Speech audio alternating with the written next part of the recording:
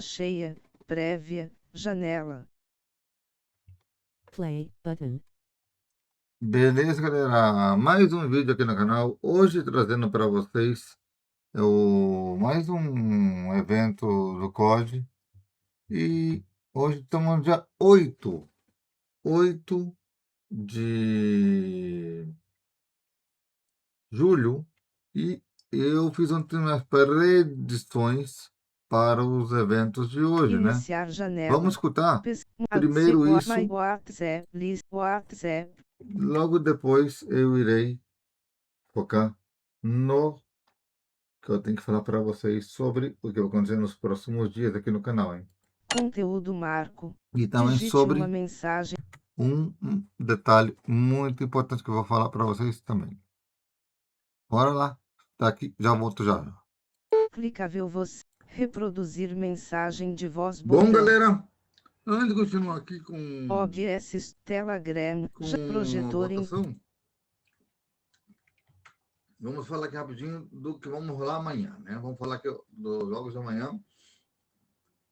E lembrando, se também você também no começo da live de amanhã. Então, fique ligado. Aqui, olha só. Nova York versus Miami. Miami leva. Não vai ser fácil, vai ser 3-2 ou 3-1. Ou 3-2, vai depender muito do time. Mas Nova York também pode ganhar também, mas eu vou ser para Miami vencer. E é o primeiro jogo do dia. O segundo jogo do dia é Los Angeles versus Vancouver Surge. Los Angeles 3-2 em cima, ou 3-1. Vai depender muito do Vancouver Surge.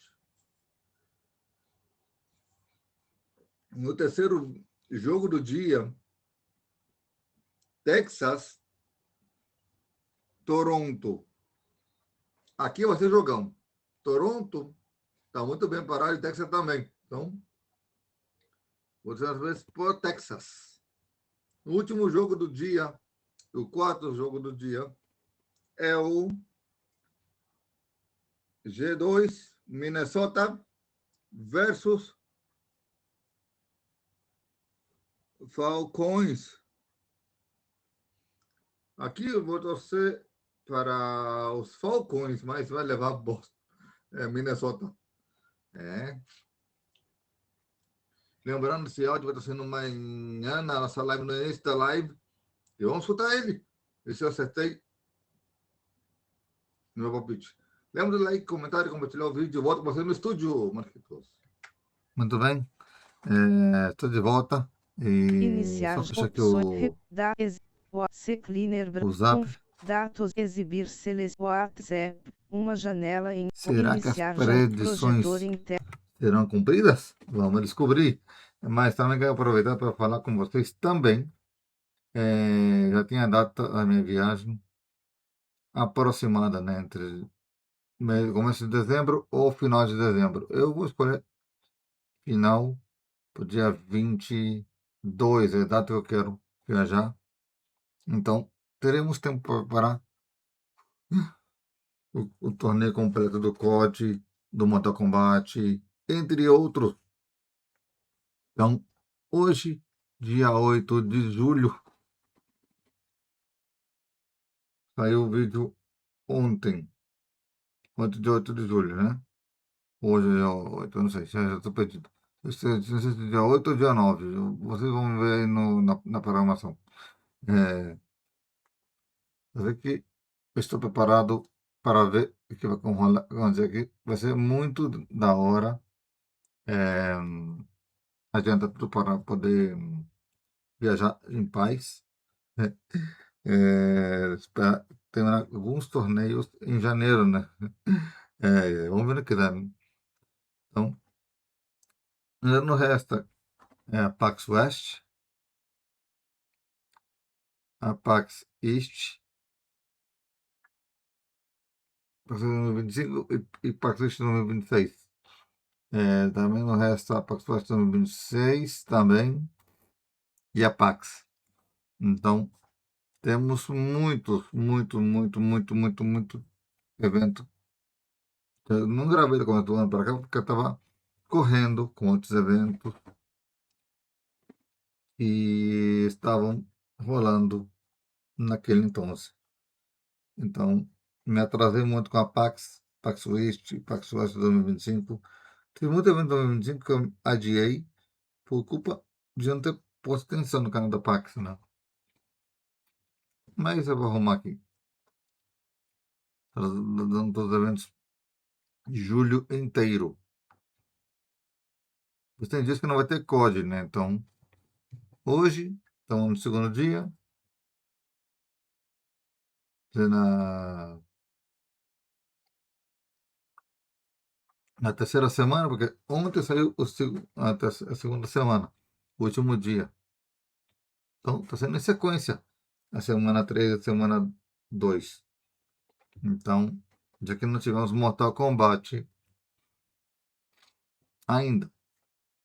A etapa 1, né? Então vai ser bizarro. Pelo menos o código já vai estar adiantado.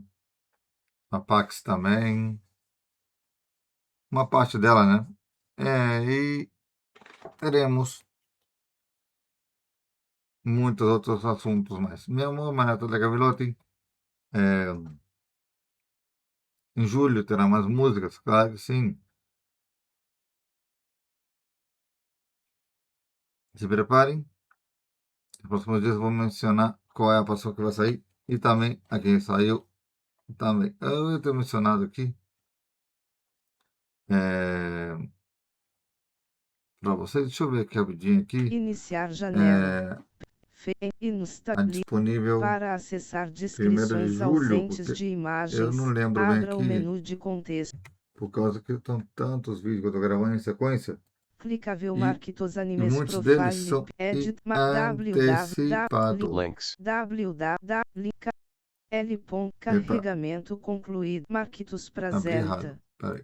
Instagram Essa janela. aqui, em Playlist cima. sem nome. Então, Carregamento quero lembrar concluído. vocês que Sem tudo isso nome. aqui Pessoal Microsoft Edge não é do janela. nada assim, não. https://l Marquitos Prazen Brilhos Laver A DCM Play verdade, sempre Brila brilha já saiu Videoclip Oficial Maria Natália na Garbelotti semana. Notas Música Lo Justo ES Bueno Pelo Maria justo é Natália los Garbelotti buenos. Videoclip Lo É o Justo próximo tema a ES sacar, que vamos sacar ao ar Instagram nos Projetor próximos em tela dias. Pelo justo é los buenos. Então, vamos ver no que dá aqui, galera, porque vai ser muito bizarro, todos esses temas antes de tocar aqui para vocês no canal nos próximos dias. Não é só isso.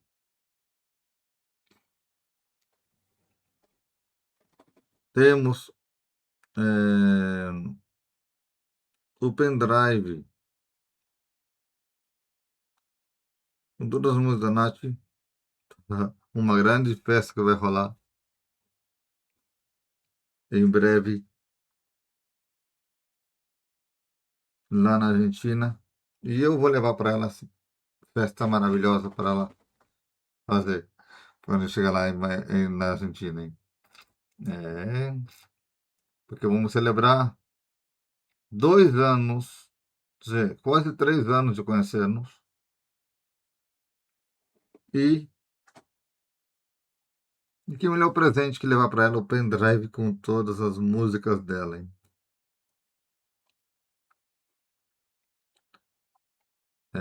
Esse é o meu presentão para ela. Ainda por cima,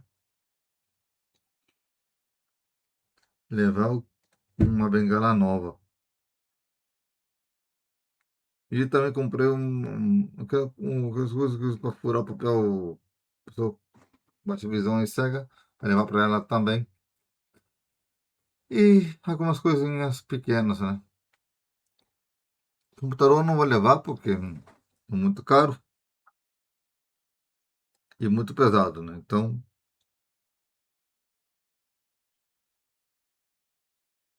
vamos focar nos próximos meses, né? Faltam 5 minutos. Então, vamos ficar rápido nos próximos meses. Então, depois de gravar a Pax East 2026, Pax West 2025 e a Pax, temos a Pax West, mas antes da Pax West temos, logo em sequência, antes da Pax West, a Gamescom. A Gamescom lá na Alemanha.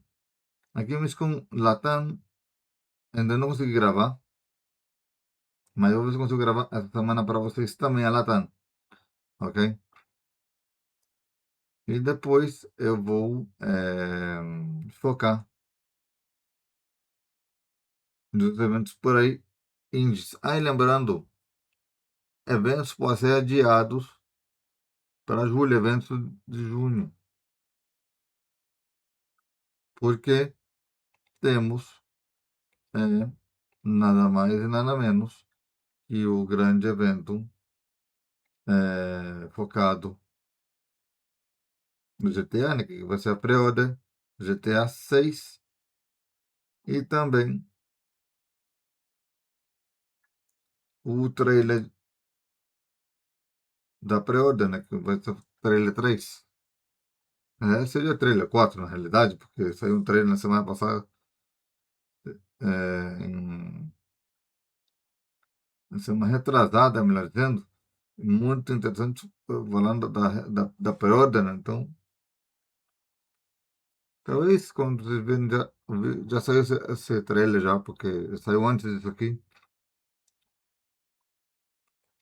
Então, vamos focar aqui, voltar aqui para as partidas do COD, que temos muito que falar com vocês depois, durante o resto do dia.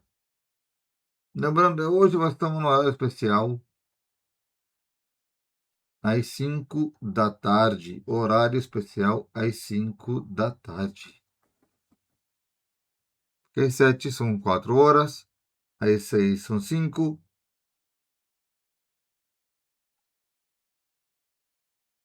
Então, às 5 da tarde são 6. Então, 5 da tarde está sendo esse episódio de hoje. Pode ser que amanhã temos 5 horas de programação ou 4.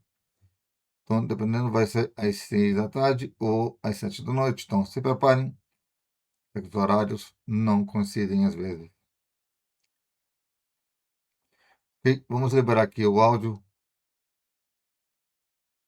e bora lá.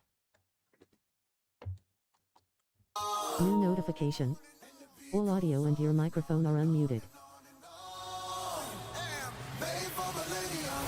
Diminuir, deixei a música mutada por um tempo, por causa que era preciso para falar com vocês comodamente, né?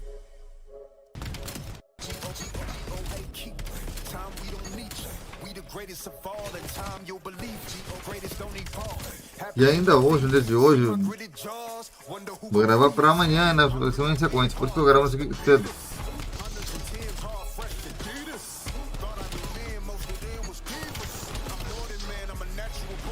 Ainda hoje eu vou gravar o evento de amanhã.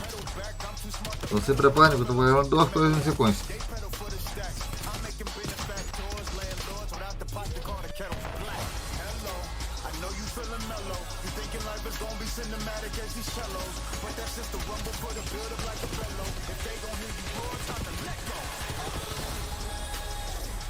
Não se esqueçam do comentário e do like, como eu falei no começo do vídeo, hein? No áudio lá.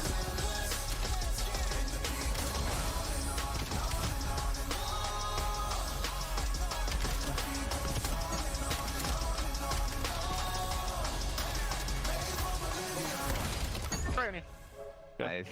God, good job, Yo, bro. Holy good, we gotta chill out. Nah, man.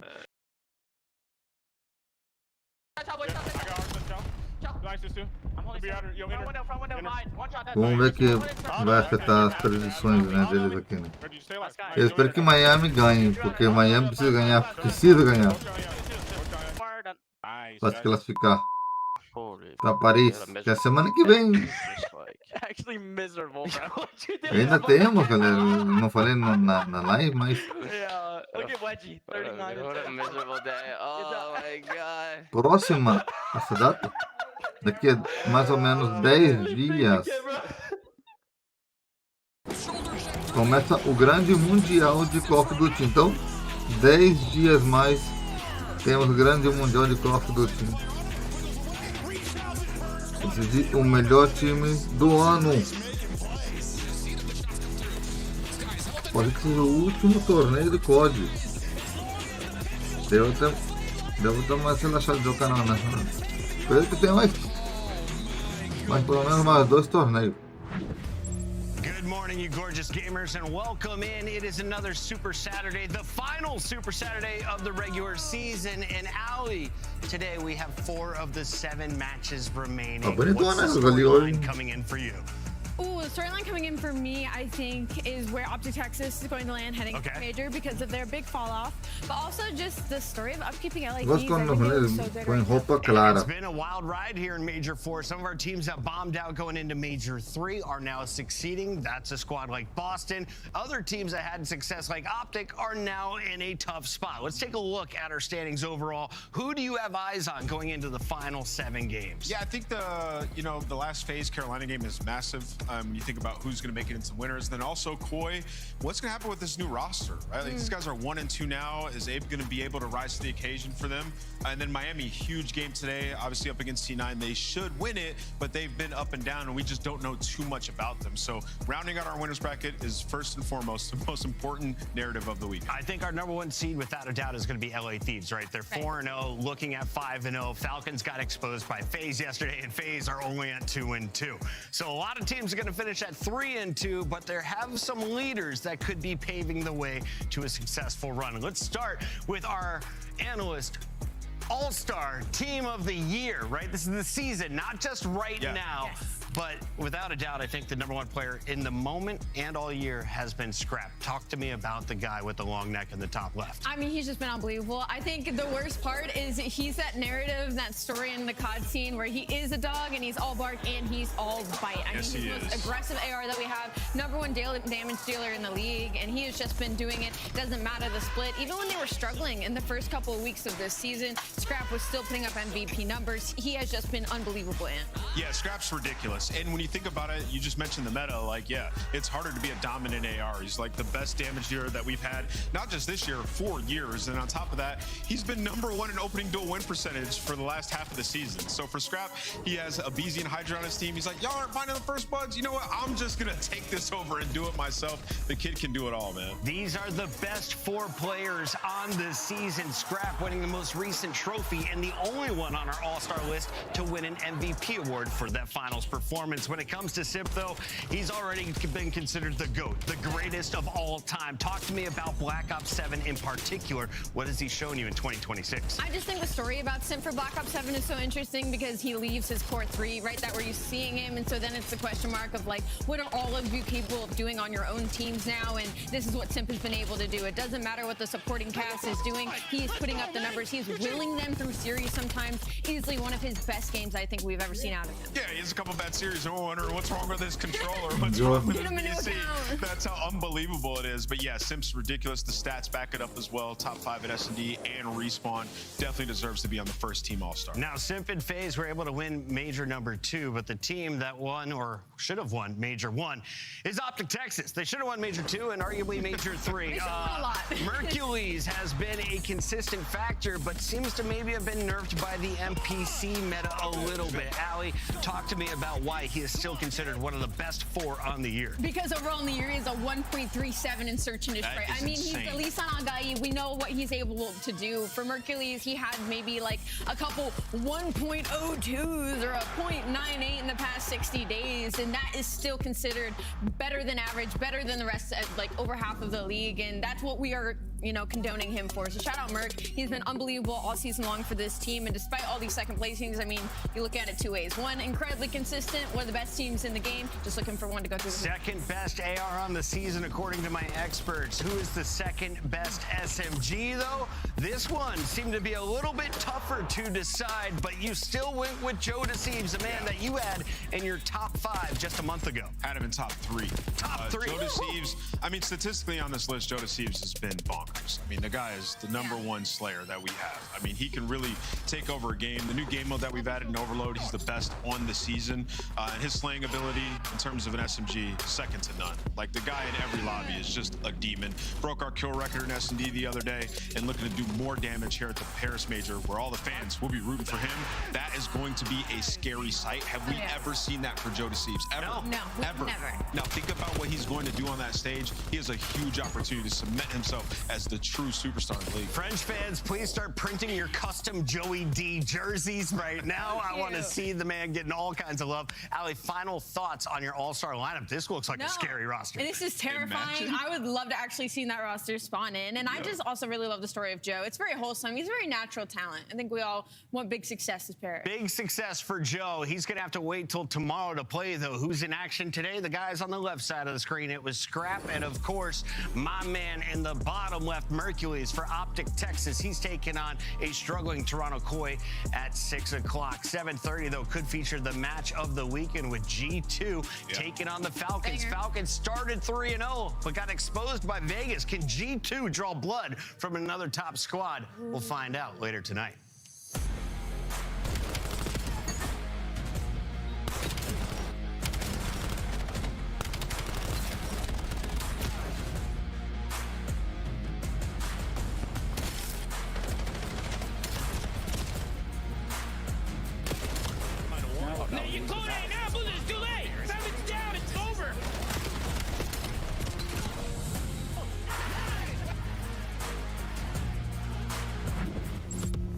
Champs tickets are on sale now.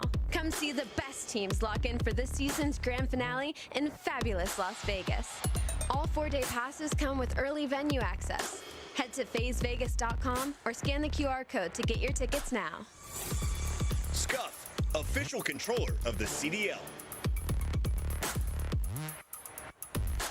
Monster Energy, the official energy drink of the CDL. Brought to you by America's Navy and the special operators who work in the shadows. Let's find out who's built for the big save. The Heretics ready to dive in. Thanks to 4 and Snoopy. Come on, once the ball. But Hydra with the switch impossible. He's making top room. So damn happy. It's Sykes. Down a bruiser. Dominance on the grandest stage.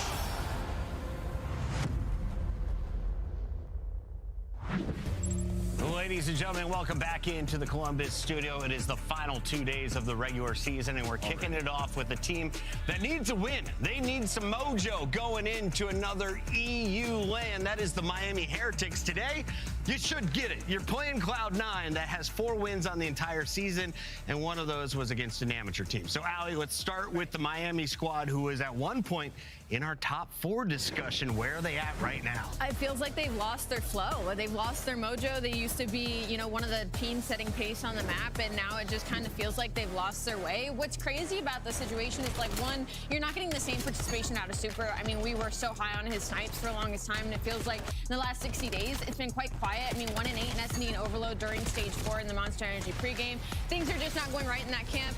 Damage getting dealt, I mean, you're still getting good participation out of medals, which is usually kind of the sign that this team is losing their way a little bit. But, I mean, a .81 is pretty predictable out of him, so you need more out of your superstar Real. You brought him in for maybe some team chem, and it looks like you're getting the complete opposite of that. And as I look at the highlights, though, I'm reminded of that 3-1 victory over FaZe. That was enormous. Yeah, it was enormous. And I was going to say, like, I agree with a lot of what Ali said. I've been down on this team, but I'll give them a little bit of grace. I think it was after the interview that we had with Real where he was like, dude, we were like really late to get to practice. You know, we're trying to gel together. And that's what they can put on tape, was what we saw versus FaZe. So the ceiling on this team is always so incredibly high. It's just very day to day. Have they worked on the small intricacies of the game?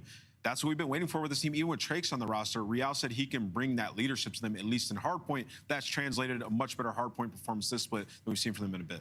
For those of you who struggle with geography, Spain is very close to France. You could see them in front of a massive audience, just like we saw last year in February. For now, though, let's talk about the opposition that probably won't have a ton of people cheering for them in the crowd. It's Cloud9 from New York City. This is a squad of amateurs with no titles to their name. They've got 3 victories on the season. As a squad, though, S&D is definitely their strength. They nearly were able to take another top team in Paris Gentlemates to a Game 5 last night, Allie. Listen, they're getting closer and closer to winning a hard point, right? I mean, when you look at the Monster Energy pregame, of course, on a 10-map losing streak in hard point, it has been closer and closer, but we talked about it a little bit yesterday that they just struggle with closing. They struggle with some veteran leadership, some mentorship in some of these moments. Yeah. I think so, yeah. Yes. No, I'm saying, like, you think. You think? But in Search and Destroy yesterday, I will say, like, I really did enjoy that when we went into the player cams. I believe it was Hyde that was just motor mouthing some comms. So some flow there, and then you also got some couple of damage numbers from the side of Levy and Encourage. So you just need everybody to be on the same page at one point for us to see your ceiling and maybe steal a win. And I think Cloud9 is looking at EWC. They're trying to figure out who from this roster is going to stay, who do we bring in. You got to rebuild eventually. This season is cooked. What are you playing for at this point if you're one of these 4 guys, Ant? Yeah, pride, 100%. You know, I was hearing some stories about these guys, you know, at the event, like trying to talk to some of the pundits in the watch parties of like, why do you guys keep disrespecting us? You see in some of their tweets, right? So they definitely feel the disrespect and they want to prove a point. And I think, you know, since bringing in Webby, we've seen them contending in these series way more in these maps at the end. Allie's point is 100% spot on. At the end of these games, they're just losing their mind. You look back at the LA Thieves series, you can say whatever you want. LA Thieves took their foot off the gas, whatever it is. It still required some heroic efforts at the end of these hard points for them to close it out. So they can shoot with some of our pros. Absolutely. Let's take a look at the maps and modes for Cloud9 tonight. LA Thieves matchup was tough yesterday. Today does it get easier with a triple dose of Den in the middle, Allie? Yeah, they get to go back on Den. I mean, that one's a pretty like easier map on the side of Cloud9. My biggest worry for Miami is that they're going to get that Colossus hardpoint map number 1. That leaves a lot of opportunity for Real and Metals to get comfortable, but I still think Cloud9, you got some opportunity in the middle here. Yeah, it's going to be fun to see Miami on this Colossus with Real in the lineup. Remember, they had set the trend of running the 4 NPCs at one point, which was really fun. But yeah, for Miami, I just am looking at their Search and Destroy, and particularly their First Bloods. They're dead last in the last in the First Bloods. Yeah, I don't know what the hell happened. You know, their strats obviously have changed, and you bring in Real, who hasn't, you know, lit the world on fire in S&D when he was on Toronto. So yeah, I'm interested to see how their Search develops with Real on the team. Cloud9 looking like they will have the 12th seed going into the major at 0-3. You have Vancouver that could challenge them for that spot. When it comes to the Heretics, though, you're 1-2 with 2 matches to go. You could join that 3-2 party that could have up to 8 teams, Allie. I mean, you just don't want to start in losers. I mean, they're kind of in a spot right now where that's going to be difficult not to, but especially in the last major of the year and then heading into champs, it's just not a spot you want to be in, considering Miami Heretics were trying to make Sundays before this. And they were trying to pack a punch too, right? So if you come out and lose this series, you got to deal with all the smoke. Miami have to win this 3-0, 3-1. I've been consulting with our producer Colton, and we've decided if you choose Cloud9 today, it is not 20 points because you are playing against a team on the border for champs. Allie, instead, we will award 5 points for a correct Cloud9 pick. Right. Are you taking the gamble? Right. Absolutely not. My competitive integrity does not allow me to do that. I like that. It just doesn't let me. I'll take the 5. He's taking the 5. He's going Cloud9, and with the lead is going to put it on New York tonight. Allie, it's not too late. It's not too late. For the record, I think Miami will win, but for the sheer odds and for the fun of the show, I'll take the 5. He's a good man. I am going with Real today. The man is going to prove he deserves his spot in Spain. The fans agree. 3 Miami and a kind of pick from Nameless, but 5 points is 5 points. Am I right, Shift and Study? I'm sorry, Wagering I'm man on here. your downfall right now, Cloud9. I'm so sorry. We got Shift.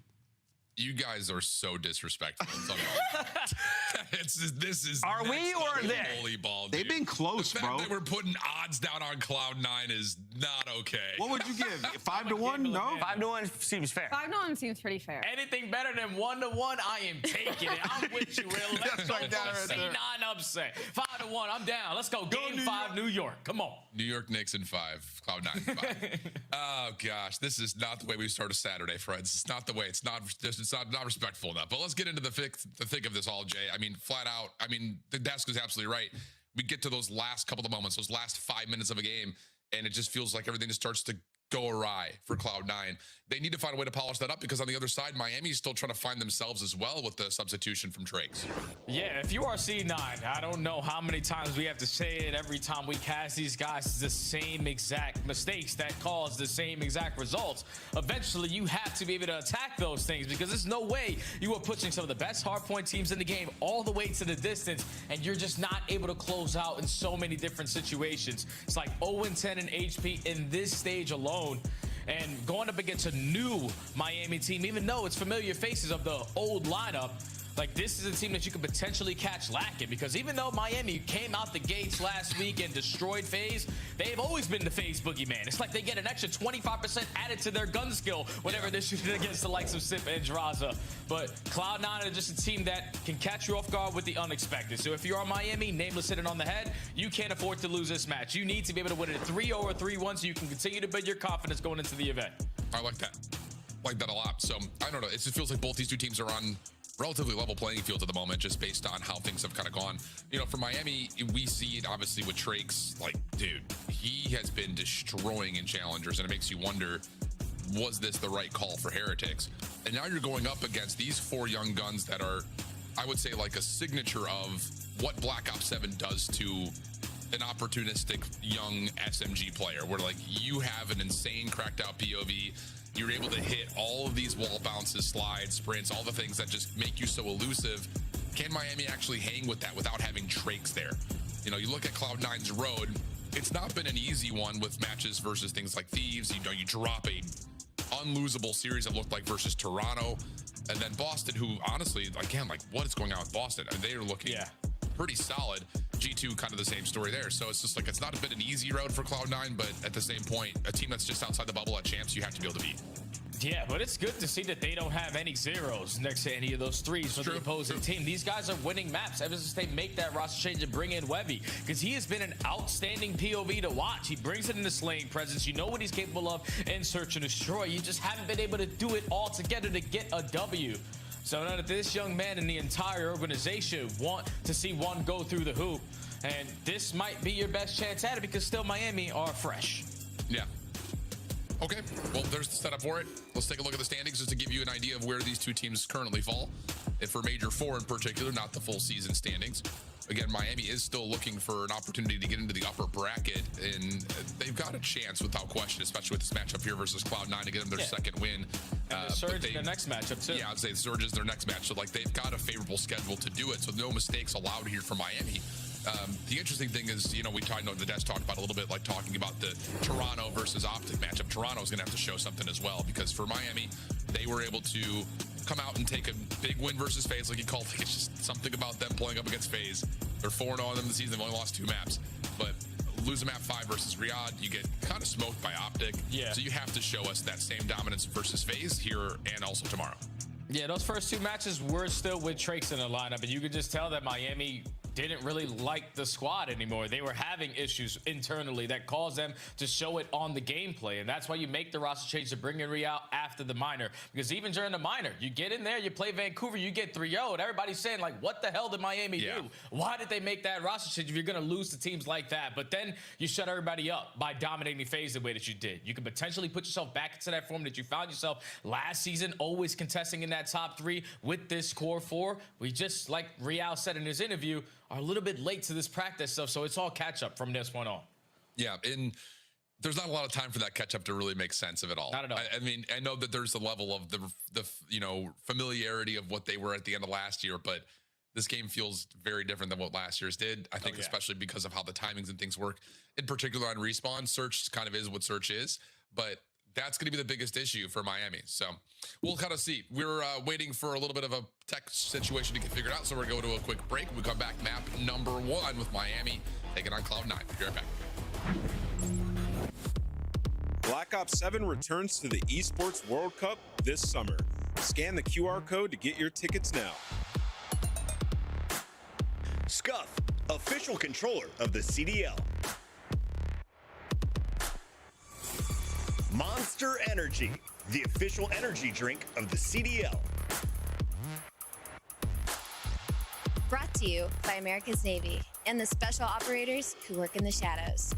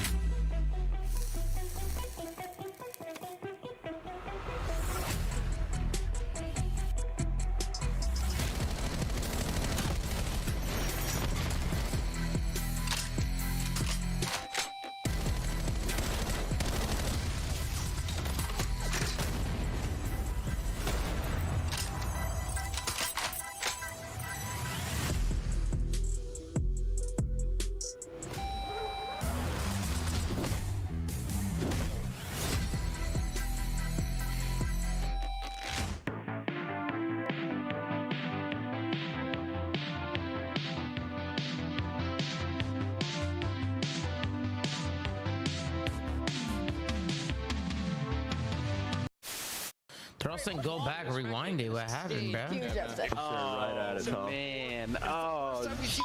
In a grand final. What the is going on? It out. It has been a number of upsets in the opener in our winners bracket. After that, things started. Sorry, Puma. Massive. Is that? Making that little. No, if you would really call it. Find me this guy, bro. I'm pretty sure it was. I'm pretty sure it was Cowboy. No. I need somebody to find me this guy. Whoever this guy is, whoever's at the venue right now, you find me this guy. Yeah, Tom's got a 10K reward. Well, Hex is claiming this is going to be the best champs ever. Well, for these two, it absolutely was. Just a moment ago in the venue, the green wall and the rest of the venue, of course, giving the congratulations to that lucky couple. Heck of a way to set a proposal up, I'll say. Hello there, friends. We're back, and it looks like we're just about ready to go with map number 1. So not too much of a delay for you all, and we're going to take a look just back at the map set one more time in case you fell asleep or forgot. Colossus Hardpoint will wake you right back up, and then the 3 dens in the middle, Jay. Where's your kind of headspace at talking about this map set right now for both teams? Oh, I do love all triple of the dens for C9. I feel like every time they are winning maps or playing them very tight, it's always on dead. And to start off on a map like Colossus, you're just trying to see one go through the hoop. They have played every other map besides this one, and that has led to a loss. So trying to throw something against the wall and see if it sticks. Let's see what they got on Colossus. Yeah, played it a bunch of the major 3 quals. Have not found any success on it, though. I mean, you have to go all the way back to the first week of the CDL when this Cloud9 organization was able to win a map on Colossus. They are 1-12 on it as an organization. Not great. Not what you want to see. It's actually very, very bad. But on the other side for Miami, this is, I think, a pure spotlight onto Real. Can he find a way to bring that extra slaying presence that apparently Miami wanted to see when they made their move? So here we go. We got Miami, we got Cloud9, Colossus Hardpoint. Let's get it home. And the thing I love about Miami on Colossus compared to every other hardpoint game is the fact that they're able to fill gaps the way that they do. Because Super and Rankar aren't going to shy away from using the NPC. So they can be hand-in-hand with their teammates getting effective trades. But if they're able to figure out this system on this map compared to every other map, that's when they can get their hardpoint game back to that insane level. Yeah. Into the P1, they're making it mixy. Still 25 seconds to go. Nice. So far, Miami dominating in this lane. Yeah, but a good triple right there from Hyde actually has a natural setup here to surround this hardpoint for Cloud9 New York. But they get a little bit turned around. Real up and out, able to find one. Shots over the top, not going to land on an Ezra, who stays alive very nicely. Semtex trying to get a little bit more space. Not fully going to happen. So not a lot of time for either team here. We look over towards P2. Cloud9 currently there, currently holding spawns, looking solid. Just need to find a way to hold this setup. Yeah, and that's going to be an easy way to start it by getting that first kill. Now it's going to force Miami to slow down, knowing that they don't have the advantage anymore. But Real still showing presence through top mid, causing a distraction, opens up this lane here for Super. Miami are in sync. That's such a clean break now for at least 40 seconds. Oh, big second for Metals over the top of the statue, looking for one more. We'll grab it. Huge triple. And Miami don't just get the spawn win with that route you call out. Now they've got a lot of space in front of the hard point. This pack 30 is looking nasty. Metals is not missing. Oh my goodness. A 5 streak for him. 7-4 before eventually being taken down. The Hellstorm not earned, but so much damage dealt. Now Real looking for the pinch. Doesn't quite finish off the first kill though. Maybe a chance for Cloud9 to finesse for some of the scrap time, but no. Super bounces right on in, finds the double, and now we're on to 3. And we always consistently talk about the Heretics the same fashion with that X Factor conversation. It's always going to fall into the hands of Metals. In that series versus FaZe, he actually leads his entire team in damage, and that could be due to them releasing Trakes. Trakes was playing at a tremendous pace, but if you bring the core 3 back, you can now play at that pace that you want to. So Metals really setting the tone all over the map as he finds another double here. 10-5 start. Holy cow. Real looking to clean up the tunnel. Finds one through the wall. Steps away from the second. Eventually dealt with by Nedra, but the trades are in on both sides. Open hard point. Super falls over towards that backside tunnel, so it leaves Metals by himself, but he's taking a ton of nade damage. So he'll sit, he'll wait. Cloud9 will get in for the time being. And finally starting to get some time to cut into this current lead. Yeah, they desperately need some time because we're on the 3rd hill and you're just past that 30-point mark. We're averaging 10 a hard point, and that's not going to lead to a victory. So we have to start to be able to set up properly and earn ourselves a good chunk of time, because so far this entire game, like, Miami are controlling the pacing. Cloud9 had the initial spawns for the P2, but they instantly got flipped out. You lose the rotation over towards P3, but this might be the opportunity for you to finally put yourself in the advantage here at the money at 4. Yeah, great timing on that. Essentially 4-man wipe and the rotation over had Miami spawning out old. as P3 was still active. And so as the fourth comes together, Cloud9 have a perfect setup. But can they hold? That was the biggest problem that we had from yesterday. The setups looked good, then a flood would come through and they wouldn't find the gunfight wins. And that's already happening again. I mean, what do you mean Encourage is the only one to try to deal with this pure hit from the front? It cannot be that simple. It just cannot be. No, I can't. Like, Encourage, he doesn't even have a trophy system invested to keep him safe from stuns and nades. So someone has to at least set up the crossfire through mid yellow to make his job a whole lot easier, because Miami flood their way through the front. Oh, man. And they're never going to look back at this. This final 50 second is looking to go their way. Final push here from C9. Encourage whips out the MPC and is able to clean up the rest. Low case kill number 4. And that's a good sequence because now it allows your teammates to be pushed up through mid. Yeah, it neutralizes most of that back 15 seconds scrap time, but Miami are quick to return back over towards mid-map. They get the wins that they need to open up P1 in their time. It is another moment that Cloud9 should have an early advantage. Granted, it is a more neutral hardpoint, but we just have to be able to hold the space that we've gained much better than that, especially in the face of Super going 5 and 11 right now. That is not common, and you don't anticipate that that's going to stick. So you're down about 50. Metals is still playing over towards backside statue, and now we got a 3-for-2 exchange. Cloud9 can get in while Real plays his life. Yeah, that was patient as hell right there from C9 to set up that break opportunity. But if you're going to play it that slow, you have to make sure that it counts. So the break is good, potentially for this final 30 seconds. Even though you do lose the spawns, you know that you need this time, because Miami aren't going to be willing to give it up for free. They're going to take the risk. They got to try to go back for the chow. You lose the 2 first players, but Redcore responds with 3. Now it's a one-on-one for this side of the map. Yeah, and you guessed it, predicted correctly. Oh my gosh. He's on 4, has single-handedly won over the P2 side of the map, and the spawns for now against Cloud9. Next read over through this overextension. Looks like it's pretty well understood. And Redcore gets 1, bouncing off the walls, Metals for another, but last one to stay alive is Hyde from Cloud9. That should move the spawns around. Super in some trouble on the hill, and he still has not found a way to get things going. Another 3 lives where he's not able to find a single kill. Yeah, but that's a fantastic break opportunity for C9. I was expecting them, all right, we're spawning out, let's 4 back to the front, but no. Doing the fundamental aspect correctly, sending 3 people on the long route, getting the trades, flipping the spawns out, and now soaking up all of this time. Still 25 seconds left to play with, but Real through double door creates the opening here for Miami to keep this one scrappy to the end. It's another break from the front that Cloud9 allowed to happen, and you just can't. You just cannot allow that to happen. You're right about to make this a tie game. They go back over, find the scrap time, and now we're on rotation as we listen in with Cloud9 New York. Oh, yeah, bow heady. They're all spawning old. They're spawning old. Need a tunnel on 4. Take your time. Yo, take your time. There's 2 tunnels. All right, there's 2 tunnels. Just go around, okay? Let's go around. Yeah, I'm not like that. I have top mid, okay? You guys can go around. You might be leaning out. I'm gonna lead go top mid. I'm gonna lead go top mid for you guys. I'm leading our fucking crate. I'm leading our crate. Yo, wrapping deep on you. Deep bad, bro. Deep bad. Good shit. We got it. One more. There's 2 on the front. Close on the wall. Real 90. Stop the tunnel. Spawn P4. They're gonna spawn yellow. I got me super. We can tunnel. We got it. One center. I know. No. Got it. I'm absolutely. Nice. I have a tunnel. Tunnel. Battle. Okay, one shot. Got it. One shot. All front. Main over. One shot. He's on the guy already on the boat. On boat. Bow hitting.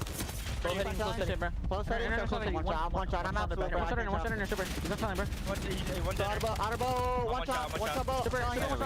Bad. One shot boat. Tunnel, guys. Every boat. One shot. Nice. One shot with metals. Yeah, wow.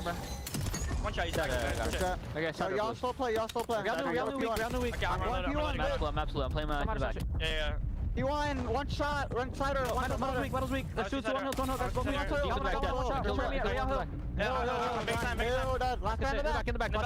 In the back. Shut up. Hang out. I drop front. P1, bro. Check on P1. You guys have trophy. Yeah, I have trophy. I'm on P1. Maybe go left. I'm not picking my left. They could be left or right. Left. 2 left. I'm dead. Yeah. One left. Deep sider. Yo, went to the back, Rencore. Oh, deep. Super Rencore. One sider. Two sider. Yeah, Rencore. Metals back there. One shot. I'm one shot. I'm ready. Yo, super ready back there. Back then. One more. Back door. Hold this sider. Dying it, Dad. One more. Back door. Nice. Sider. Yeah, he's charged on. We out. I'll be out here. I need I'm wrapping. I'm picking up. Yo, tunnels. Okay, guys. They need me P1. I'll give you one. Well, it's a story that has been written time and time again. Cloud9 just continue to put themselves in good spots, just cannot find full value out of it. And Miami are now putting themselves into win condition, Jay. Yeah, it was just a bad sequence at the P3 that really started to spiral this game the way that it has been. Because Cloud9, and literally when we jumped to the listening, you can hear it in the comms. All right, let's everybody work her out. Let's push her on the backside. The first attempt gets shut down, but then I'm expecting someone to do it on your second attempt, because after that, you're just going one by one through the front door, and they were just gunning you down. And it still allows Miami to keep that comfortable 40-point lead, but still 20 seconds remaining at this P1. It turns into the battle for the spawns, and Webby is starting to get hot. Yeah, absolutely is, but is it going to be hot enough here at the end of this map? Over towards P2, we start to focus. Rencour's able to shut down Webby, and that leaves just Encourage as the last one left, but he only finds one, and look at the spawn. Super just pops up right in front of the hard point, and he's in a perfect spot trying to cut off this rotation, but doesn't anticipate that 2 Cloud9 members are here. So now it's just down to what Real can do from the back. Rencour still kind of focusing from the front. Can't quite get here in time, and it looks like for Miami, they're going to play from the front of the hill here. Not much choice otherwise, and Rencour still gets you 2. If this third player in Webby falls, that's going to be spawns moving, but no, Webby's able to find one, get another wave of spawns here for Cloud9. Just the fact that Rencour is able to walk away with 2 when it was a 4v2 scenario, we have to quickly be able to get that trade. He's 25 and 18. So many masterful multi-kills after multi-kills in the feed, and he continues to dominate statue control, just not making it easy for Cloud9 to hit all these shortcut routes with those NPCs. No, not at all. And now we're down to the dying moments, 230 to 164. There's Hellstorms in the way. So Cloud9 would have to polish this up right now. And as they send 2 players to finesse the old time, they will drop. The third falls, and that's all 4 dead.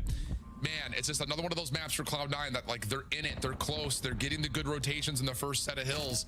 But then all of a sudden, it's another break from the front that kills them. It's another break from the front that kills them. They can't quite lock down the anchor to the spawns. And Miami just end up running away with this map, pending they can get these last 2 seconds here. Yeah, they're gonna go for the double chow. Rencour, of course, is finding one in the kill feed, and Miami take care of business on the Colossus. The majority of the game, Rencour is just locking down with that M15, keeping every long distance gunfight right in front of him, and allowing these SMGs to just set the tone, set the pace, and create those openings.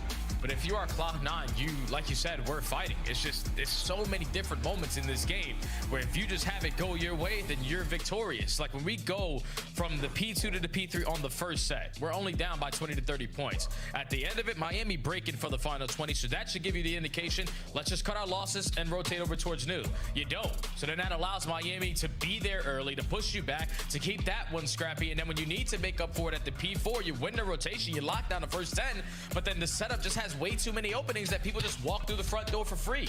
It's too many issues for Cloud9 to continue to keep on stacking up, Al, and it's tough to see. Yeah, it's so frustrating. Another map for Nezra that has been uncharacteristic for how he's played largely with this team. 18 and 28, only 2,600 damage. And he was, I would say, like before the Webby change, the player that I was kind of most excited about on this team. I mean, he was doing his thing, but something about this, either the roster change or how they're identifying how they want to play the maps, has kind of had him down to the dumps the last couple of days in what they're doing, is on the map, which is odd to see. I mean, I think you would probably agree, right, Jay? Like, Nedra was one of those guys that we thought was kind of like, okay, like there is a shining star potentially here, but the last 3-4 respawns, he's been a little absent. Yeah, I'm not gonna lie. I think it has to be due to them just trying to fix those little mistakes. Because when you try to put a lot of focus on one thing, you can get lackluster at another.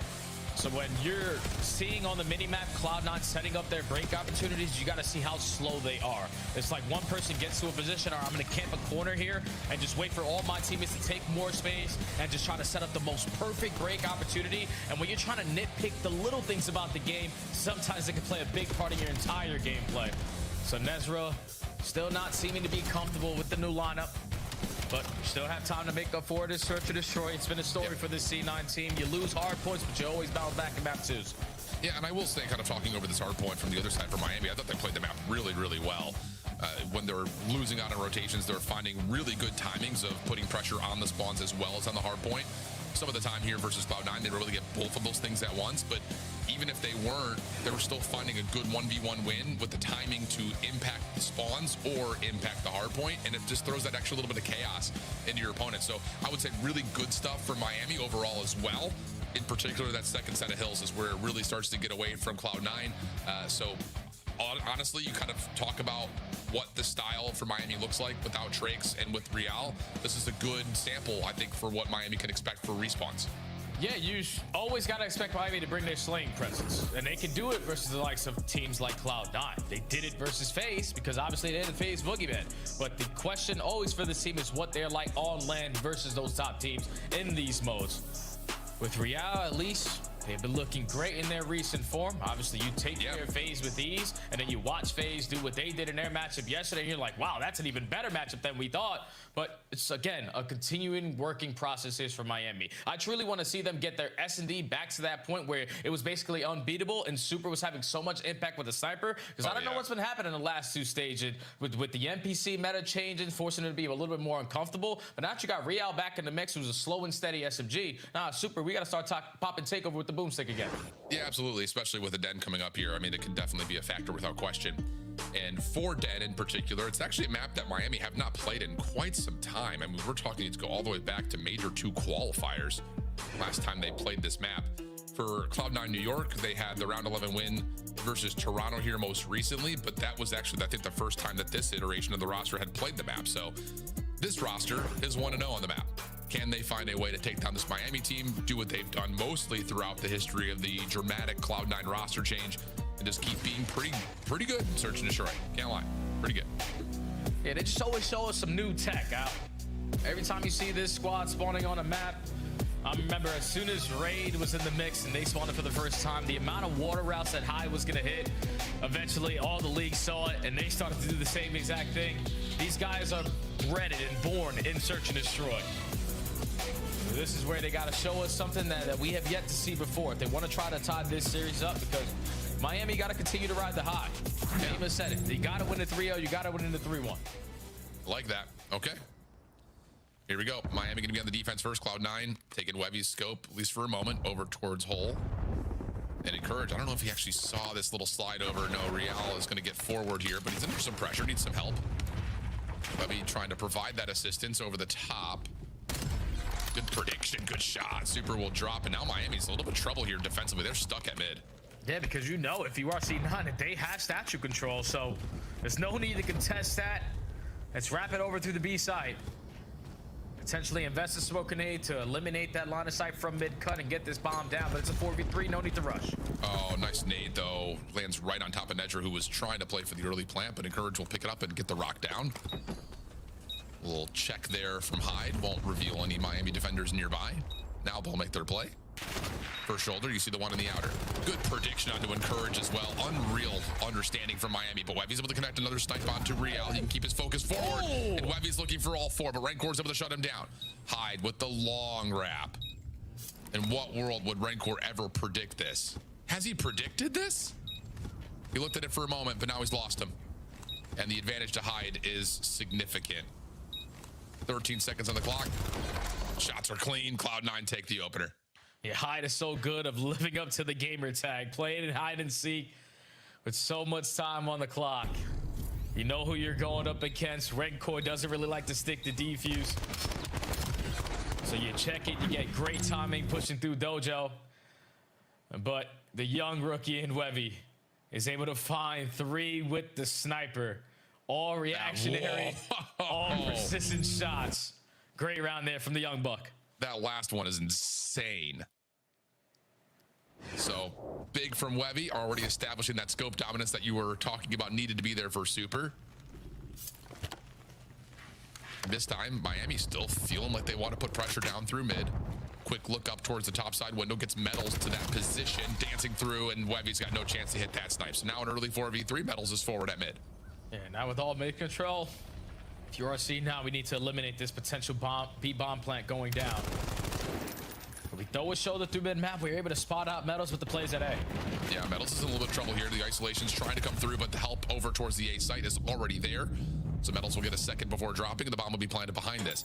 Hyde thinking about it. Semtex in, but it's a counter nade from Renkor that puts him out of commission. He's encouraged by himself in a 1v3. Check your corners or not. It's going to be an easy round there for the Heretics. So far, their strategy here on Den is we're taking mid-map away. We're basically locking down one side and forcing you to play the other. But off of a confident round that way we just had in round 1, you're probably expecting him to still be playing around mid-map, prepared for another shot. So you back him down, allow Metals to get the jump on him for the first blood, and then the rotation over towards rooftops, able to isolate everybody else on the side of Cloud9. Easy round there for the Heretics. Yes, indeed. Yes, indeed. Okay. So we get off this setup for Cloud9, looking at A initially, but Miami have taken an aggressive setup, making their way through mid-cut a little bit at B, and they want more than that. Now, this is going to be allowed to happen for Cloud9. Hyde is just sitting here looking for the information if they push through. And Miami are going to sit here and say, well, if we haven't seen anything at all through B, we're not even going to bother trying to play aggressive. We're just going to set up a little bit more of a stack at this A site. And so far, C9 haven't really made any moves yet. Not drawing the attention, but a lot of stunts and A's getting invested over towards rooftops now. But Miami are still thinking that the play is going to be on the opposite side of the map. So if you are C9, you need to take this phase. Yeah, I mean, Miami knows that those nades are tossed, but they're not biting on what may have been a little bit of a show of force. Looks like Cloud9 with 35 are going to start committing. Great timing from Hyde on this lurk route. Needs to keep his life and will be able to. Oh, they're wrapping it out? They're wrapping it out? No. If Real shuts this play down. Oh, no. Okay, he's only able to get one. I was going to say, that was a bold choice to set up your lurker, and then all of a sudden, you try to go to where you don't have any information, but what a shot on a Webby on the mantle, and Cloud9 will still get the attack. This guy's hitting quick scopes. Okay, I told you. Yeah. C9 are always going to do some unorthodox stuff in search of destroy. You got all bomb site control, but if a kill goes down in 30 seconds on the opposite side, we're still going to be thinking about the rotation. And Weffy is still hitting shots like that. Yeah, that's an insane one. Like, Rancor is not expected to die there, but yeah, you just got to tip the cap there. Great shot, rookie. Yeah, I'll say. He's been hitting, I mean, everything it feels like. Currently top sniper in the game, maybe. Like in this very moment. I mean, we haven't really seen Super do what he's been usually doing. Huza maybe the other one. I don't know. Hard to say. Sib, maybe. X-Nid? Webby's been good. Trophies are out here for this Miami approach through Dojo. Webby's going to go to the MPC this time, and Cloud9 looked like they want to try to play a quick contest of this spike. This bomb, pardon me. Encourage able to find the first. Oh no. Trying to wall bang, and well, Hyde will drop, but Encourage finds a second pistol out, looking for a chase down onto Rencor, but he gets out of there. Now the bomb is down for Miami, so this is a tough spot to recover in a 2v3, but they have a chance keeping their lives like this, and Webby doesn't want to give them that chance, just trying to take it away, and more damage comes through. Nedger's able to find one, and left to Super for the remainder of what would be a total 1v3. Oh my god, these guys are so risky. Like 3v2, the guy got out of dodge. No need to force the next gunfight, but now the 1v2 is more manageable here for Super.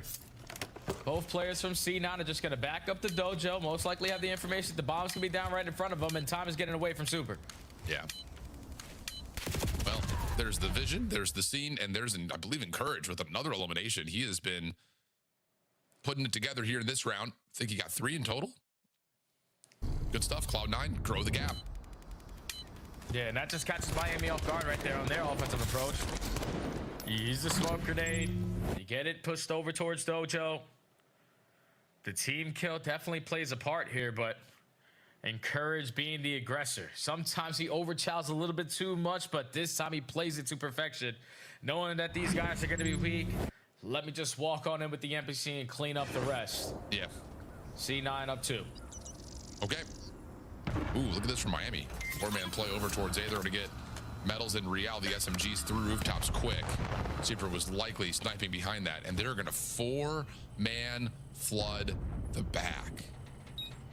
And Webby's going to have maybe a chance here, depending on the time when he checks. He's able to find one. Damage out for a second, not going to happen. Does he see more than that in his kill cam, though? It looks like maybe he has. Cloud9 stretching back over towards Dojo patio. And Nedris is going to throw shoulders to watch to see when the contest for the bomb comes. Yeah, so much time and so much info gain on the pressure towards Combo. And now with only 25 seconds left, this is where I'm expecting Hyde to start to work this late round, because you're leaving your teammates out to dry. But thankfully, the frag connects. Encourage's bullets are still connecting. And Nezra and Encourage are able to hold it down and say, Hyde, you can continue to hide back there at Dragon. C9 with 3 rounds in a row. outclassing the Heretics, and realistically, I'm not liking this gameplay for Miami. When they have been great at search and destroy, that's when they spread the map and are able to gather the information, which allows Super to be set up to potentially get those first bloods. But they just keep on trying to be the aggressors, not allowing him to be impactful, and that's allowing C9 to capitalize. Yeah, man, I get it, what you're trying to do there if you're Miami. Throw something different, but the information that you give up to Webby there is everything for Cloud9. And yeah, there's a moment where like you might want to come help the play if you're Hyde, but at the same time, they didn't maybe know that all 4 players were there. Still a really good setup, really good coverage, and now 4-1 the count. And looks like Miami's going to go back to their round 1 setup. Put Metals over towards the bottom side at window, keep the focus at B, have Super watch the flank. Yeah, this is so much better of a setup here because you have mid-map guaranteed, and now that you find that first blood, this B bomb is also going to be guaranteed. You have the numbers, you got 45 seconds, and anybody that crosses through mid-statues is going to be into the hands of Metals. But Metals gives up his position for I don't know what reason. Hyde's able to find him on the timing and get 3v3 going now. Super tags out, trying to be a nuisance top window. Will back away, try to help out the post line of Real over towards B, who is taking some nade damage. Webby has a snipe too. Yeah. Well, there's the first. Webby's able to hit the snipe over onto Real. Inside this packed building, though. Nedra shuts down Real. Webby tagged by Super. Bomb being defused by Nedra. You got to get up. You got to find a kill. You have not even to find the first one. Maybe if you take the shots towards the bomb diffuser, you just win the round by the clock, but instead it's Webby up close and personal that gets the win. Yeah, Webby finds another couple of kills on that round. One with the sniper, one with the NPC. Beautifully played, knowing that this is just the one gunfight I need to get to guarantee this round. But what a misplay out of the Heretics. Yeah. It couldn't have been any better there, Al. You get the first blood at the B site when there's only one player playing that side of the map. You have all of mid-map control to go with it as soon as that bomb goes down, and Metals just decides to turn the corner at the wrong time and give up all that mid space. Now put your teammates in a position where they had to try to contest that with Webby using a sniper on the other side. It's just not ideal. And now Cloud9 at game point. Yeah, that was a poor decision for Metals. If you're trying to get in to play the flank at Dojo, wait for the retake hit to come through. Real Metals now trying to play forward towards couches. Webby's gotten a read on both of this though. Cooks up a nade. SMG out, finds both. Man. And I think there's a Hellstorm coming through as well. Yep. So Cloud9 looking good, 4-2. And they should take this map 6-1. Super up close and personal. Webby's going to be, trying to look for the ace maybe, but Super finds one with a pistol. Team shots come through, just down to Redcore. And Cloud9 will just keep him at bay for a little while longer. Another really good search and destroy from Cloud9. Oh yeah, without a doubt. It just outclassed the Heretics in what used to be their best game mode, but somehow Encourage is gonna give up his life for free. So Renko still has an option here.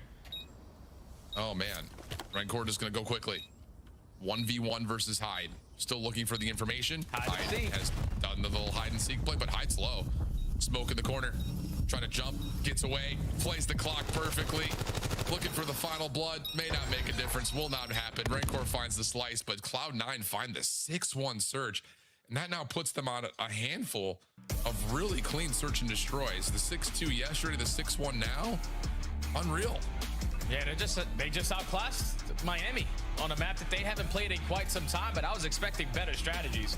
Just like you're not really playing around the guys who put you in that position to usually find a lot of success. It was just trying to take mid-map, trying to 4-man push the rooftops, and it was always the blind counters on the side of C9 that were catching you off guard. Yeah. You have to be able to set up Super. And I know that this is, I guess, freshly a new team ever since their roster changed, but you guys understand what it's like to play with each other. You understand what your win condition was last year in Search and Destroy. Slow and steady wins the race. SMGs take calculated risks. But sometimes we're taking risks for no apparent reason and getting caught. That allowed Cloud9 to quickly tie up this series. Well, Cloud9 still doing the thing in Search. 2 more instances of Dan now confirmed with the Overload coming up next.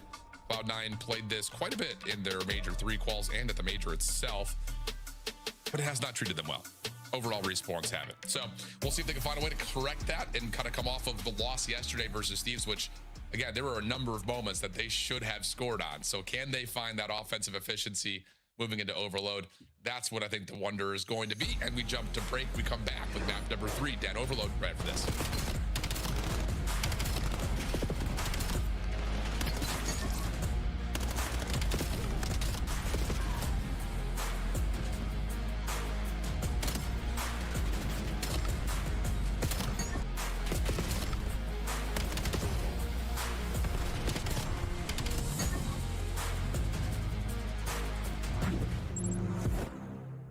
Black Ops 7 returns to the Esports World Cup this summer.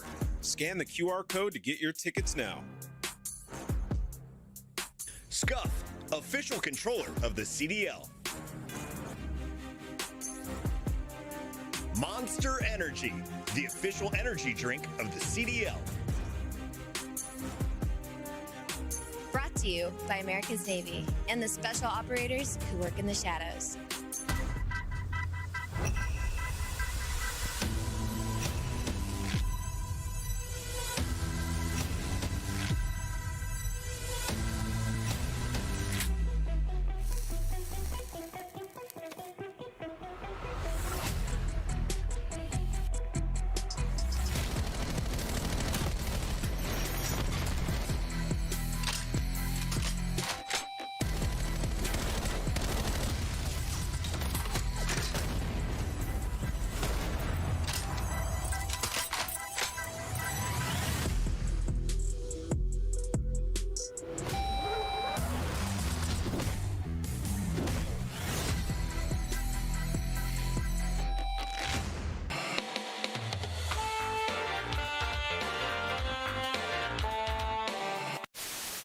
Now the Ravens soar.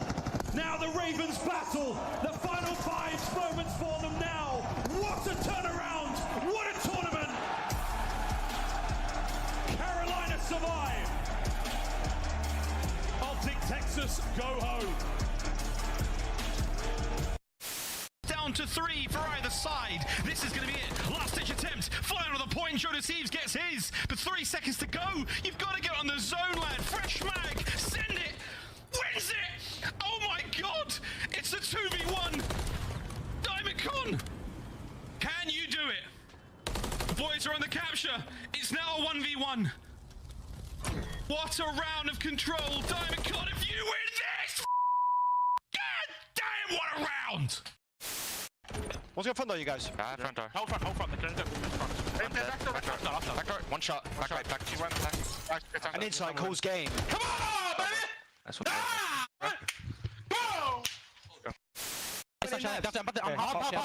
Look over him. You can see everything. Absolutely planning for us. No. Back circle. Back circle weak. We have something with that. Back circle. I'm shooting. Back circle. 2 bullets. Bomb. I'm ready to move. So weak. No. Come back. Go home. Let's go, man. Let's go. Oh my God. My bad, bro. Oh my God. Welcome back there, friends. We are getting ready to go for another instance of Den overload here between Cloud9 and Miami and the Heretics. Yeah, so far, Jay, it's just, I can't say it enough. These last 2 days of Search and Destroy for Cloud9 have looked unbelievable. They're getting closer on what they're doing in overload. I think that really is the help that Webby brings to the mix. I mean, yesterday versus Thieves on Scar, he was shooting, man, and it gives them a chance. It's just getting the actual offensive opportunity to A, start, but B, get through is where they really missed out yesterday. Yeah, and the crazy thing is, like, they were so close in that overload versus LA2, who are probably the best overload team in the game. Right now, they're going against a newly looked Miami Heretics who have yet to win an overload. And the last couple of times they have played this game mode, they're getting their ass whooped. Yeah. 1 versus FaZe was unbelievable. You get outslayed tremendously, and this is where I truly think that roster change will hurt them, because Traix, without a doubt, was always that playmaking SMG that can guarantee you space as your lead blocker and always find that opening kill. But with Meadows and Real now having to lead the charge in those aspects, if they're not winning those one-on-ones, because they do play at a slower place than Traix, then it turns out to be a struggle for this squad, because they usually rely on heavy slaying in their respawn. And in this game mode, they have yet to find it with the new lineup, so they have to figure it out quick. Yeah, I mean, overall, this is a 6 overload lose streak for Miami. In this particular stage, it's been the last 4 that you see there, including the 1-7 versus Vegas on Gridlock. First time they played it, probably the last time they'll play it.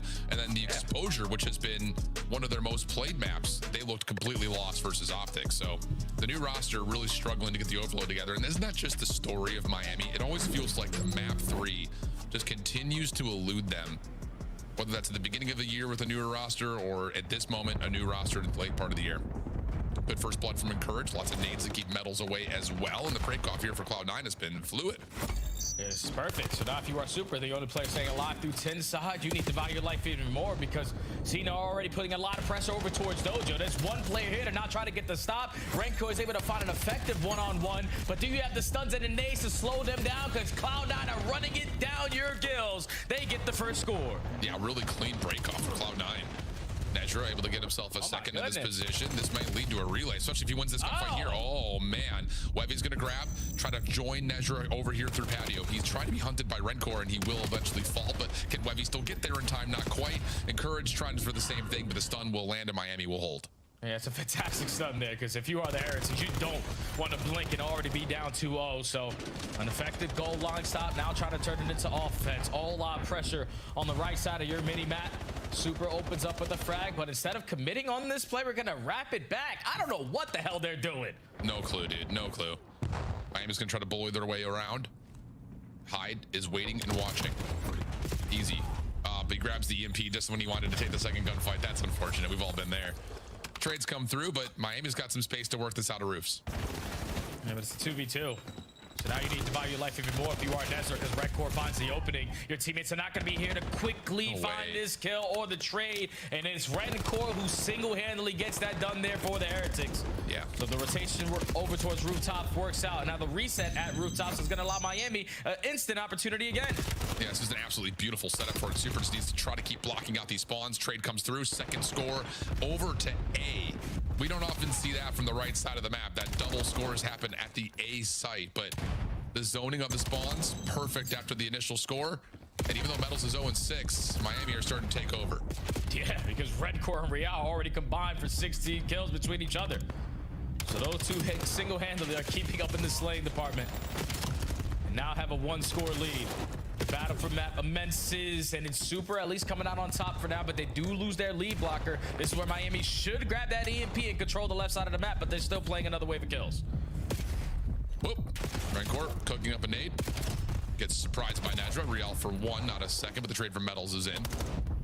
Back to Couches. Super.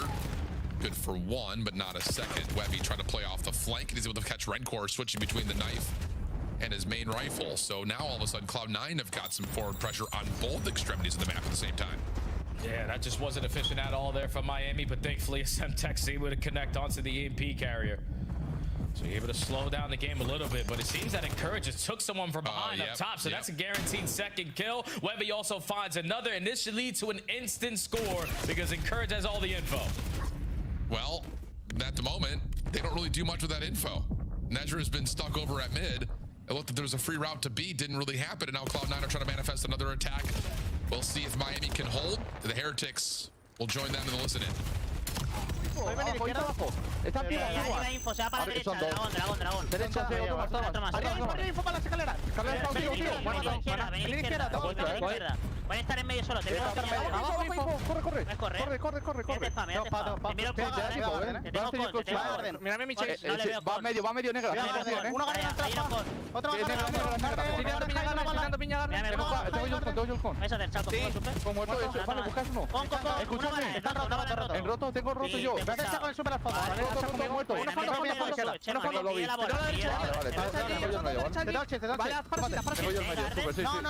Aguanto.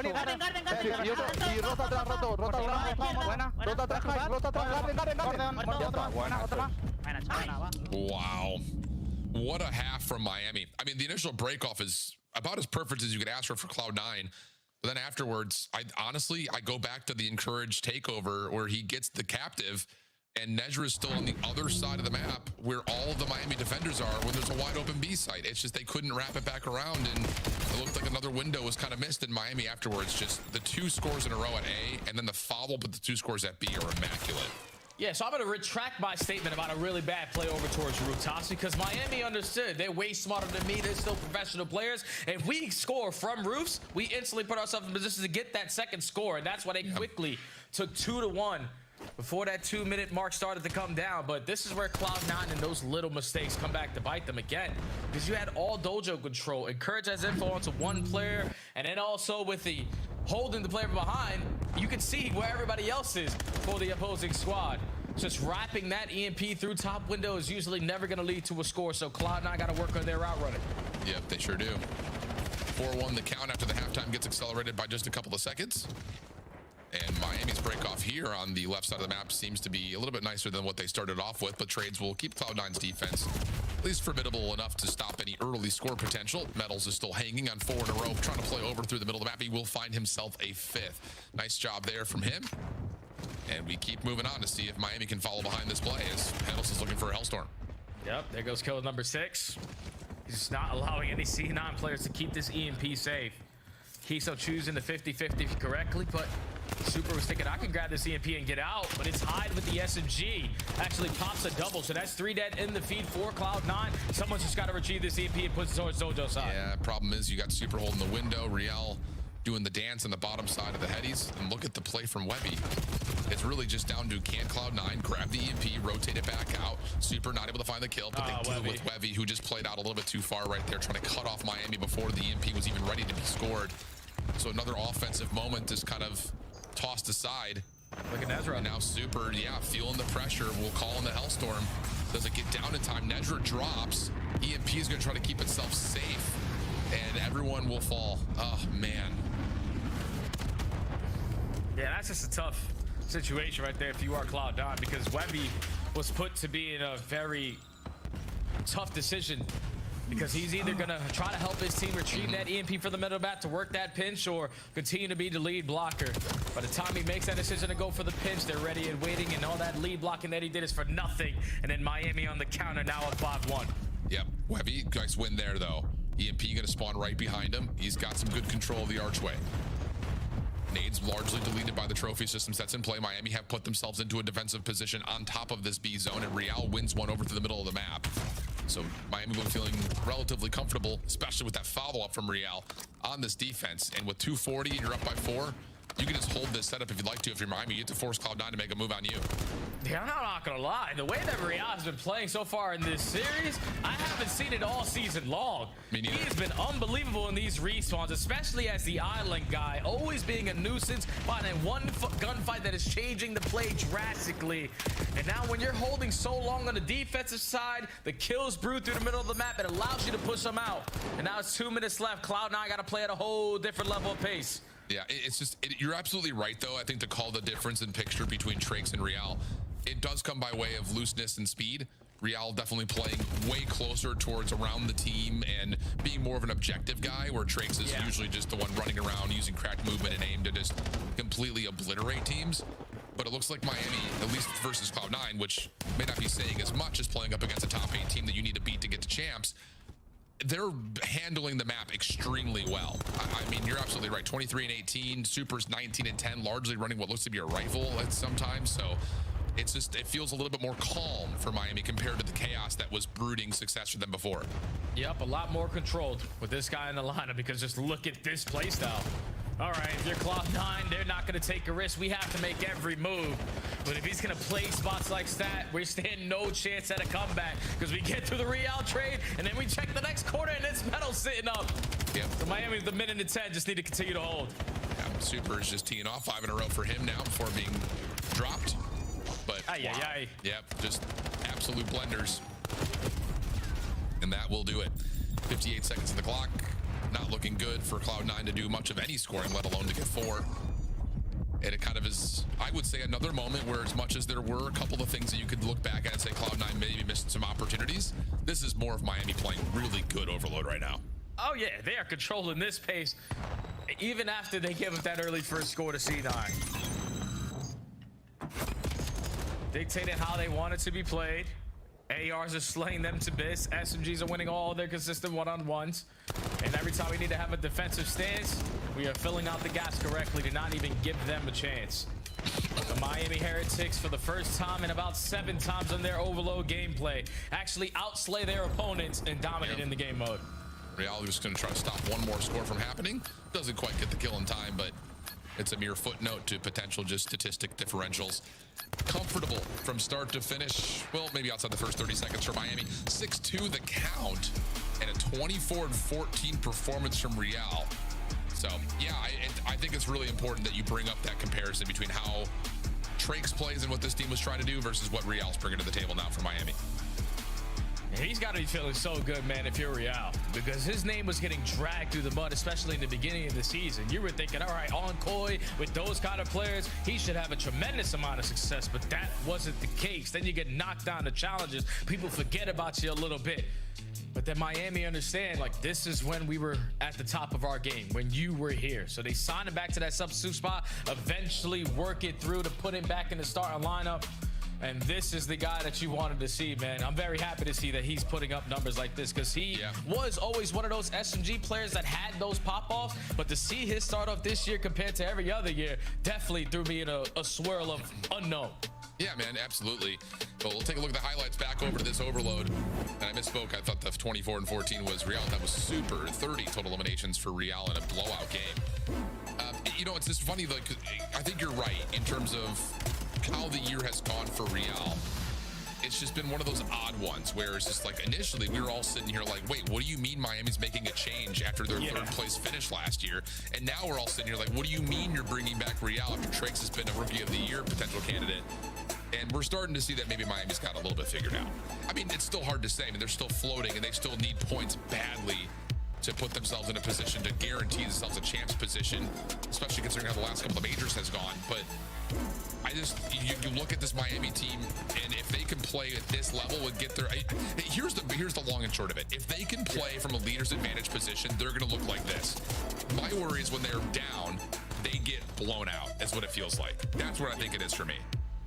And obviously also the level of competition that they're going up against really isn't the best. We talk about Cloud9, but just like what they're doing as a collective four, that's what you can start to take versus the better teams in the game, because they're using teamwork. They aren't taking risks. They aren't playing ISO ball. You said it perfectly, my friend. Like, Trix was the guy who was always going to take that risk in a space where none of his teammates could trade him. Real is more in the play alongside his teammates a majority of this game.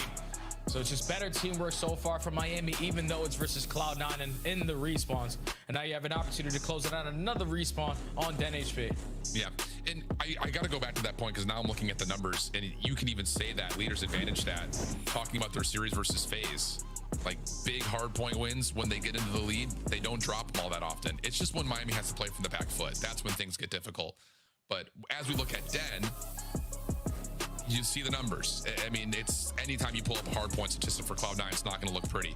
But you look at what you get specifically for Miami, this is really good. Hold percentage, 87% is really good. Rotation win percentage may be a little bit better, but they also prefer to play some of the hard points. Like, we've seen them play P2 on Den from the front and actually kind of prefer that, which is odd to say, but they play this map very well. And now it's just down to making sure that, kind of like I just mentioned, you just don't fall behind early. Have to play comeback, because their losses are bad. I mean, they're 118 to 250s, 140 to 250s. Like, their losses aren't close. So you got to get control of the map early is what I'm thinking for Miami. Oh yeah, without a doubt, man. I think it's going to be easy with the ARs that you have, because Rencore, he's been outstanding with his slaying presence. I remember the beginning of the year, or at least all of it until the meta change happens, he was one of the top ARs that we have in the game. But some turmoil inside the organization made his performance a little bit lackluster, but now in this series, he's still showing with that F15, he's a dangerous man. So you got to make sure, if you are Cloud9, the little things have to be playing in the back of your mind. Because if you look at all of these Den hard points, they're all in winning positions. They have opportunities to close this out. They just need to be having better closing moments at the end of these games. Yes, sir. Yeah. It's, I mean, 1 in 12. What are we talking about? Not good. Okay, here we go. Let's see if Miami can find a way to close this thing out, or will Cloud9 be able to finally ice up on this map? You saw it in their last 5. Almost all of them were over 230 to 250s. It just goes to show that that last rotation, often happening from 3 to 4, gets lost. And that leads to Cloud9 often dropping the map. Opening breakoff gives them a slight advantage over the top of P1. Super just taking a route, painting outside the lines of the hard point. Finding the first pistol, not going to be the better of Nezra. Real looking for the trade, and will eventually find it as Miami put their focus on the hill. Yeah, this is a situation already for Cloud9. Kills are going your way.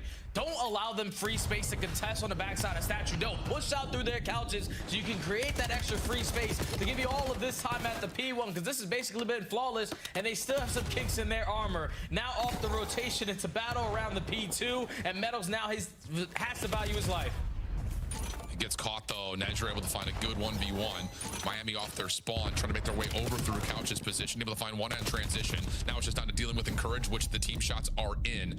So spawns will start to move as soon as Miami gets through rooftops, but they don't win the gunfights that they need to. Over the top of the hardpoint they do, and this is the setup that I was talking about. Miami are fine playing from the front if they can just stay alive from all these incoming nades, and so far Super's in some trouble. Cloud9 with the proximal spawns able to get back for the trades. Real the last one left with Rancor, and wait a second, they're able to 2v3 that very nicely, and Miami will hold.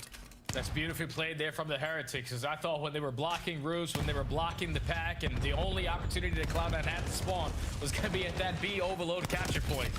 It would potentially catch them off guard, but Miami love to hold this hill from the front, even if they don't have trophy to assist them. They have been able to at least make this one very scrappy without having control of the spawn points, but still it's going to be Cloud9 walking in with the final 15.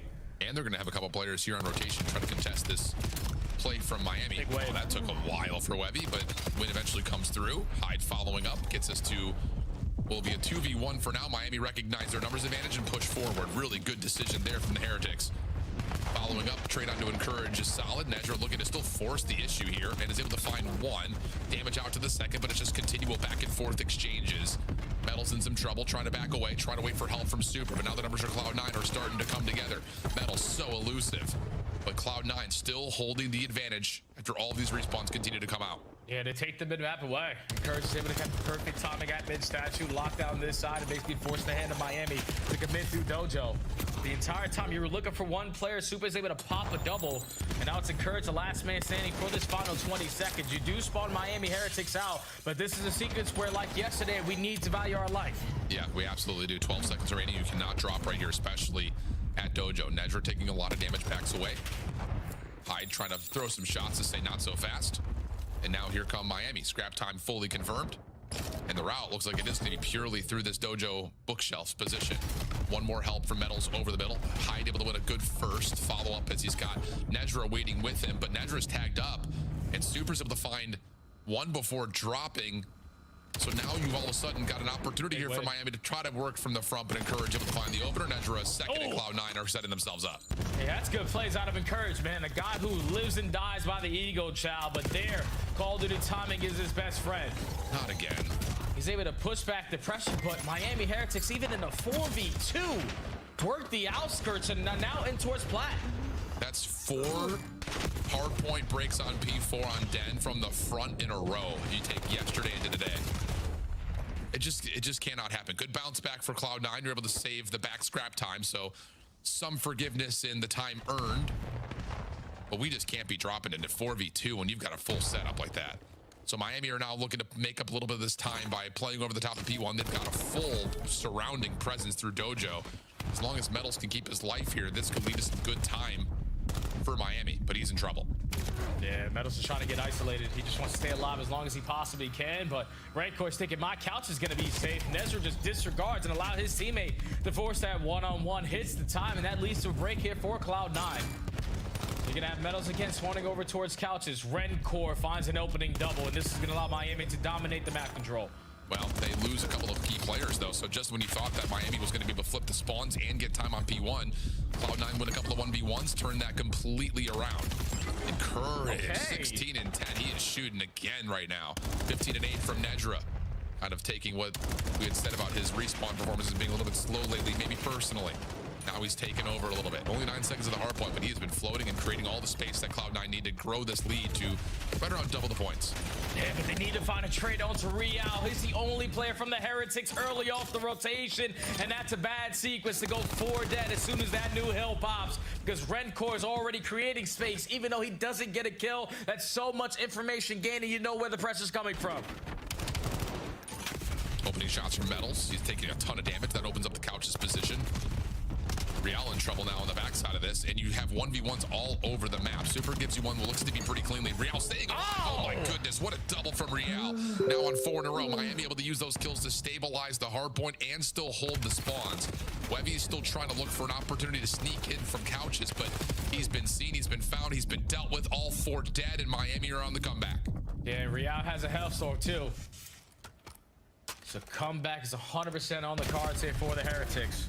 Basically gonna be able to tie this game up with this remaining P2 time. That was a flawless hold there. And it all starts with just Real finding multi-kill after multi-kill to lock it down. Red Core trying to contest off the rotation. He knows he's gonna be outnumbered, so he's not gonna take such big of a risk. But now teammates are here, and Real's gonna invest the Hellstorm now. Yeah, Real though all the way out towards P2. His teammates are being a little bit held over towards this closest position. You do eventually trade out those players and encourage. Wow, nice shots from Red Core. Will drop, so you do get back into the hard point, but this not as formidable of a setup for Miami as you would have hoped for. Rancor in some trouble, dealt with by Nedra. You need to get a couple of wins around the hard point here for Miami, and Super gives you the opener. Metals, backside 10, in some trouble. Semtex out, does not affect him. Able to still find elimination, and look at the pinch on the way from Rancor. A little bit of a weird spawn situation. He turns that into one, damage over to another, looking for the player at mid-cut, and Nedra will eventually be found, but not before Super's nade actually takes Rancor out of the play, and it'll be Cloud9 still in the hill. Yeah, it's still such a big life out of Nezra. He was the guy who hits the mid, jump up, catches timing on to multiple players, and then is still winning gunfight after gunfight on 5 in a row before he gets shut down. And C9 might have rushed that play a little bit too quickly there, though, because you were thinking, all right, we got the jump, we got the first kill, one spotted up behind us, let's just send it into Dojo. But Miami are waiting for that play, and now they have the rotation anew. Oh, and they clear out mid, too. This keeps Rencor in a really sneaky spot. But you can't lose focus on what's happening at the front. Right now, it's only Real inside the hard point. He's going to be in the contest spot, has a trophy to keep him safe. Help now on the way. Nedra, good opening damage, sets up Webby for 2. Looking for more in the backside of the spawns. It's just down to Metals. He's being chased by the new young phenom of Webby. Should be easy to find, and Courage will provide the kills that they need. Mid-map, not going to find anything there if you're Rencor. Last player left alive will be Super, and Miami are in some big trouble here. Oh yeah, Real naded himself on accident. I don't know how that gunfight or that death goes down, but you instantly throw your numbers away through the front side, and that allowed Cloud9 to continue to create those layers and continue to push you on back. Now in the final 10 seconds, you're just trying to not give up all of this time if you potentially can contest. But if you're going to die off the rotation, it's only going to get worse, because now C9 have been map as well. Yep. They do lose one, though. Hyde was trying to get forward over towards the couches window. Not going to happen. Long route all the way from Nedra. Miami trying to play forward in front of this timing of the flank. Nedra's able to get 1 second right there. 3rd over the top of the window. And Nedra's play works out beautifully. Keeps the map in control of Cloud9. And now they're starting to really grow in this lead late. Yeah, and they're layering correctly. And Curry said, I'm not backing up to hop the hill. No, I'm keeping bottom connector. Even though Nezra just popped 3, no, that is your cut.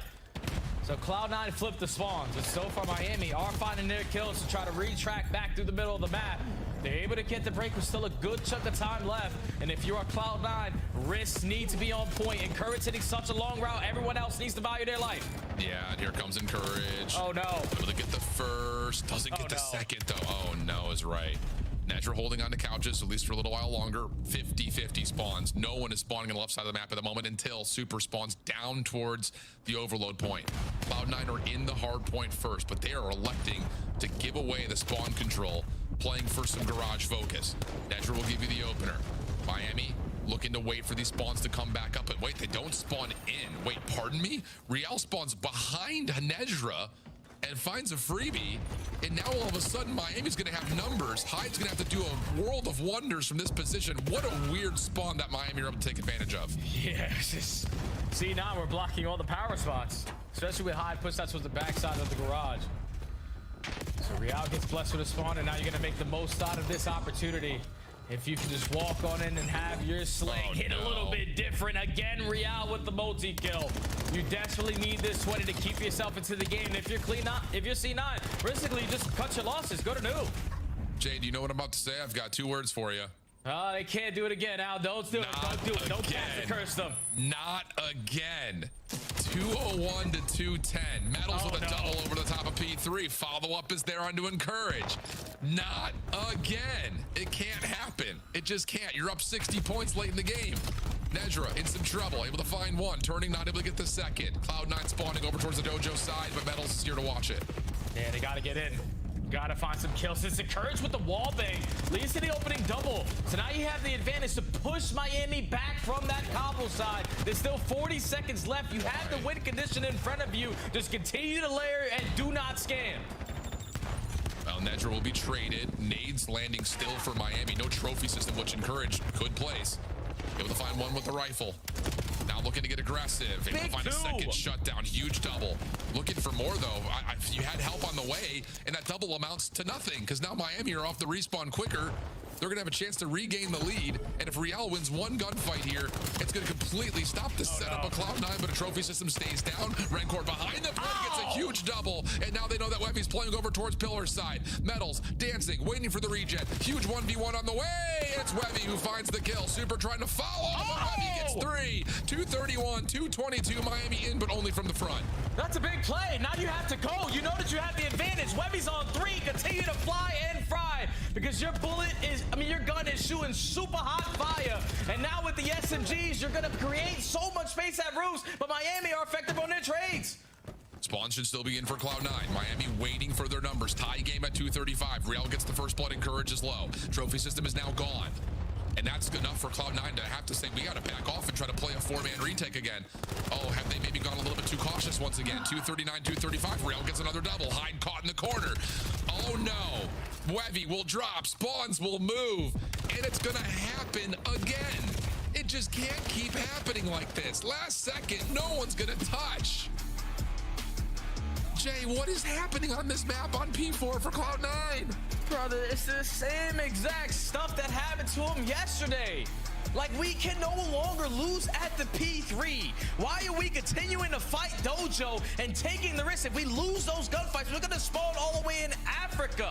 That is just not ideal. You try to cut your losses, but you give up so much space that the SMGs from the Heretics put themselves in good positions to contest you. Even with Wevy making such a great heads-up play to finesse his life on the backside of Dragon, it still didn't lead to the numbers there for C9 to work over through Plat, because even when they get in towards the time, there's no space at the front, and Miami with the stuns and the nade continue to push them back. They always get so close here on Dead, but it's just those final 50 seconds, and it might be a little bit of the caster curse, but these guys just break down every time on Dead hardpoint, and at this point, there's no more excuses. Like, you gotta learn from this stuff.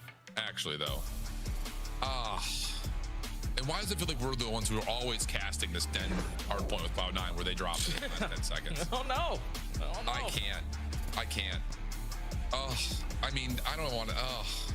The flat line at the very end, it's just another one of those moments you look at it, like, we're dealing with, at one point, I think it was actually closer to 190 to 140, but you just can't find the one rotation. And even in that moment, that was a different way that they lost it, where you've got all 4 players contesting the hard point, and then they decide to back off instead of trying to take the gunfights. And I get it, like, nades are starting to come your direction, but you got to throw some of your own or something. I don't know. It's just, it's another one that just feels so frustrating. I mean, you look at the last results for Cloud9 on this map: 210, 250, 223, 250, 241, 250, 240, 250, 194, 197, 247. Like, it's how? Like, how? Oh, man. They just got to get in the Stud Fam lab. Like, just come and hang out with me for a couple hours. I'll bet you in the right position to succeed. No free shout-outs, but that one's not free, Cloud9. You have to come out, get that one for some price. Desk, back to you. Egregious, bro. Can they just chill? Please pull him back up on the screen. Please, production, if you can. I gotta talk to Jay. At the end of these games, bro, when you are in control, like when you're on the P4, Encourage having such a good game. He's got the hot hand, and he flies out. That happened 3 times. They're overheating. Like, why? Like, why? Like, we have the advantage. It don't make sense. Like, doesn't make sense. So turned. Like, he could go out there and get 2 kills and be like, wow, I'm so turned. I could go out there and challenge. But it's not even necessary, bro. It's not. Yeah, that was a terrible hard point on both ends, but it was entertaining as hell. Allie, can you go ahead and plead your case? And Jay, respond to this one for me. Go ahead, Al. They had me do this earlier. I was just thinking, like, think about their scrims, right? Think about the pro teams not really taking them serious. They're not getting put in these situations. You get in these series, and that's why we're watching it being such slow, steady progress, is because they've had, what, maybe like 8 hard points that they've gotten this close to closing it out? I don't know. They got the most reps too young. in that they don't spot. have enough reps. No, they have the most. It's always completely different. It's always P4. Completely different. It's not okay. And it's the same obviously thing every the time. map and stuff, but the actual situations and players and where they're at are completely different. You could see it in that last hill when they were deciding. There was 2 players. They were like, "Do we go mid?" And they were like, "No, shoot, we don't have time. We have to fly through the back." And at that point, like, there's nothing you can do. You can't rationalize it, Ali. These guys are lost. I'm gonna try. And is lost. The copium is real. It's flowing. Yeah. She picked Miami. Let's take a look here at Miami's win. Miami gets the job done. Thank you very much, Shift and Study, for a little bonus there as we break down the horrendous breakdowns of Cloud9. They're up again, Wheels. The reason we talk about like this, though, is because they're doing a lot of things right. So many. The guns are hot, right? They get themselves out great shooting. spots. Yes, and it is almost miraculous when they scam how they're able to re-break. I'm gonna be honest. Like, there are a couple moments on this map on the first P4 where Courage flies out and dies, where I'm like, oh, they're screwed. Miami's gonna take a huge lead. Then they just instantly re-break. Yeah. We get over towards this P2, and I'm like, okay, they're screwed. They just gave up both sides. They're getting pinched. Nedra finds a kill. Somebody comes back through and finds another 2-piece. I'm like, okay, so they're making the miracles happen, but when we have control, can we just calm down and lock down a situation? I think that answer is going to be no for the remainder of this season, but hopefully the players on this team take these valuable lessons through the rest of their career. And on the flip side of that, shout out to Miami for dealing with the chaos that was happening on this map and actually closing it out, because it got real dicey. Were we worried about Miami after the search and destroy? Yeah. Yeah, I think regardless, you walk away from this series a little bit worried about Miami. I mean, but we already were going into it, right? Like, they've already been in some turbulent waters, but they needed to win this. They got the win. That's huge. S&D obviously needs some work, but I think Ant touched on it great in this point of they're put in this really uncomfortable position in these hard points, and they were still able to close them out. We welcome Metals into our Monster Winner Spotlight. Metals, congratulations on the win tonight over Cloud9, another 10 points, and you guys are in the running for a 3-2 record. What's going on this split? Can you tell me what it's been like the last 3 weeks? It's been great, to be honest. Like, we have improved a lot since Real came in, and I feel like we are gonna beat them tomorrow, and we are gonna make the winners bracket. Yeah, Metals, you know, we talked with Real after your guys' phase win, and he said he can come in and kind of just be like a leader in hardpoint. And I've seen you guys have such huge strides in hardpoint. It's been awesome these last 2 matches. But in Search and Destroy, it's fallen off pretty hard for you guys. What's going on there? Because at one point, I revered you guys as the best S&D team in the game. I mean, honestly, we have been, like, our focus on scrims has been the hardpoints instead of the S&Ds. But I think we're gonna get better for the LAN on the S&Ds, though. I think that they were playing hide and seek, to be honest. I don't think it was like our fault. I think they play great, so. Fair enough, yeah. Sometimes it be like that. Yeah, some good guys. I want to kind of keep going on the respawns, because something that I saw throughout the entirety of this series, your teammates love killing each other. You guys literally love nading each other. You love having a 5th man in your trophies. Is that something that happens on the back end during scrims? And how do you guys kind of like approach your mentality when it comes to that? Because how do you fix that? I can imagine throughout, you know, There's some freebies. maps, it's a little frustrating seeing it happen so often. I mean, it happens like a lot of times in practice, to be honest. I wasn't expecting it to be like that much on this match, Yeah. but I don't know. Like, all right, it cost us many points, to be honest. We will talk about that for sure. We just got an official number from production. And how many? 13 team kills, brother. 13. In just the hard points. In just the HPs, you guys had you got to address that. 13. You got to figure that one out. We will talk about that, like, for sure. Okay, bet. Well, Metals, final question for you. We are going to Europe. Are you excited to play in front of the Spanish fans? And what do you want to say to everyone who's coming out just 1 week from now? Que espero que disfruten mucho del evento de París. Va a ser increíble. Va a ser un estadio en el que nunca hemos jugado. Y espero que lo disfrutéis tanto como lo disfrutamos los jugadores. And second to last question, who wins the World Cup? Us. Spain. They're going to do it. Spain's got it. Yeah. Locked up. USA, baby. This is our, It doesn't matter what year. Guys. All right. Well, we got to talk about Call of Duty before we get sued. Metals, thank you for joining the show. Thank you, guys. That is Metals. And Spain nice? Spain's always nice, bro. Nice. Yeah, I mean, I just started getting into this. All I know is USA is godlike. Yeah. We're definitely winning. When we come back, we got the LA Thieves taking on the USA of the CDL, aka Vancouver Surge. What?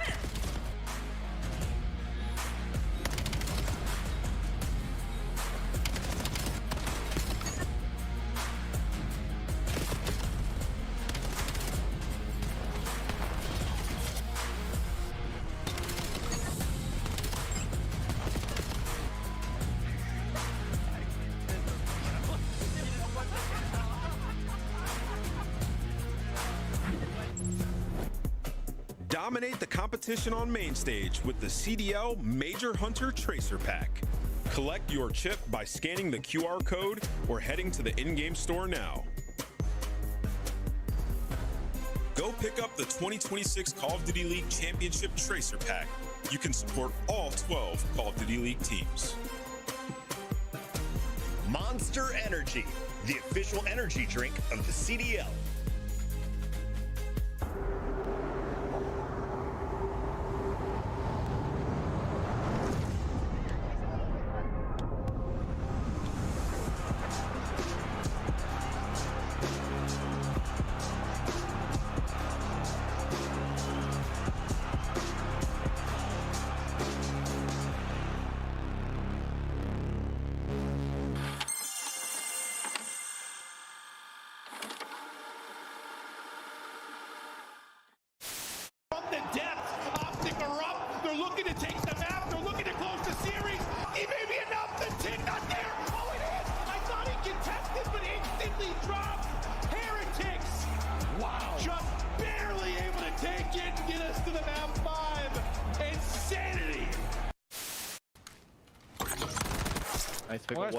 Pickle's like close to on you somewhere. He's on the door. He's gonna be close. Yep. Alright. Oh my god, come on. Good game. Like that. That Dante takeover. Backwards. Two in the mix. Nero's gonna get Go! Holy shit! I mean, oh, hold on, they're actually big win. plays. Wait, there's only one guy. Wait, they gotta get it, bro. What the f? What the f is Carolina doing? Bro. I'm not gonna know to turn off my stream. I'm not getting off for a minute, so let me know, baby. Hostiles have the hard point. Hard point locked down. Ugh.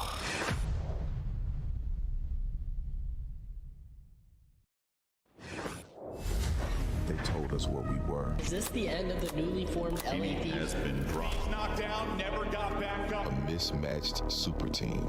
Then we picked it up. The LA Thieves are your minor one champions. Neon fit. A easy answer. Hydra stayed Hydra. Scrap kept scrapping. Verdicts in. LA Thieves never left. One behind us, Mitch.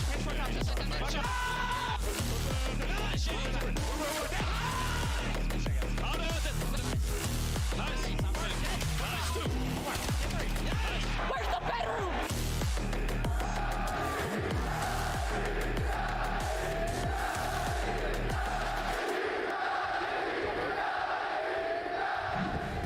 I wonder if Scrap has been learning French. Where is the bedroom? Must sound fantastic in that language. Welcome back, everybody. It's LA Thieves taking on Vancouver Surge. We got the best team in the game to start this conversation. LA won the Major 3 trophy. They have not lost since the Major 3 started. Yeah. Kick me off with this team. What do you see when you look at the squad? Yeah, this team is literally dominant across the board. They're just trying to add more stones to their Infinity Gauntlet. When you look at the map pool, you know, they've been trying out Sake, testing the waters, going to throw it in here once again after losing the C9 on it. The Hasi trying to grow there as well. So for them, they're just refining their game for the 3 biggest tournaments that we have at the end of the year.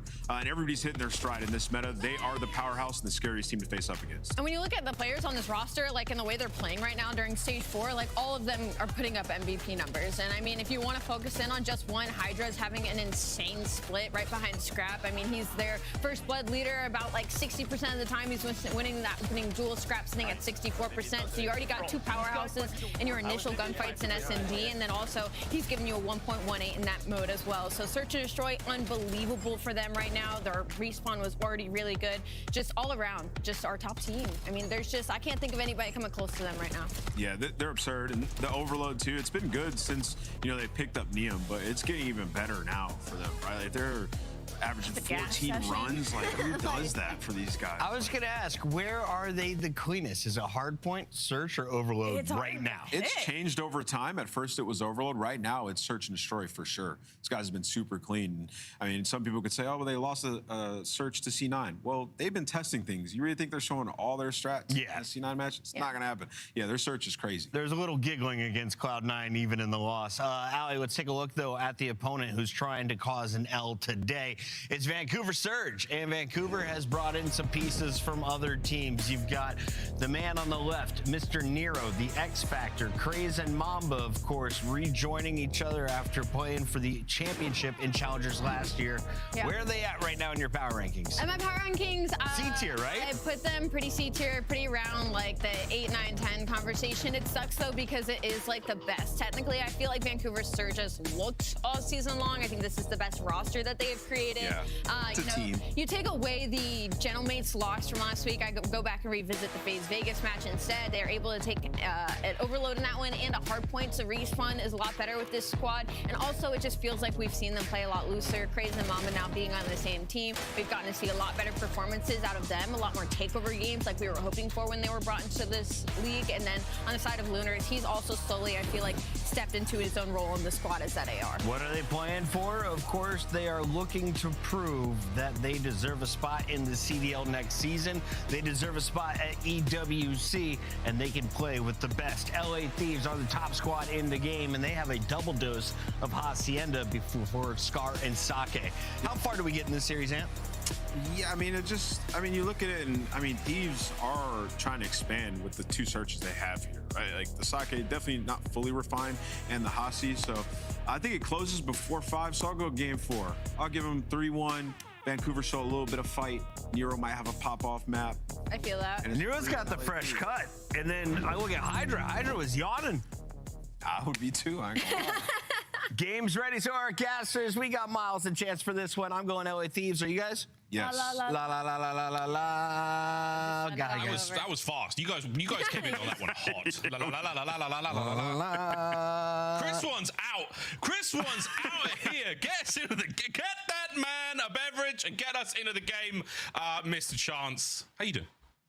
Doing fantastic. Ready? Well, honestly, not ready for the season to end. It's shocking to me that this is the final week of matches before the majors, but excited for the majors nonetheless. For Vancouver, they will have another series after they play LAT. For LAT, this is it. Final look before we go to LAN. And Miles, we get to kick it off on Hasi. We sure do double dose of Hasi. Have you got a haircut, by the way? No, it just looks like that. Oh, okay. Sorry. Well, I got a haircut yesterday, and I was getting trimmed, and everything was going fine. And then Zuma came around the corner. He was like, "Hey, you doing?" Really, he actually came around the corner while I was getting trimmed. He was like, "I heard your voice. I want to come on and say absolutely." And he did all the things that Zuma does. And I was like, "Wow, man, good to see you." And then he walked off into the distance, and I haven't seen him since. I hope he's doing fantastic, Tom. And if I check your stream out, I bet your hair is looking absolutely fine. Let's get it, map 1. Terrifying. Zuma jump scare. Never prepared. Out in the wild in a Such a nice populous guy. city. Insane. Such a nice guy. You know who ain't going to be nice, though? None of these teams to each other. This should be a fierce game. And indeed, the last time we see the LA Thieves play online Black Ops 7. So whether you're hate watching or thoroughly enjoying the progress your team has made throughout the season, this should be a fun one for you. Nice 3 in a row there for Abizi to start things off, as that hard point is looking very red indeed. And if you're an LAT fan, it's not hate watching, it is enjoying your team achieving dominance, expanding the map pool. Great hard point selection they have on Hasi. They have been exquisite. And so far on the minimap, it's looking to be the exact same thing. Soaking up the time is Abizi. You got the right side spawns. And I'd say a fairly slow-paced Hasi game so far. LAT comfortable in the lead. A little bit of scrap time, going to Surge. Going to be working the long break. Mamba already taking the route. Yeah, that's a big, deep route. That's a nice stun. It's not going to connect on anyone, but yeah, it's a ton of information. 3 dead. Last man, Nero. See ya. Back to the middle of the map. We now go Vancouver Surge. Difficult journey now across to what is a very strong hard point. Hydra getting tricky with it. His board now down and out. It's nothing but powder on that side of the map as the 2-2 attack now for the Vancouver Surge is continuing through the lobby, but Abizi, my good lord, he's still on a tear. 6-2 for that Terra. Liam with the responsible role in the back, trying to lock or at least block these back spawns. Finally, the car explosion going to take him down. And hey, good break coming in for Vancouver Surge. Took 30 seconds to make it happen, but it is now 30 seconds of very healthy time they should be able to get. They're getting those entry kills out front. Your LAT, yeah, Hydra pumping the brakes. You don't even want to necessarily try to retake P2. You're just setting up for that rotation. Yeah, super happy to swallow that scrap time. Keep the kills going, keep the flow of the game very much in the hands of the Thieves right now. They've got every possible corner. Wow, an airborne Mamba. Did not know snakes could fly. And he's still alive for now. Hydra down. That's giving a nice 2-2 across the board, but still, positional advantage on the map right now for the Thieves. That is their hard point. Out by fences, once again, on the row. Vancouver, though, coming in with an iron fist. Break it all apart. Nero instantly piercing this setup. Able to stay alive, contest. Scrap is 2 and 3. This is now P3, so a little bit of a slow start for him. He's been trying to block the spawns, at least on P1, for a good amount of time, and patience pays off. 3 there in the feed for the retake. And once again, just a very slowly, methodically paced game. Unexpected for me. Quite a nice turn of Vancouver Surge, getting things rolling here. Very much still within distance of that lead. That's clean 3 in the feed. That is all yours, boys. Now soak it away. Get what you can out of this one. Liam, delightful snap onto Luna's. No kill. Final 10 going their way. Again, Vancouver Surge happy for the scrap as the first set of hard points into our final. We now go. And with it, that is going to be Surge on time early. Can the Thieves find an early break? Any streaks to play with? The answer is no. And everyone starts to peter out here. On to time. Hydra finds it. And that's a lovely turn and burn there from Nero. Good enough for the 2. Oh, Liam, great shots. There's the break. A break simulator, I'd say we've been having. Surge have had to break P2, they had to break P3, they've been successful, finally have the opportunity for a hold, and Thieves just walk straight in. So not an ideal setup as Thieves are going to be taking the lead. Water route being taken by Craze, he's trying to hit the front, and Hydra, well, taking care of his natural habitat. Not a single kill to be found there for Vancouver Surge on that attempt. It is perfection for LA Thieves. We'll see how the remaining... Okay, well, hold up, babe. Hold up, babe. That's something special. 3-3-3 there in the sprees for the LA Thieves. Now one of them comes to an end. That's still going to be an opportunity to get some streaks here. Again, on Hacienda, very important to see those streaks land. Very, very dangerous. Many of our hard points wide out in the open, especially that last one. That rock now is the final few seconds squeezed out of it for the Thieves. Back over to the middle of the map we now go, and it's going to be LA Thieves well up now. Going into our second set. Vancouver Surge on the back foot, and we will see how long they stay here. Statistically, most teams fall apart at this point. See how it goes. That 30-point gap, and in the background, Scrap having a very interesting game. He's evolved his Hacienda gameplay. Right now, the Super Soaker for the team. Abizi rocking the MPC up top, hitting him, putting in the work. Looks like almost a triple SMG setup rolling through on P1. Scrap, the lone AR for LA. A white time for the moment. If anybody's going to be collecting, should be Surge, but maybe bit off more than they could chew. You get on time for 2 seconds, you fall like dominoes. The good news is they got the right side spawns. Bad news is they're trading away a significant chunk of this P1 time. You did just remind me of possibly the worst performance we've ever seen on Hacienda. It was your boy Scrap. And now at 12-6 with a hefty chunk of hardpoint time, he's looking like one of the best to do it. Hydra on time now for P2, and that's going to be another clean break here. Thieves in a very, very firm position to run P2 so far. Surge finding some corners, getting a bit dirty, getting a bit ratty, but the Exterminators are in town. The next 3 go their way, so Surge, we're not out of the woods yet, boys. Here goes Craze and Mamba, the old omit duo into time. Flush out Neum and take care of it. Big opportunity. Need to get back in the game. Vancouver Surge can do it on this hill. Clean space, got the back spawns. Abizi, though, is going to be able to take down 2, but you trade him out with the grenade. The LA Thieves players, they're trying to set up in the long term, but every single cutoff kill that you win, devastation for the Thieves. You see Neum pumping the brakes. They're trying to take this time and be as patient as you can for the break. Now everybody's here. Patience, is it going to pay off? Who's the tortoise? Who's the hare in this one? And right now, Nero, fresh trim, a 2-piece out of him. Oh, what a 3. Technically in a spree. It was Lunas who got involved as well, but a lovely turn. Enough to buy a couple of seconds for his boys. Across the map now, Vancouver go.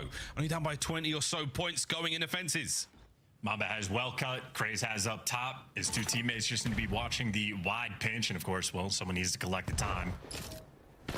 First one is going to be in the hill should be Nero, or actually nobody. Very concerned for the cutoff kills. Nero, well, going to scurry on over to outer fences.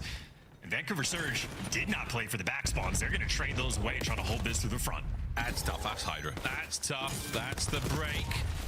And it's the hydration break, if you will, boys and girls. Hey, Mambo shots with a pistol. Hydra still going. What a spree. 5 as he continues the run. The drive by onto Nero. Absolutely disgusting work. He's nearly got a Hellstorm. Not my favorite mishap coming through for Surge. No one business on the back spawns, able to just overwhelm you, create the opportunity for a pop-off moment. Hydra immediately delivers. There's the Hellstorm, has that for the new time if he wants to use it and can't be stopped anyway. Now going to be a 50-point lead, maybe and then some going into the new time where you have the Hellstorm if you wanted it. You're not going to need it. LA Thieves winning this rotation. Fruitful work from Hydra out by fences. Big rock hard point now, and with the Hellstorm in the back pocket to break any opportunity Surge might find here. Over we go to Rock one more time, and it's going to be Neum on the close door. Hydra still in the dance. He has started to take over flow state as Neum got unbelievably close to Nero there. Crazy in time, a little bit of a flip, but not for a lot. LA Thieves are still very much in control of Rock. Great spawn reads. Hydra is so far pushed out in lobby. Neum knows they have to be coming through the front. Hasn't made contact, but perfectly played in a hyper-aware player. Neum with the heads-up play. And his teammates should have an easy cleanup job after this. Hydra good for one, scrapping it easy. Everybody winning their gunfights. LA Thieves, they are keeping this map nice and simple. Everybody gets to fry as a result. Yeah, keeping the Vancouver Surge boys very much at bay. They are suffering at this point in time. Going into our third set in 10 seconds. We'll see how much life Vancouver have still got in them. Good old Hacienda. A lovely spree once again from Hydra. He has started certainly to take over here. A little bit of an overheat, but not a problem. Nero takes care of business, puts down a pair, and gets his boys in the time for now. Scrap on the immediate bounce back. This is good damage. This is lovely control of the top side of the map right now. Back and forth between both our squads in our third set. So aware and so contained. Abizi doesn't have to finish the first gunfight. His teammates can do that. He's getting comms of players going down low to chow him. Easy reads. I mean, this is a team really that is leveled up towards the latter half of this year, trying to extend that leveling up in towards champs in the final major. This is clockwork. Very efficient Call of Duty, and Abizi has been a monster from start to finish. Yeah, 27 and 16 for the Terror. 20 odd seconds remaining on P1 rather, before we get to 2. And right now it's been very productive for the LA Thieves. They've got a huge chunk of this.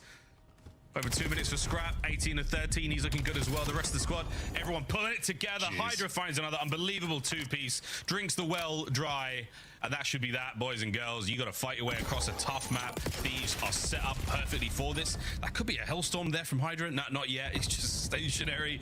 Out by well. The stun goes wide. Nero, a good shoulder, checks the wrong corner. Final moments now. Through the front we go as Hydra continues the backline prowess to the front. All day, cutting them down, do what you can. And over to Scrap as the Thieves have still maintained control here on P2. There's an errant route here for Mamba, but a disconnected attack. Can Vancouver survive these final seconds of the hard point? Even when it's mixy, feels like they deliver. Abizi something actually lose the back spawns, but it might just not matter. Or maybe it will. Cheeky route coming through from Neum. Scrap is trying to hit the back with the final few seconds. You get chopped down. Blooners makes the read in. Okay, Vancouver Surge for the moment, staying afloat. Will they drown him out? Oh, final 10. Rotations on. No spree to help this one out. All the corners covered here for the LA Thieves, as we saw in the second set. And for Lunas, yeah, good luck, man. You're in a doorway, you know, a threshold battle there with one of the finest. It's such a tough thing to do. Vancouver Surge continue to feel like they are one step behind the Thieves in nearly every hard point. Hydra Mania now from inside time. They are finding those kills. 10 seconds for the win. Hydra on the dance. Mid-map pressure not going to be there. Surge too far away from the fight. A desperation contest surely on. Nero down. LA Thieves up. Very controlled map. They just played Miles wonderfully. Displays of patience, I'd say, coming from Abizi. Typically thought of as almost a mad dog, first man in, leading the charge. Quite a few times this map, we're watching him be the guy, block spawns, wait for the rotation, hang out back spiral, like in the lobby for 10, 15 seconds. You just need to win these gunfights. That is a calm, confident game that just got played by LA. Nearly mistake-free. Fantastic to play as a teamwork. No hate watch for this one. That is just good Call of Duty. A damn good Call of Duty. Well done, LA Thieves, your two-time minor champions here in the league. Walking away with a big one as well. 10:30 on the clock. as you managed to keep nearly everyone there from Vancouver in the red. As you know, you did. Nero also negative. Strong work from the LA Thieves. Strictly business. Their final online series, the Black Ops 7 season. Keep everyone out of the minute of hardpoint time as well. Over to the highlights. A lot of love here from Hydra. He had himself a strong Hacienda. Very, very good work in the corners. And we saw the big spree out by, Fence's hardpoint in the second set. Disgusting work from the French Phenom. Interesting to see in the future when they're playing against maybe, some of the other top Hasi teams in hardpoint. If Hydra's like always the guy responsible for the well push out as P2 is popping, or if they trade off and take turns. But this map felt like a bit of a hot spot for him. In the meantime, Scrap, super comfortable game. Went positive, didn't have to be the main Slayer, but he got 2 minutes and 22 seconds of hill time. So it felt like whatever that sort of default game plan is for LA of, hey, if we get a 4-man wipe, what positions do we want to snap into? They were able to get into those consistently all game long. They're non-traded, absolutely crazy. The action time on point, and just unable to get past this man. Yeah, he really was unstoppable. Hydra hailed here on Hacienda. A man who's no stranger to a highlight moment on this map, going back to BO6. Unreal work with that knife. I guess some of the finest in the world. Big stuff for the LA Thieves there in map number 1. Confident victory. We've seen them roll into the search and destroy. Staying on Hacienda for that one as well, map number 2. Game flow not going to be very kind in any way to our Vancouver Surge companions. That was a tough one from them. But Thieves up by 1 so far. Very, very dominant look. Yeah, not a lot of separation. A second set, things start to fall apart. It's just the way it goes, man. Charles, why do you think that is? In your wisdom, in your years here in the Call of Duty world. That LA Thieves will just suffocate you. At least high-level teams. Like for the first 3 hills, Surge were able to fight. They were they were losing the rotation game, but they were making good breaks, able to take their time, being calculated. You just run out of steam. Quite literally going into that P4, Surge had that rotation 1. They lose that one. LA Thieves then go and lock that hill down, build up enough momentum that they just simply never have to look back. And even playing like the exchange game, if you have a 60-point lead in hardpoint, you don't feel bad chalking up final 20 seconds of Scrap to win a rotation. You just play that very controlled sort of style. LAT absolutely did that. Very controlled, no over-challing. Again, clean gameplay there for the hardpoint. So not too shabby at all. And Hasi, of course, you want to add it to the map pool. We get it from map 2 as well. Map 2, search and destroy. We're moments away from diving into that one as well, ladies and gentlemen. Yeah, exciting stuff. Very, very interested to see how this one goes down. Again, for Vancouver, a late change here in the season for them. Whether or not that season is truly over, of course, EWC still to play for them. And for a lot of those individuals, a spot next season in the MW4 installment of the Call of Duty League. My God, it's a lot of these now, isn't it, mate? Going very well. Speaking of EWC, get your tickets down there. See you in Paris yet again. For those coming to the major next week, Heatwave.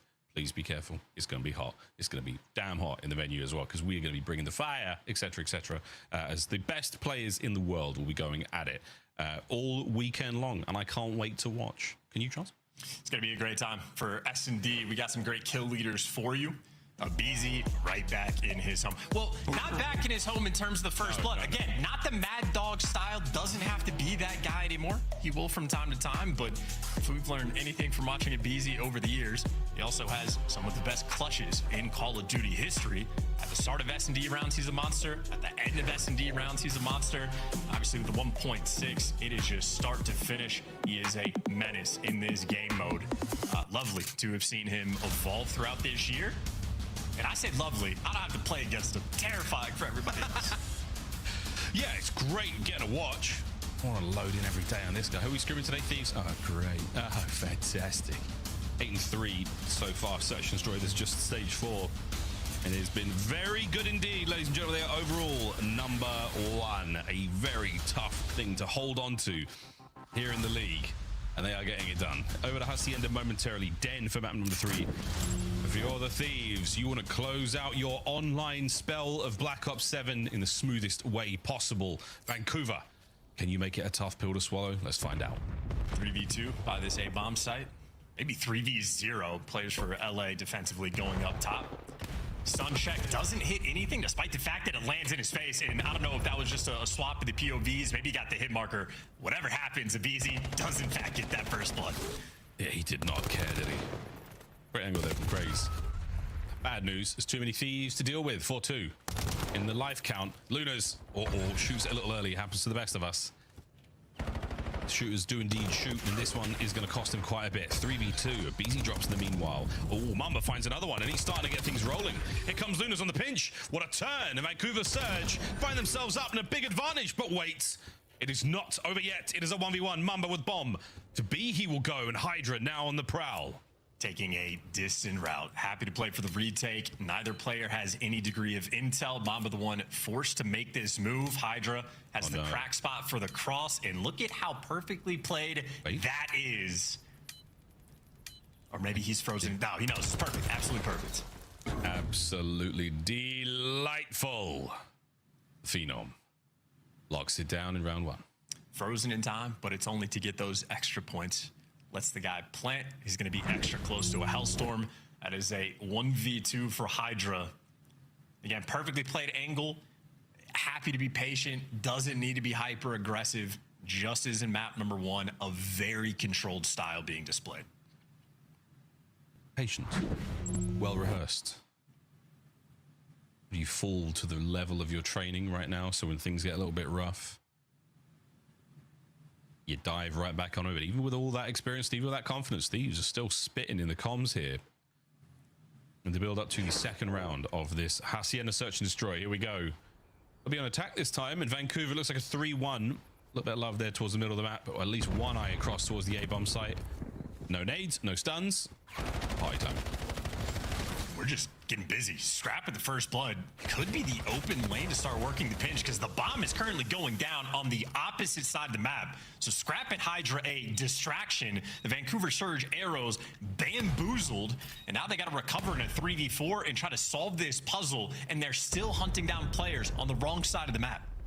Strategic dominance so far right now from the Thieves, but how we're worrying about the gunfights. Mamba now trying to find himself something on the approach towards B. You lose one of your Vanguard players on the other side of the map right now, Thieves, and that is not looking fantastic. Now through the threshold, great damage. Mamba trying to do what he can, and the shots were all over the place, but sadly his teammate's gone as well. Thieves back to back. Gorgeous strat, making him think, making him work for it. I've heard Rainbow Ray talk about how Hasi, specifically for Search and Destroy, it is very difficult for a team, nearly impossible, to sort of cover every single lane. You got the secret routes, 2 hallways you're dealing with, the top side, the water, well side of the map. There's just a lot to work with. And LAT just displaying a way to spread the resources thin, get a free bomb plant, in a situation where if you're Vancouver Surge, you just have to kill Scrap and Hydra. Can't afford to lose that sort of 3v2 on that side of the map. Scrap and Hydra, very good players, deliver even without the odds.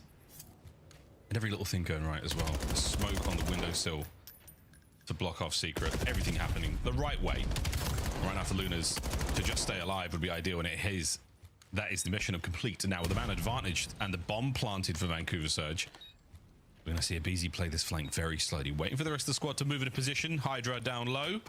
Now to high. Shout out wall jumping. Quick check of all the usual corners. Surge are out of position here. There's an opportunity to steal this one. Smoke, and now getting very aggressive. No one on the bomb just yet. Attack now through the middle of the map is being read. Hydra, the water route doesn't pay off. And what a flank right now from Craze. This could go massive. Neum and Co still fighting tooth and nail. The bomb site has been vacated, and Vancouver Surge, you surely have done it. A very mixy round, but they stay alive despite the Thieves counters. Good place, good pressure. Smoke making things very mixy, as you say, over towards the bomb site. Opportunity for LAT, because they had blocked off every single Vancouver Surge player with to play that side of the map. Lose line of sight on bomb could be a little bit sketchy, but I think there was a lot of shots ringing out through the smoke. Good information being dealt, and ultimately very solid strat coming through for the Surge. Interesting retake attempt, but hey, get the first blood, get the bomb down, play that side of the map. Standard Call of Duty, good execution. But it's really good. It looks very simple, and that was very good. Those 2 rounds have been great for the Thieves as well. A 3-1 split yet again for Vancouver Surge. That seems to be the play, but this one is an aggressive one indeed. Scrap saw plenty, hit the eject button and got out in time. Bomb plant over by B as well, so the Thieves, we've taken some space. We've got a lot of the map locked down, and now we're getting ready for the Vancouver Surge attack. Here we go. Great positioning. Spot-like movement, amazing positioning. Still gets taken down, baited out by the shots, but good information. The teammates collapsing. LAT seemingly winning nearly every single gunfight, but all said and done, 2v2. Neem doing the damage. Needs Hydra to clutch in a 1v2. He absolutely does. Another 1v2 there from Hydra. Off the back, of course, his teammates getting the mix in front of him. They're not even calm, not even excited. And easy for him day in the office. But yeah, that was, I mean, one by one, assaulting the bomb site, hoping for the trade battle to go their way, and thankfully, stocks were high for the Thieves, and they managed to walk away with that round. But very, very dicey. Again, shout out Scrap, that dirty corner in mid-map. Just about dealt with. Great bot movement, dude. Just a little hop. Doesn't have to do anything twisted. Doesn't have to run for the hills. Just, I'm safe right here. Yeah, a man who's been very vocal about movement in the Call of Duty League for quite some time now. Nobody home on this side of the map, but wait, Abe has spotted him out. How many mans did he see? How many red dots on his minimap? Right now, Craze takes first. Pressure on Thieves. It looks like two upstairs, two down, or one upstairs, two down low. Yeah, that's going to be an awkward situation for Nero. Bye-bye, he goes. Just over a minute to play in the 3v3. And again, shenanigans. Lunas. Go on, mate. Another dirty corner on Hacienda. He keeps letting him get away. Great attempt on the shots through the wall, but a couple players escape. Bomb down, dead center of the map. Vancouver Surge, well, they're spinning in circles. They're not quite sure where both the players are. Scrap for sure, left side of the map. Neem, a little bit of a ghost. Especially on that bomb recovery. I have no idea where this is going down. Scrap takes care of Lunas, and now the guess is on. No need to guess anymore with the bomb planted. 2v2, 40 seconds to play on this one. Neem holding upstairs. Still playing around the outside of the bomb site. Looking to get the retake done ASAP and jump on it. Why not, Neem? Hold on. Coverage is good, but unfortunately, Mamba pounces perfectly. Good try. Trust in Scrap to cover you while defusing the bomb, but Mamba takes the route. Doesn't let that one slip through. He was all over it immediately. Clean shots, nice swap, everything going right for Vancouver. And great adjustments through the middle of the map. Nice strat just to hunt down Abizi. Back-to-back rounds where a player for LA Thieves throws a shoulder and goes, oh my God, that's the entire team. I need to run. Abizi tried to do it with the cracked out movement. Doesn't work. Turns out Scrap had the right idea. Well, that's because Vancouver Surge, their vision is movement-based. If you don't move, they can't see you. Like a T-Rex. Wow, I was thinking Predator. Oh, no, he had heat, he had all sorts. Okay, this round is basically done. Scrap in a 1v2. What explosion that was. The B-bomb site covered in skulls. There's a bomb down as well, and now it's Scrap. No, it's not. It's Craze. And look how happy he is with that one. Grinning from ear to ear. A pop-off like that, his teammates are going to be feeling these vibes. Craze. Doing everything for his team right now. 7-3. Yep. Not too shabby. But the acknowledgement of the past few rounds for Vancouver Surge, just everybody grouped up together, play the numbers advantage, make sure you're trading out all these kills effectively. Maybe 3 rounds in a row now where LA Thieves, they don't throw a shoulder and see one player. They see the entire squad. Almost playing it like a little bit of TDM, a little bit of respawn here for Hasi S&D style, paying off in these few rounds. Craze is on a 4. Oh, I think it's Nameless saying, you're going to do something in Call of Duty, at the very least, do it together. Right now, that is the game plan for Vancouver Surge, all together. And what do you know? There's a Hydra loose in the water. Mum, if you turn at the right time, you will get him. But in the meantime, he's gone all the way around. And that bomb plant, oh, he's licking his lips. What will it be? Over the top from Scraps, going to catch at least the top of that player's head. And Hydra could arguably just defuse this. Just damn! Go on. That's yours. Go on, son. Get in there. Well, no, it's a 1v3 now. No bot movement. He's got away with his life now, undetected. A man behind enemy lines. 25 on the clock. Vancouver have covered the bomb site now. They're just running it down. It's so many NPCs on the map, got the plant and jumped over lobby. That's exactly, similar idea to what they did a previous offensive round. Just flipping the map on its head, getting the distant plant. I mean, that is extremely fast Call of Duty being played. I think LAT, not enough time to react to a situation where, Miles, you might be correct. You need to get grouped up together. If Vancouver Surge have this sort of style, they're just in control of the pace of the game. That is quite a few rounds they've won in a row. It is a scary thing at this level to see that many players Very few of our boys miss. Very, very few. And in the situations that we have come across here, I mean, this is Vancouver. Just, lads, hold hands together. They can't kill us all. I applied the same logic when I, jaywalk across the street with multiple friends. They're not going to kill us all. But they might get one or two of us, and Hydra gets one.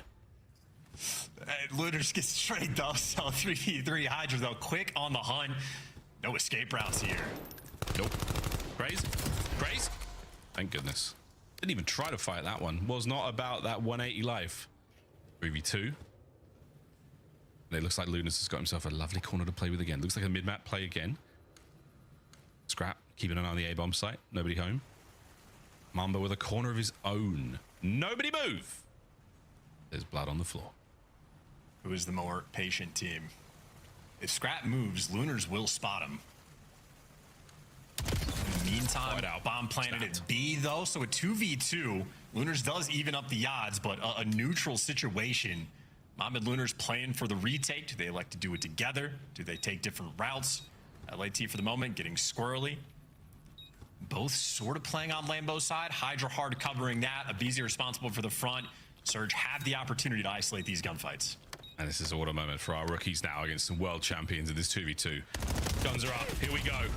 The opening shot's fired, and it is going to be Lunas now for the trade. Can he catch a man out? On the hunt. Lunas gets it done. 15 seconds to spare, and the rookies survive. Clutch up against Tyler Abizi. I'm hanging that on my wall. That is not too shabby. And LAT, honestly, played it well for the 2v2. The moment I said Surge have the opportunity to isolate the gunfights, Hydra grouped up together with Abizi, played there in the 2v2. Lunars just outplays them. Baits his teammate a little bit for the first kill, and if you're going to do that, you have to be able to get the second. Lunars having a pretty monstrous round, all things considered. Great patience towards the middle of the map, able to pick up Scrap. Well, we might have Caster's Curse, Abizi's S&D 2-7, suffering for the moment. Vancouver Surge 1 round away from a dub. Speak for yourself. I didn't curse nothing, not today. Lunas, though. I think he picked up the NPC of Hydra in the middle of that fight as well. Very, very impressive work, Sam. 5-3. This is to tie it all up, boys. Mean shoulders thrown by Hydra, let alone a shoulder. He threw both knees and a feet are in there. He saw it all. Backing up over towards B. No eyes on this just yet for the Thieves. They are going to move now through the backside. Make sure office is all clear. They're going to be good for it. Take your time, Vancouver, but don't take too much time. That stun gave it all away, man. That was a +3 for sure. Here we go. Lunas, keep the spree going. You are in trouble, my boy. Can't get away with his life. Man down. And Craze playing the flank. Needs to make the high impact. Got it. Good for it. 3v2 in favor of Surge. Abizi gets one trade, but yeah, plenty of time. They're going for the bomb down, and we lost the thread. A little bit too aggressive for our own good. Nero in a tough spot. Speaking of aggressive, Nero is absolutely sending it. Yep, that ain't gonna happen. Sprees are dead. And now the spree of the map win, or the round win rather, is over for Surge.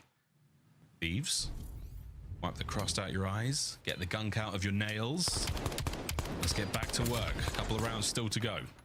Abizi from 2-7 to 5-7. Very strong round, trying to get his team back in the mix. And you see the stylistic difference. All of Vancouver Surge's success on this map just about has been the aggression, has been the team play. They slow the pace down. That one stun, the chunkiest one we've seen this year, lands in their face, and Thieves swarm around you. Vancouver Surge maybe want to get control of the pace back in their favor. And a lot of players grouped up in the hallway. They're going to dominate that. Neem throws the shoulder, sees the whole team. Oh, the stun is great. The stun was great. Still, though, Neem escapes with his life. Beautiful work. And yet, you've played the opening round fantastically, Vancouver. The bad news is, though, you are going to get nothing out of this. Hydra looking for the third man. Not going to happen. The pinches on pinches on pinches. No cheeks are safe. Nero alone in the 1v3. How about that for the Thieves adjustment? Neem sees the strat the exact same way Scrap did a previous round. This time, two players go flying through on the pinch. So LA Thieves playing off the information. Now just need to clutch up in the 2v1. Here they come. Nero. Oh, my boy, nearly did it. Pulling off a big one from their hip, but it is not enough. Now, we go to a final round on Hacienda. LA Thieves. Oh, boy, they've got the fight in them. And this, Niam, it had to be immaculate at that range, and it was exactly that. Here we go. Final round, map 2.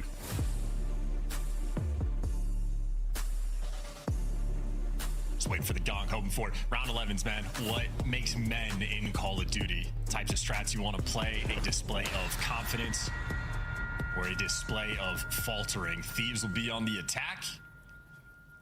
It looks like 3 players going towards A. Hydra will be the island player. All depends on how the opening break goes here. And a lovely nade. A lot of connection there. It's pulled those 3 members of Vancouver Surge across the map. They're thinking about it. But they have not accounted for Hydra on that flank. Mamba. Gets it. That is a massive first blood. The Phenom gone. Looking for a bomb plant here. Not necessarily the safest place to be. Coverage from the inside and the outside of fences now. Thieves, here we go. Mama's making plays, taking so much space, checking out the pinch. She's got the top hallway. They should know exactly where these Thieves players are. Crazy. It takes a lot of lead. He's still alive, though. Pressure now on. Vancouver circling around. Over to A, down low. Watch out, it's a 2-man hit. Scrap. Lines him up. To the pistol. It's good. Last man, Lunas. And he's trying to play from the outside. He's got to get in close. The setup here is so good. Niam, with his knife, doesn't find a thing. Wait a minute. Lunas versus Scrap. And he plays it safe with the good old bot movement. I ain't jumping, I ain't diving, I'm lying down. A snake in the grass bites Vancouver in the ass. It's 2-0. Scrap sunned them through the middle of the map there. Bottom U. Great pre-fire on the second guy. He's down at 80 HP. Nero gets a couple tags in and then just turns and runs away from the gunfight. I mean, you got to get the defuse. You can't be running away in general. So you run away from Scrap, give him this opportunity. You think it's a little bit nervy, but 13 seconds. Scrap wins this 10 out of 10 times. Yeah, this is your scuff play of the game. And that last one, Luna's going high. And it's to the lowest of the lows. He really goes. 2-0, LA Thieves, Vancouver Surge. How close you came. Your major and minor champions, the Thieves, just pulling out the goods there. Big map from Scrap. That 10-9 looking very impressive. 14-8 from Hydra as well. Até o momento, no dia de hoje, ó, a primeira partida eu falei que ia ganhar Miami, ganhou. Segunda partida eu falei que ia ganhar Los Angeles, ganhou. Será que a terceira partida vamos ter o meu 3 a minha terceira vitória? Vamos descobrir. Porque não é tão simples dizer que vai ganhar e vai ganhar, não. Tem suas complicações, galera. Não é tão simples, tem que ser bem um pouquinho, no mínimo, né, como eu sei, né? Lembramos, tivemos mais cedo Pax West no canal.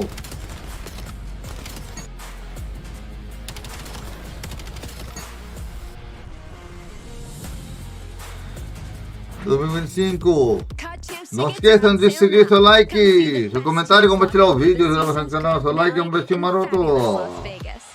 All 4-day passes come with early venue access. Head to phasevegas.com or scan the QR code to get your tickets now. Go pick up the 2026 Call of Duty League Championship Tracer Pack. You can support all 12 Call of Duty League teams. Também estamos com a série do Chef Life Simulator. É, muito bom, hein? At COD Champs, it's more than Call of Duty. E aprender a cozinhar vai ser complicado. Mas vocês que sabem de cozinha, alguma coisa, podem melhorar alguma coisa com Linate. Hello, Nicolinate. Surviving the best escape rooms at Escapeology. Experiencing the immersive art in the Arte Museum. It's you taking a picture in front of the Bellagio water show. And seeing Vegas from the largest observation wheel in the US. It's you and the squad making memories for life. A weekend in Vegas that you'll never forget.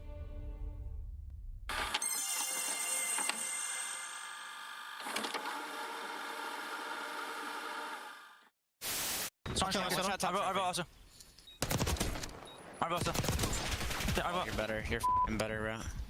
I went to like Vault Door, I think. I've seen this, bro. Oh my god. He's in Vault. You're so much better.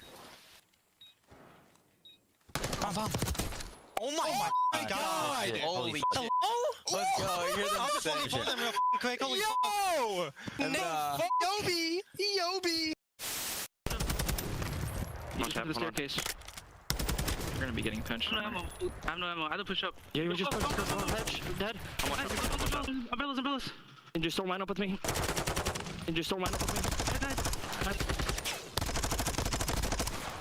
I had no ammo, bro.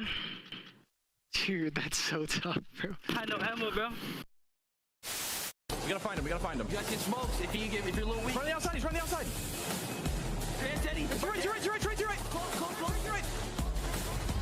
Let's go, baby! Come on!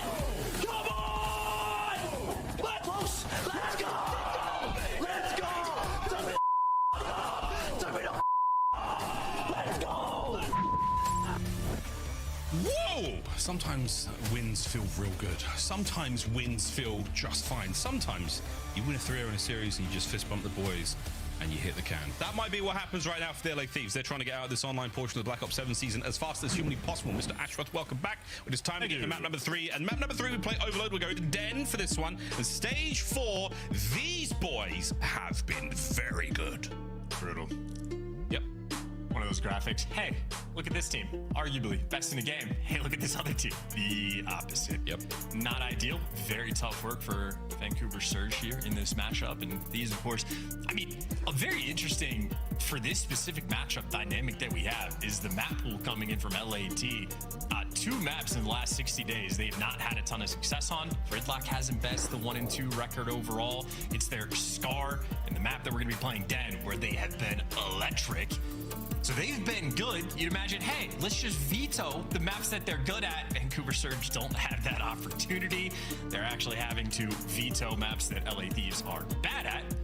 So we're getting a map that they are fantastic on. So very comfortable in this game mode, at least a deep enough map pool that they will always have options.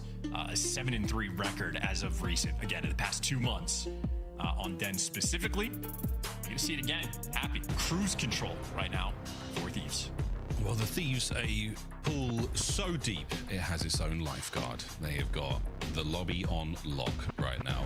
The boys have certainly put a couple behind the goalposts so far in Overload. Craze joining them there as well. So exciting to see if this is an opportunity for the comeback here for Vancouver Surge. Again, the odds are firmly stacked against them, and we will actually be going to... Yeah, something's happened there. Hydra's something going on. We'll find out. We'll find out what's going on. Game crash, folks. We'll get back to this one ASAP. Looks like Abizi's going to be hitting the toilet ASAP as well. When you got to go, you got to go. But it doesn't look like Hydra's game has crashed. We'll get back into this one as fast as we possibly can. Charles, Vancouver Surge, a squad like this. I mean, are you expecting a huge amount from them at the Paris Major? What's the threshold here? You know, every single team has different level of expectations to it. What would we define as successful for this Vancouver Surge team at the Major? Anything less than top 4 would be poor. If they're in top 6, or what's the range here? I honestly think a top 6 would be great for a squad like this. I mean, again, looking at the standings, looking at what we are going to be seeing in this competition, for them to creep into that top 6, I think would be very, very good. I think that would be very, very much outside of, you know, where they're sitting right now alongside their old pals Cloud9 at 0-5 and 0-3 respectively. I think a top 6 performance out of Surge on land would be insane. Okay, so top 6 is the standard, and the question is, do I think they'll have that level of success? Not really indicating that that is going to be the case. The series hasn't exactly proven too much. They have a couple keys. You know, Mamba's had some great looks. They've all individually had their moments from time to time. Ultimately, 0-3, shaping up to be an 0-4 here against Thieves. And I believe their final series against Heretics might be the type of one that decides whether they'll be able to make an impact at the Major. Maybe Heretics in a bit of a weak spot. Opportunity for this team to capitalize. Right now, just trying to get locked in. The Thieves players during the break, taking those quick routes, a little bit of pep in their step, the energy to get that hydration break rolling through. These guys a little bit more time on their phones. A bit more time just trying to have any sort of vibes or success for the next map. And looks like the lads have returned. Neum and Scrap there in our current break. If you have just joined us, there was a game crash. I think it was Hydra's. hopefully get that one back online as soon as possible. The headsets are on and butts are in seats, which is a wonderful thing to know.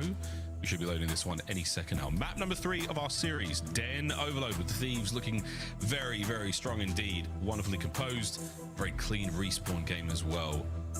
They're getting it done, ladies and germs. It could be a 3-0. Here we go, Surge. We're going to be seeing something from you here. But again, the Thieves, chance they've just been those guys online. Both the minor tournaments going their way. The lands have been strong as well.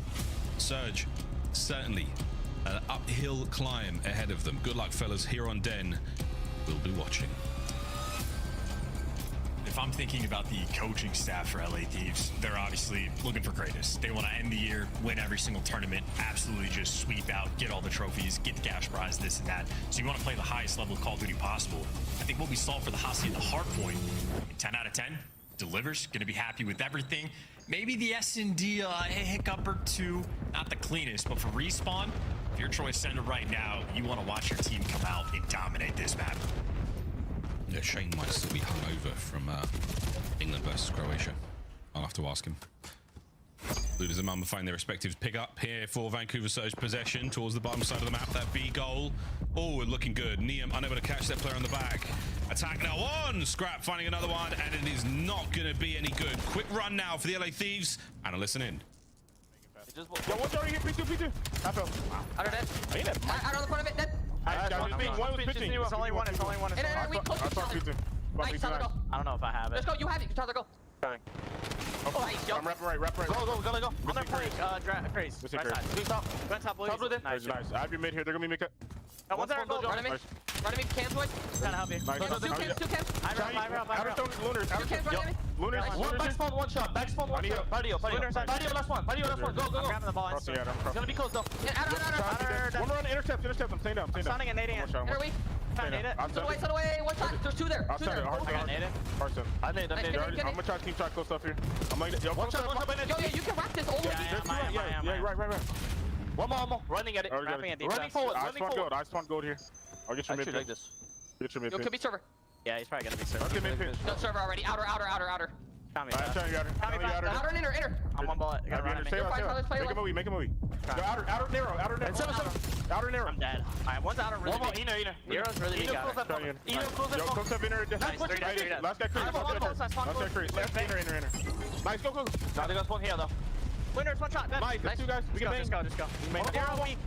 Spawn left, guys. Nice, spawn's left on us. Just stay out. I have mats for you. Yeah, get it. I pushed your base. I'll just hold the ball from right. Go. Yeah, two. 3 dragons. 3 Back up. Yeah, you can fake it though. Just back it up. I'm literally in I'll fake it. Yo, one just done. Nothing mid. On the point. Taking it right. I'm coming back now. I have one shot on the point now. A bullet on the point. Literally one shot on the point. Nice. Dragon weak. You can tell him. He's on the point. Where you at, Tyler? Back over. They're gonna wrap it. Make sure you wrap right. Make sure you wrap right. One's gonna be gold or some shit. That's a really good listening from the Thieves. Both Scrap and Neum, outstanding calls. Chance, you made the words there, brother. It is all Thieves from here on out. Directing traffic, great vision of the game, fantastic communication, no wasted space. It is absolutely delightful. Hey, getting out of Scrap, we're just watching him like develop as a player. Always been an elite slayer, but even now out of game seems to be a fantastic player and teammate. And the fact that Neum, the rookie's doing the same kind of thing, continues to impress. Yeah, very, very solid work. Human UAV comes to mind right now. Scrap on the way towards it. Shots in from Neum. Safe, left-hand side of the map. All good right now for the Thieves. Forward they march. Is their wonderful work of containment. They lock down an area. They play it so well, and player after player finds their way forward. Scrap on another spree. Trying to keep this play going. Still for the Thieves. Wicked work yet again with the Jaeger. Scrap, undeniable right now. Shout out Lunas and the Caster Curse. Hey, hit those shots with the pistol while stunned. Not an easy thing to do at all. Hydra on the pinch, shooting players in the back. So much easier. Still not the easiest thing in the world, but now they got the extra body. Scrap wins the outer lane gunfight. Vancouver Surge just cannot find themselves in the right position. LA Thieves truly running them over. Yeah, absolutely. Holding them at bay. When it comes to the attack, they are lethal moving forward. LA Thieves, yet again, another strong capture. With a minute spare here in the first half, they are 3-0 up. And it is not looking good for Vancouver Surge. Single-digit kills for 3 of them. Luna's barely holding on at the 10 and 10. Right now, it is the Thieves on Den. Playing their positions extremely well. Neem, the overseer up the device. It's a great stun from Craze to root him out of that position. So an opportunity for Surge. Grab the device, get a little bit of control. You just got to get past Hydra. Hydra, the detonate there, slowing things right down. Connection good. Pounces magnificently, looking for the next few. Coverage on his right-hand shoulder, sweet. Hydra, 4, 5. The slide, oh my word, nearly finds the next. And we're looking for the 4th. Space to play with though by the top side of the map. The read is there by Surge. Can they get in position to stop this one? The defender's now on the run. Neum, good for 1. The trade's complete, and that 4th and final goal will go through. A perfect first half from the LA Thieves. And a look of disgust on Hydra's face. Always fun, the banter between him and Scrap. But as stated, especially so from the listening, extremely efficient Call of Duty. This is a moment where Scrap's calling out to Abizi. You absolutely have it. I know the timing of the kills we've gotten. I know the pace of when they're coming off respawn. I know you got that free and clear run. A couple like rap battles being played as well. The way Den is developed, very interesting over the span of this year. And I think we're to the point now, we don't see as many extensive raps like Thieves just displayed, but they were getting tricky with it. Great execution virtually every single time. And I think if you're looking at the minimap or even looking at it from Surge's perspective, they're not entirely out of position or making like bad reads. They're just like that split second behind. And that, of course, results in a very punishing 4-0 beatdown. Well, Vancouver, we need to see you seriously take this one over in order to win it. With a nice clean pair in the middle of the map. Nero pushed back towards Couches, waiting for something here from the back line of Vancouver Surge. Now at full strength and they have staggered yet again. This is going to be 3 players up for a moment. Bottom side of the map now starting to flood forward. Craze heavily damaged, gets away with 1. He's staying alive as best he can. Here come the reinforcements. Nero from the stairwell. Is enough to stop the capture? Indeed it is. Scrap will lick his wounds, stay alive for as long as he can before the rest of the boys make their way forward. Recovery now for Surge. Now on the front foot. Quick reinforcements. Great teamwork and trades. Hydra for the entry. He gets traded out. Neem with the follow-up, and that stops that push in its tracks. Nero with a good pickup, though, on the pinch. Well, you had Thieves in full control playing the rack game. This is looking way more scattered for Surge, not able to control it in any way, shape, or form. Mamba left alone by himself with the device. They just did not know, at least as a team, where they wanted to go. Here comes number 5, Scrap. Up close and personal with the MPC. The 5th goes over the line. It's 2 for Scrap, 2 for Abizi, and Hydra has 1 as well. Well, Mr. Overload, though, Neum, who we law-dumped quite heavily previous series, has yet to get involved on the scoreboard, but disgusting work either way. Aggression there, and the play surely should come to a close. Nero goes on a big 2, but again, it is desperation defense here from Vancouver Surge. Their side of the map, that is the heat map for them right now.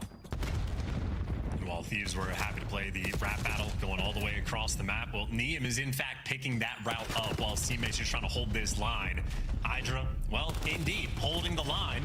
I mean, you're just holding the vice. You're doing absolutely nothing with it. This is standard gameplay rolling through. They're getting nearly every single kill, but it's not going to be enough. It's a pistol versus an NPC at close range. Neum shreds them. The reinforcements were there, and Vancouver Surge just do not have the goods. LAD is playing them like a fiddle. Great cross up. And immediately now to the other side of the map, and you've overwhelmed the lone defender. Now Luna's all on himself. Oh no! You're not locked in here with him. He managed to get those kills. You know where I was going with that one, chat, but the kills are sweet, and Vancouver Surge has survived. There's a little bit of trickery from the LA Thieves. Big man Scrap, 24 and 18. Looking for a couple more here. Abe's got him covered. Another line of defense here. Set and stone as Abizi lets nothing fly by. We're not letting go of this play just yet. 2:15. It is becoming fast. Possible for Vancouver Surge to get themselves back into this one. The series might be over in a few moments. An elite level teamwork and decision making rolling through. Scrap trying to find the timing because he lost the reinforcements on the back end, but he just pushes that device further and further away. This is exactly what you want if you're a Thieves fan. Extremely happy for how the team has played. Elite level teamwork coming through. Obviously high level skill players winning every single gunfight. This is, I mean, what you expect if you're trying to win tournaments towards the end of the year. This is the level you expect your team to have. Clinical. Scrap covering his own stairs. Oh, there's the stoppage. Is it enough to get over the line? Surely will be. Neum gets himself onto the board. Lovely stuff. Everyone there from the Thieves finding their kills. Everyone getting it done. And now the top side of the map. How big can Scrap go? The answer is massive. 3-piece. That could be the goal. Number 7. We are licking our lips in anticipation of the run. And this will be Scrap for his hat trick if he can get it over the line. And it's in. Ladies and gentlemen, what a play. What a map and a series now from the Thieves. And potential rare 8-0 on the cards. Maybe you've only had 2 or 3 this entire year. Thieves want to have their last online overload being ended with a stamped, emphatic fashion of easy. One gunfight to win. Can't quite get it done there with the pistol. 50 more seconds for Thieves to do the damage. So they've done more than enough damage here. Pinches on. Scrap surely won't survive this. And an attempt for Vancouver Surge now simply to survive the embarrassment of that no donuts here. Oh dear. Last man down, and with pace and with tremendous wind in their sails, we go home. Hydra's second and a perfect 8-0. And I lip read that one. He said, bang. Well done. Well done, LA Thieves. What a clinical game of overload that was.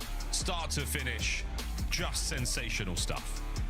Truly a tune-up game for this squad. Don't have to play with too much pressure. Get to be comfortable. Means your teamwork needs to be on point. They absolutely deliver.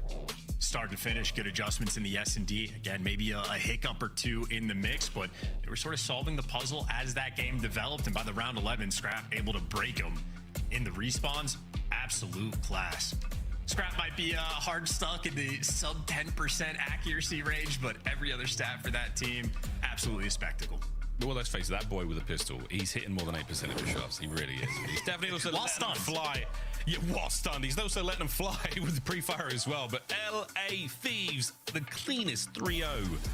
That Hacienda was the only sign of life we had for Vancouver Surge, and that was snuffed immediately. Wonderful signs for them going into the Paris Major. They'll be packing their bags and getting on that plane with a big old smile on their face and their hearts full of confidence. Absolutely rightfully so. That is that, ladies and gentlemen. Desk ass whooping.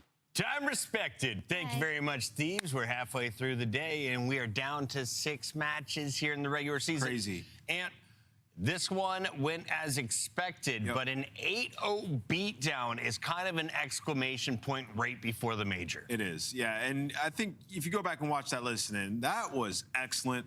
Like, our best team in the game, a lot of our squads can learn from that, particularly the teams that are at the bottom. Like, this team is calming like that while they are blitzing you, beating you 3-0 at the time. Like, Scrap is directing the troops. You know, people are asking questions, getting them answered immediately, and they're forming team pushes, like doing multiple things at the same time. It is awesome to watch a team get to this level in the season, especially with such a tumultuous start that they've had. But yeah, since bringing in Neum, they have been absolutely electric. I mean, he's getting stunned and still hitting shots like that. Is there anything he can do to slow this team down going into the major rally? I really don't think so. I think the way they're shooting right now, I mean, you can just feel the confidence in literally all these gunfights. Like, we already knew the kind of ego and confidence that Scrap has, and it feels like it's kind of like infected the rest of this team slowly but surely. And going on to that listen-in, I mean, also, like, you can't ask for a better situation than your rookie to also be, like, basically leading the comms as well in that listen-in. He was extremely vocal. He was leading and telling them, like, hey, guys, like, we need to try and hit this rally. We need to give this up. And so for a rookie to feel comfortable enough to do that in a situation like this, I think, like, there's just no other team in the league right now that could really put up a wall in their face. There's going to be a lot of French fans cheering on that young man. Hydra returning to his home country, gets to play in front of the largest audience in CDL history, potentially, and they are doing it with the #1 seed. At 5-0, the only team capable of a perfect record gets the job done. Yeah, they just reached that point where, you know, the game just slows down for everybody because they're in all these repeatable spots that they've talked about. They know exactly how they want to approach every situation and push. So it's easy. It's like, hey, we talked about this. We've done it perfectly so many times. When it gets here, I can just do it just like that. I don't really have to think about it. Thieves on another level. Allie, when it comes to the map pool, I know that the Thieves are starting to test some more things and starting to expand.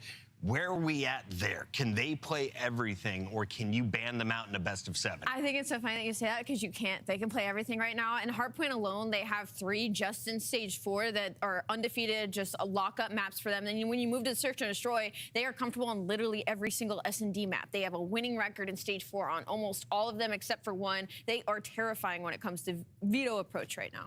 And final thoughts here before we bring Hydra in for the Monster Winter Spotlight. Yeah, I mean, it's their tournament, right? Like, just got to show up and keep playing like this. I believe that they can, and it would be crazy going back to back. It's going to take a moment to get Hydra on the line, so go get yourself a glass of water, a new Monster. We'll be right back with Hydra in match number 3 on the day. It's a Super Saturday here at the CDL.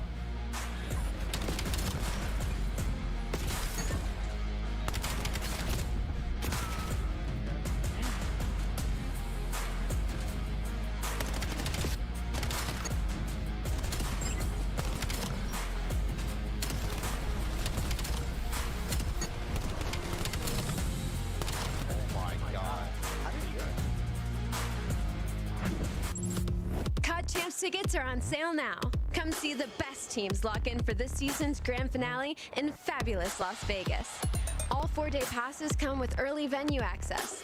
Head to FazeVegas.com or scan the QR code to get your tickets now. Scuff, official controller of the CDL.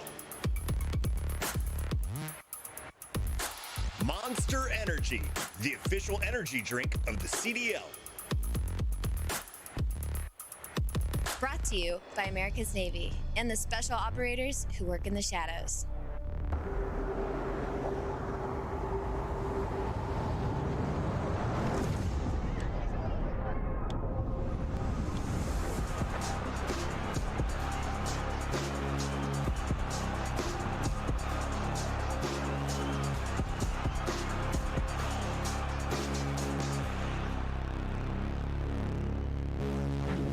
Welcome back to the final weekend of the regular season. We are joined now by Hydra in the Monster Winter Spotlight. And Hydra, we are about to head to your home country. The first time for me in 20 years going to Paris for Call of Duty. Talk to me a little bit about this event. How excited are you personally? Probably the most excited I've ever been playing a tournament, to be honest. Playing in front of the, my crowd, my people. It's gonna be great. And have you been talking to a lot of people back home? Is there anyone from high school or anyone from your family that'll be coming out to watch you play live? Maybe my best friend, but most importantly, my girlfriend and my mom. Most important one, my mom. So. There you go. Mama Hydra. In your life. There we go. Hydra, I want to ask you, you've entered the final parts of the season the last couple of years with a very good squad. All those teams have had chances to win the big one. Obviously, you've done it before. Where does this team stack up compared to those squads at this point in the season? Well, can you repeat that, Dean? Where does this team stack up to some of your former squads in the form that they've been in entering the final tournaments of the year?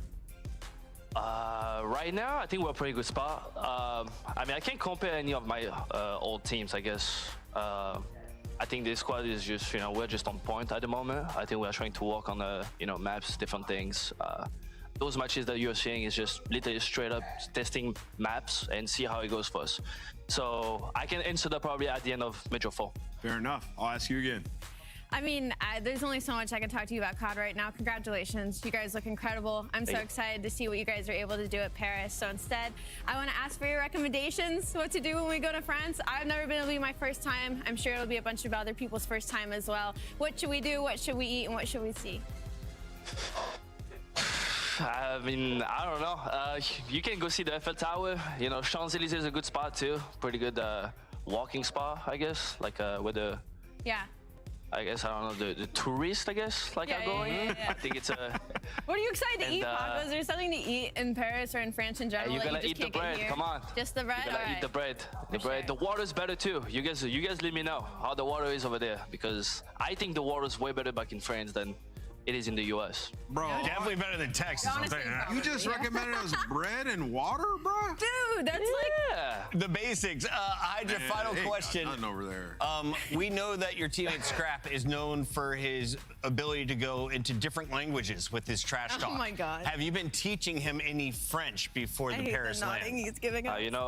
He was already knowing French before I did, I guess. So he was saying "oui oui" to Rambo 2 years ago. I was not even on the team yet. And then final question is, how do you say "where is the bedroom" in French? Where is the bedroom? Où est ma chambre? There you go. There you go. Scrap, you heard it here from your teammates' voice. Everyone in chat, take that home with you. For now, we got to say goodbye to Hydra in our Monster Winner Spotlight. Congratulations again. For now, thank you guys. Break time. When we come back, it's Optic about to take the stage. They're 2-2. Are they headed to the losers bracket? Koi's looking to send them there.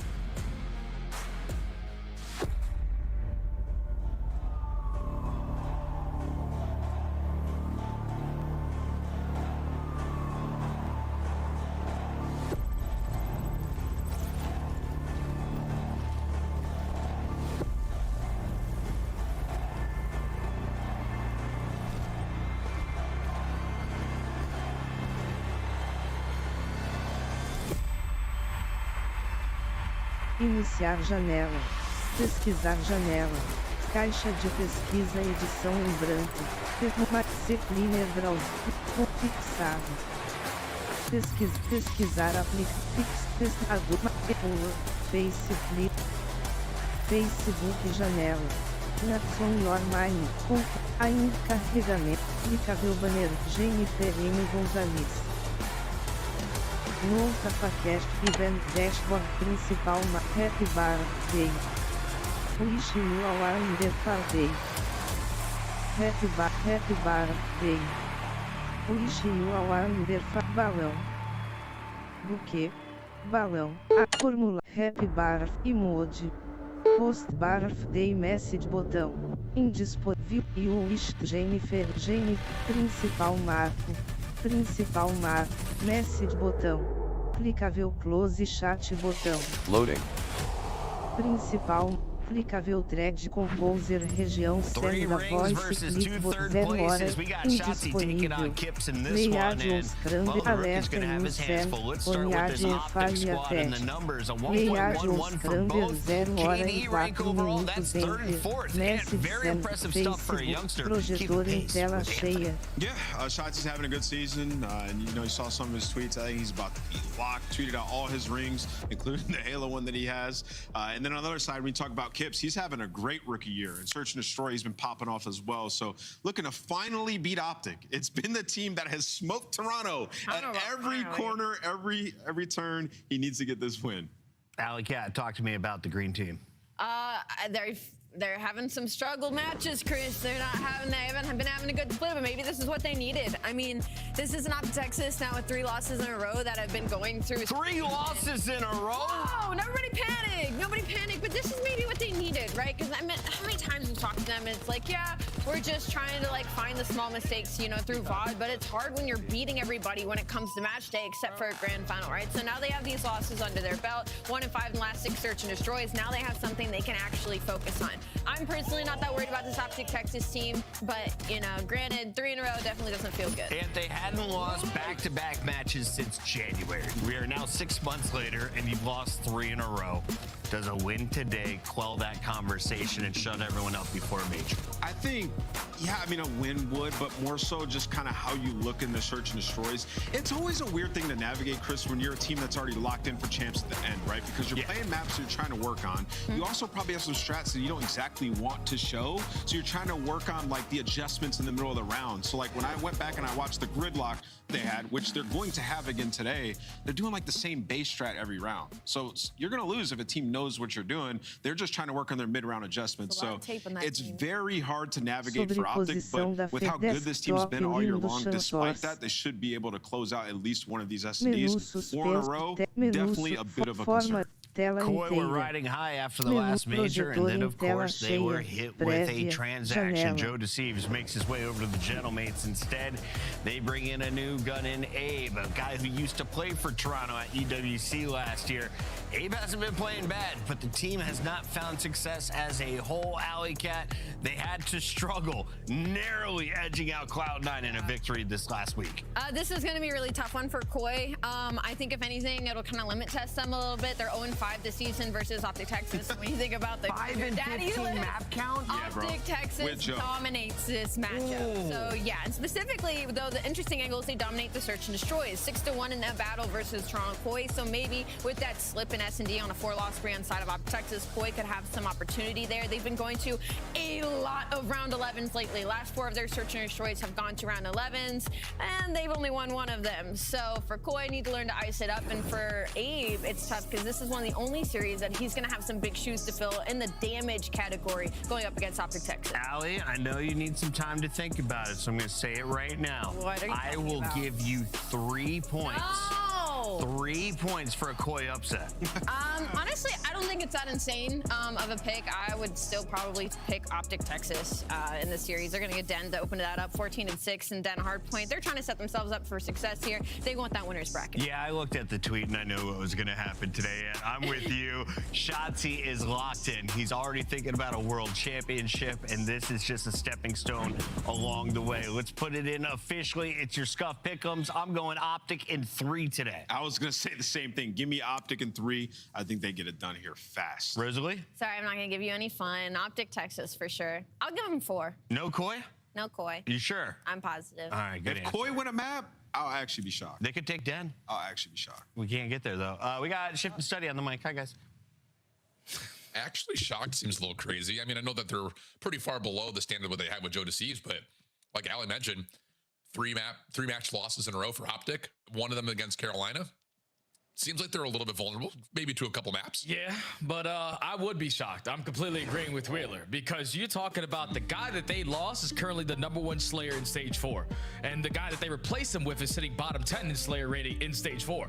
So I don't understand how you even think that you remotely have a chance if you are any Koi fans, because even with an MVP candidate, we pushed them to the Game 5 and we still wouldn't see one go through the hoop. They struggle in hardpoint versus team, they struggle in search and destroy versus team, and I think that's the only option for Koi to try to beat this squad is through the SDs, because Optic are on a 4-loss streak in that game mode. Doesn't matter if they get the first blood, they're still throwing away number situations like it's the beginning of the season. So I think if you are Optic, a team coming off of 3 very tough losses, this needs to be a 3-0 without a doubt.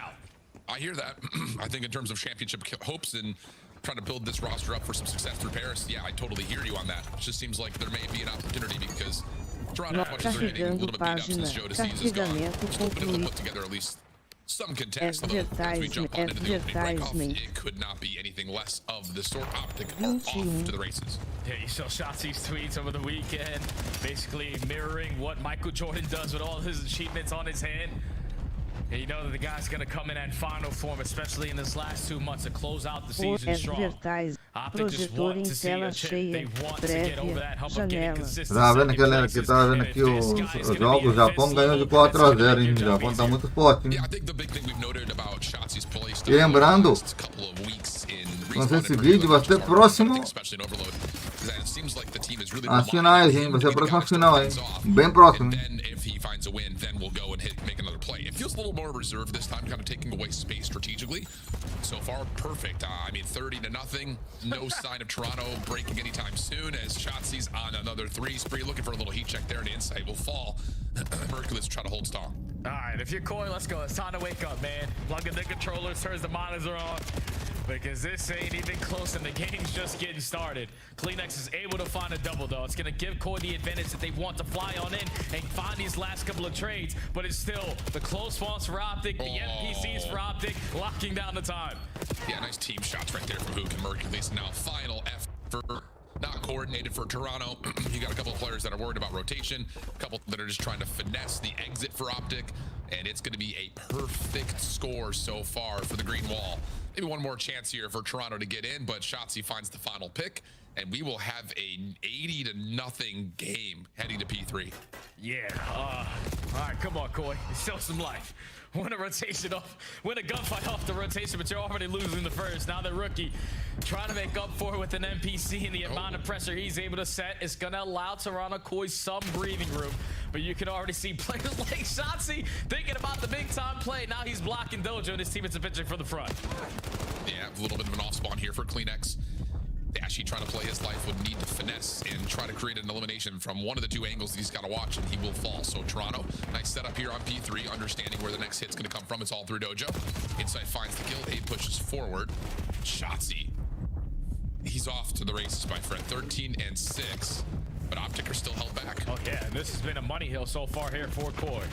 Just trying to keep themselves in the fight, trying to gain some momentum going over towards the P4, because this is a good chunk of time to get. But if you could chain these kills with this time, that can make your rotation even better. But Optic are just going to cut their losses, set up at the P4, which is usually their money hill. Yep. We saw them on this map earlier in this qualification stage, trying to get a little bit too cute, trying to do a little bit too much.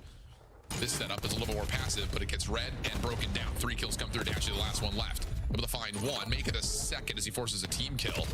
But Toronto will still get the spawn. Back into the hill.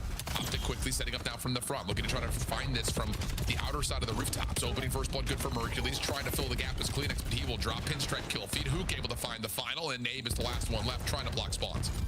It's good trade there from Optic, working so many different angles from the outskirts to mid-side server.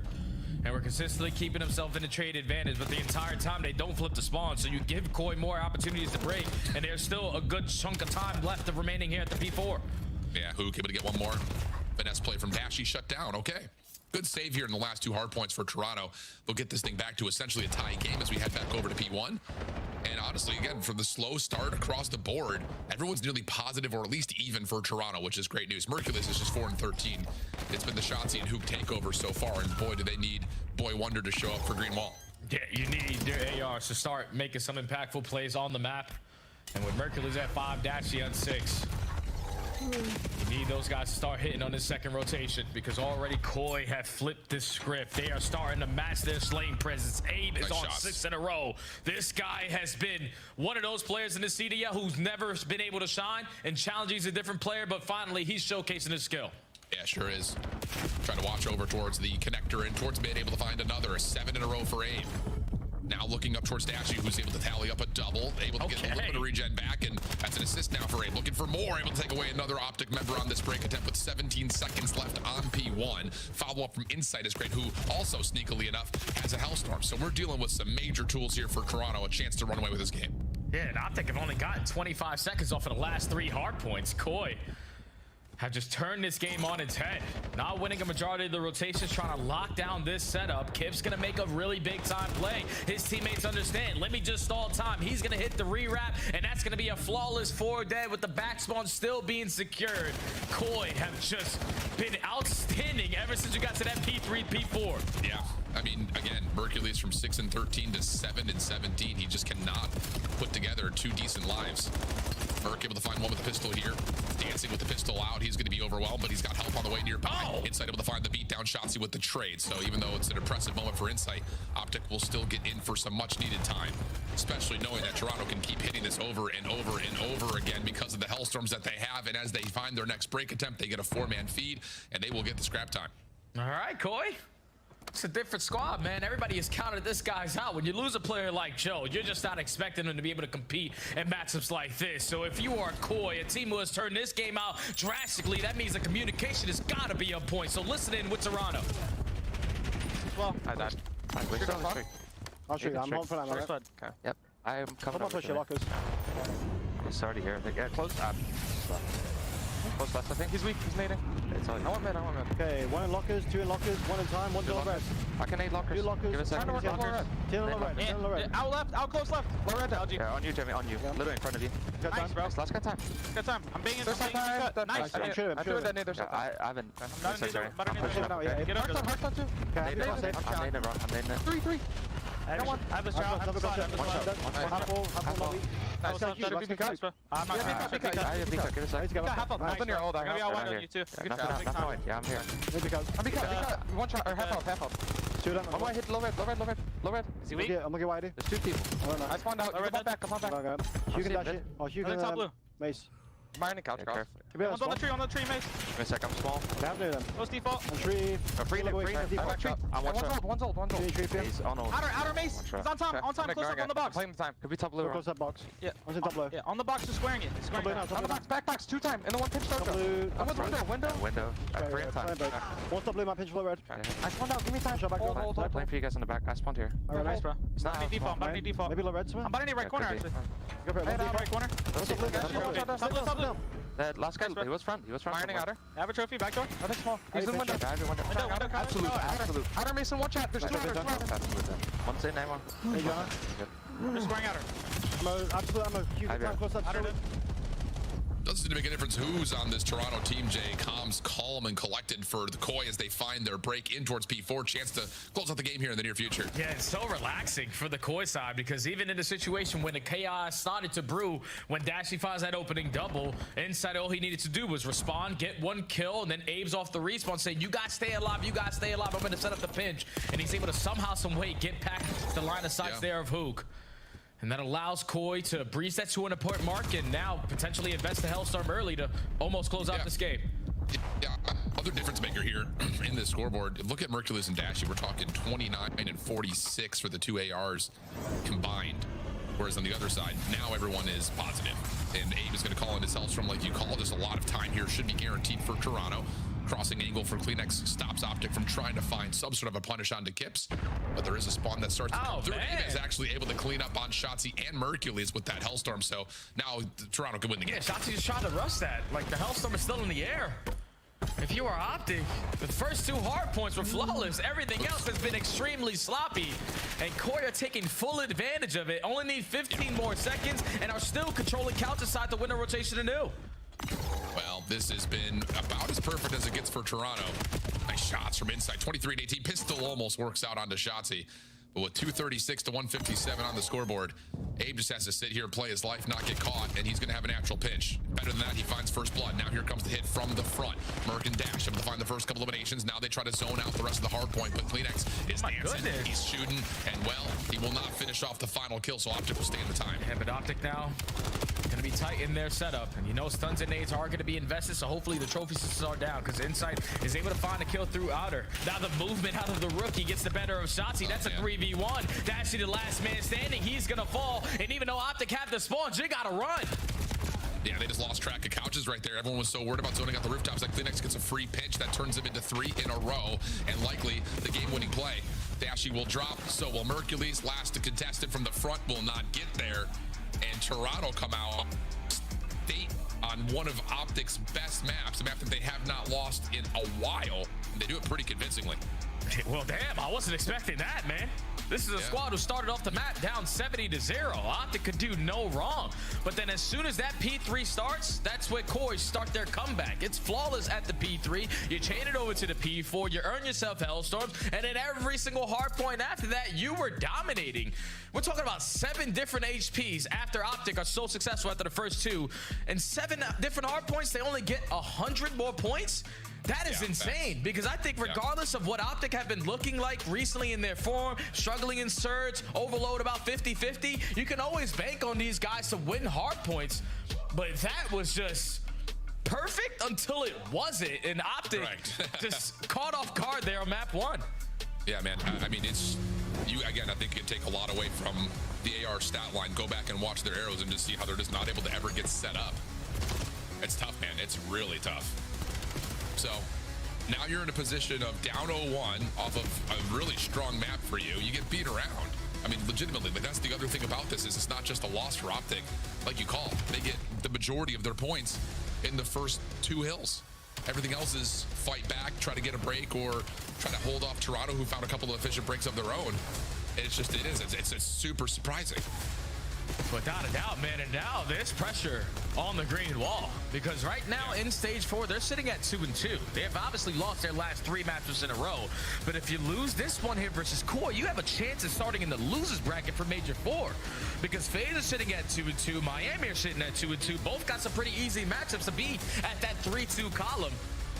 And if you're losing hard points with the way that you've been looking in recent form in Search and Overload, oh yeah, green wall, you better sit the hell up. Yeah, I'll say.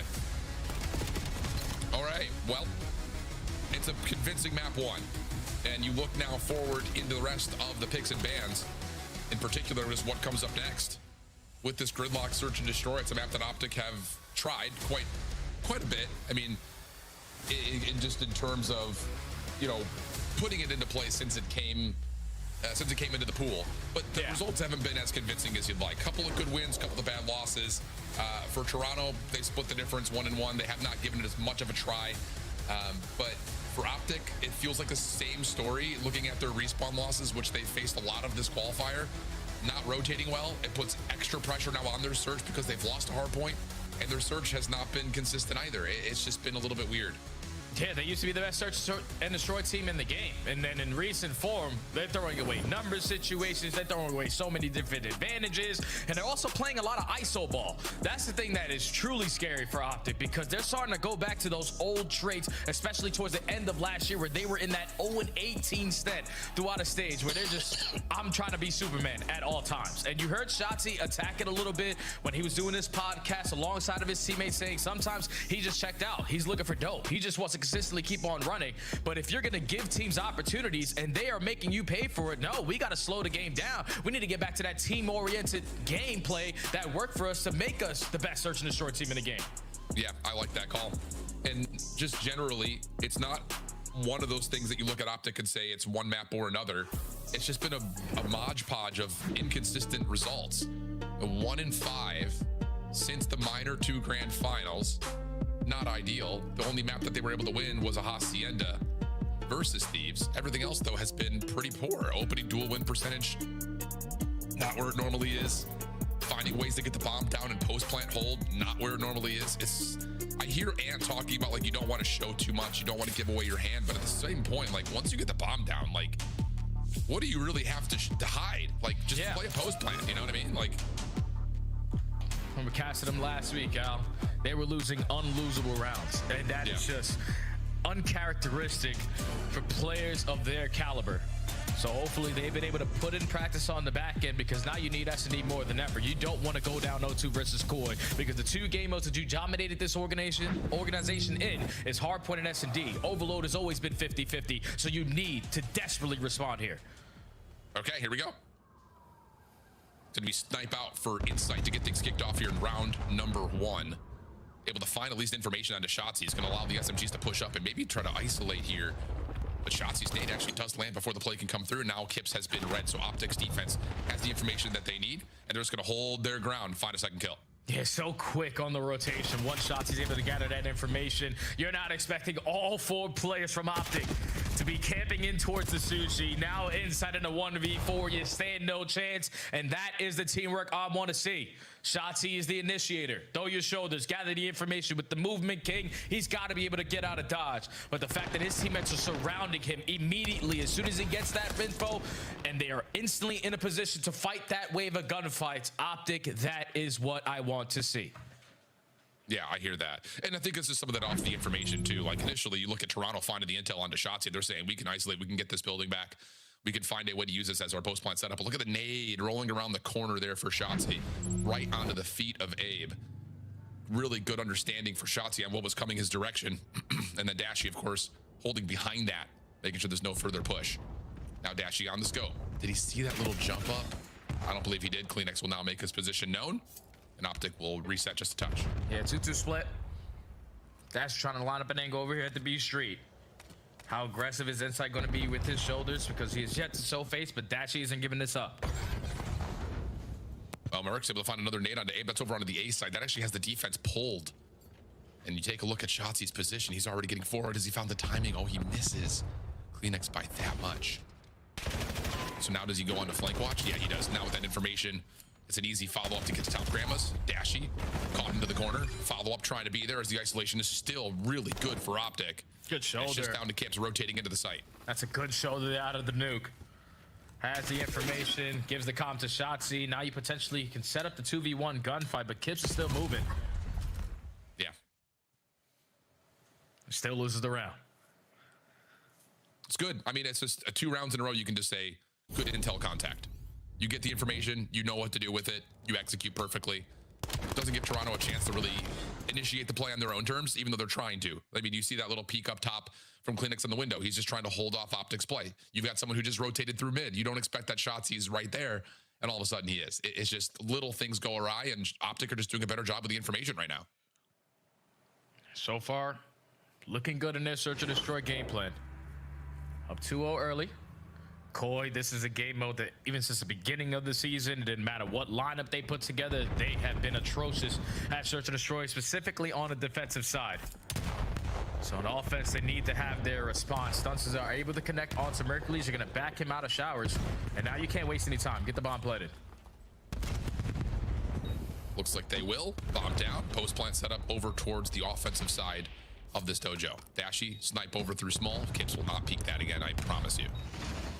So now Optic has to try to regain their way back in. They've already gotten through the small door. Smoke allowing them to get a little bit of an entryway on towards this site, but Kips has eluded these players, jumped right behind him, find himself two. Abe the third, and then in and out of the smoke. Nowhere to go. Nice shots from Kips.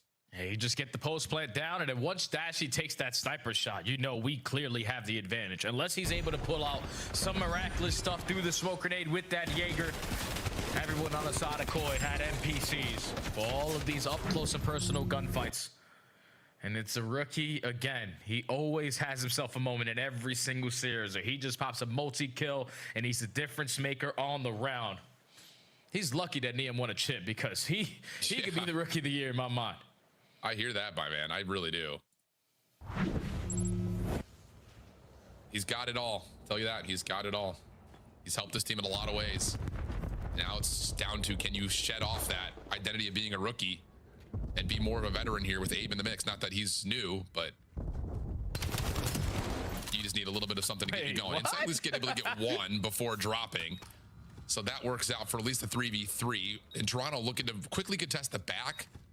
And Shotzi with an SMG may not be able to read this from the first play, but he's in a good spot to follow up. Yeah, and Abe is taking an extreme long route. Dashy thankfully does not have a sniper, and he's also able to gather that information. So Abe is potentially going to get isolated, and he rushes the play, doesn't really allow his teammates to cause a distraction. Now it's 20 seconds left. Just value your life. Well, Shotzi pulls up the scope, hits Kips. Should be enough for Optic to feel pretty comfortable in this setup. Kleenex, yeah, this is about as desperate as it gets. SMG from the top side of the milk truck. Not going to work out, and Optic staying really clean here in the search and destroy. Yeah, they just find the opening, man. Insight usually loves to snipe over through that B street, but that time he's not showing face very early into the round, so Optic just take the space away. And the fact that Insight is still able to, you know, come through Ice Cream and find the kill is insane to me. But you drop that snipe in Ice Cream, and Shotzi picks it up and makes it look even better. He's got the star on his face. He's unbelievable. What if we did stars as like how like the Buckeyes do their helmet stickers for players? Okay, but what would the stars indicate? I don't know. Good place. Right. You can ask Ann. I'm not an Ohio State fan. Kips finding a little bit of pressure here already, trying to establish some presence at the top of A. He's not able to find what he wants, and all of a sudden Shotzi is in. Now he gets to pick and choose his timing, and he's just gone right by.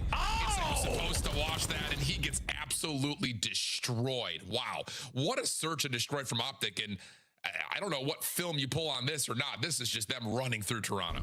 Yeah, and then Shotzi just doing Shotzi things, man. I feel like every time I cast Optic, I'm basically recycling all of the words that I talk about when I'm talking about this young man, because there's just no way in hell he should get away with this. We're talking about Optic just trying to push them back, showing some facing towards showers to not give up the free bomb plan, but these are plays that you know Shotzi loves to do. His teammates cause a distraction, and he banks on COD timing, and if you are inside, you can't play COD timing there because then you get destroyed, and now Optic are up 3. Feeling like a little bit of runaway. Need a response for Toronto in this round. Dashy looking for info.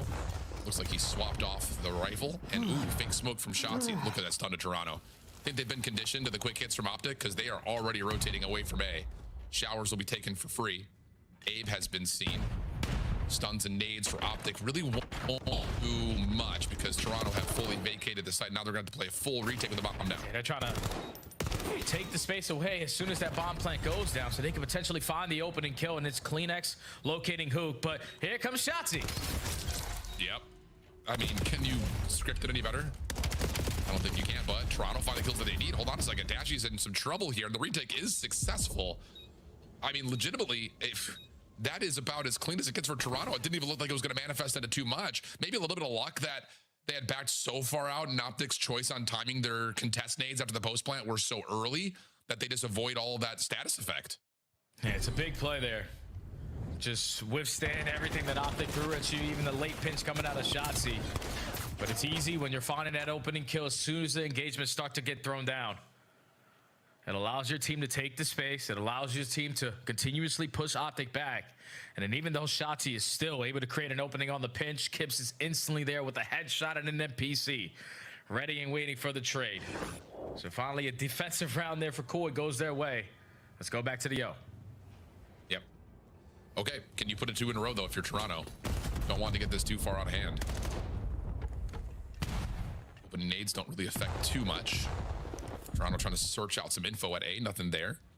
And Shotzi's floating around B. Kip's kind of doing the same thing. It looks like they may want to try to nade out Shotzi, see if they can isolate him, but Shotzi's repositioned.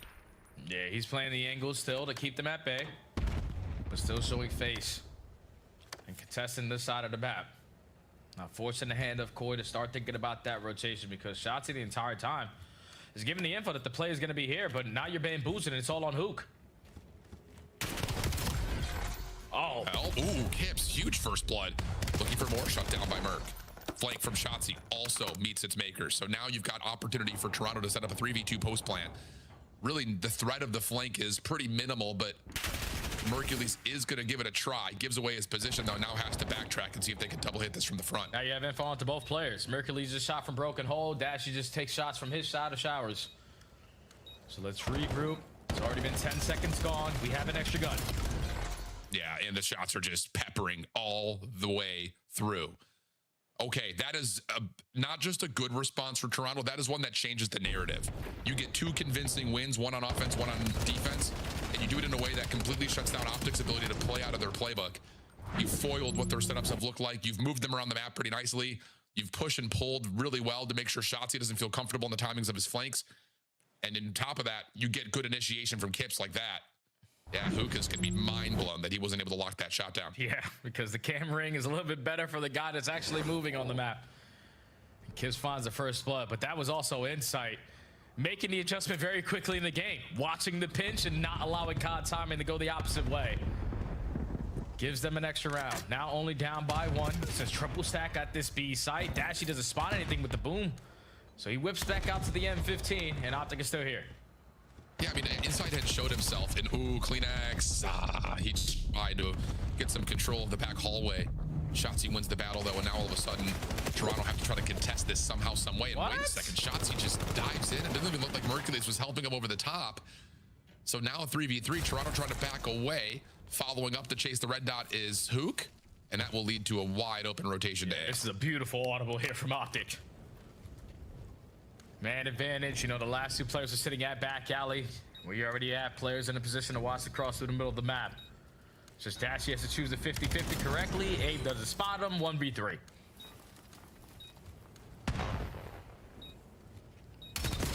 Well, he has a chance here. First one's free. He's on 5. 5 in a row? Yeah, you might want to stop and just wait here. I mean, he's still a little bit too far away from a Hellstorm, I think, to really fully consider it. Oh, and he almost gets Hook. I mean, a bullet away.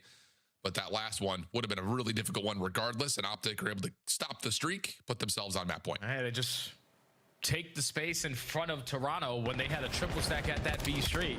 Shotzi's able to go unknown. Even though he gets the first one and he's quickly traded by the Eagle Chow through back alley.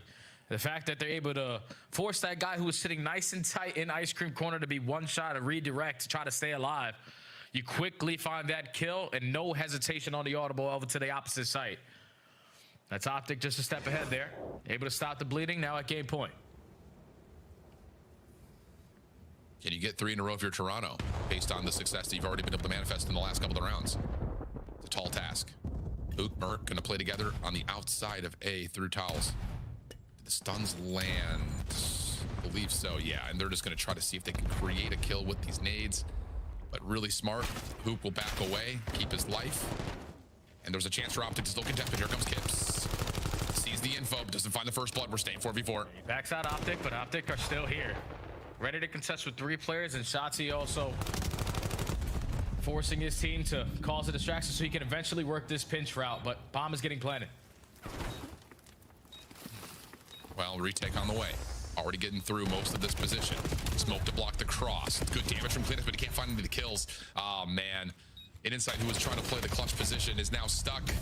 And even though Optic had a lot of low health pools, they were able to survive through every single one of the gunfights and take a 6-3 surge after really just controlling it from the get-go, Jay. Really good surge for the first time.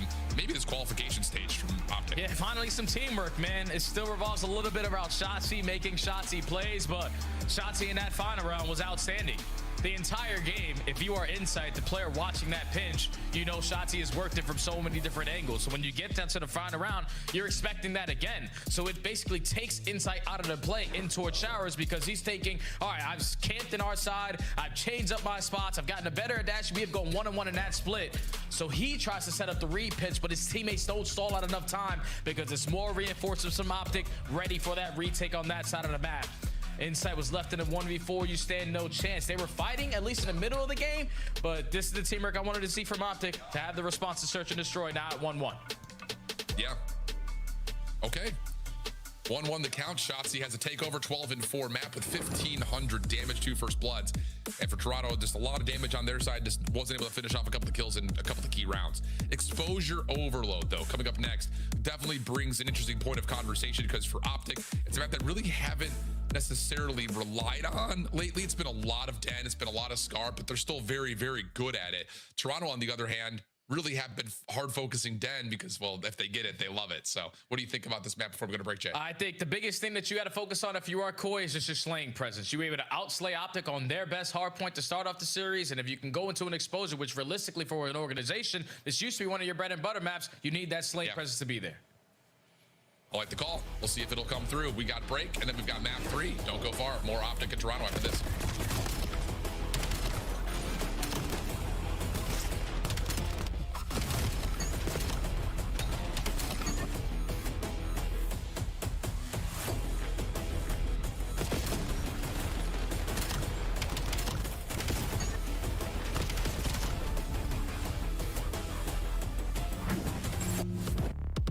Black Ops 7 returns to the Esports World Cup this summer.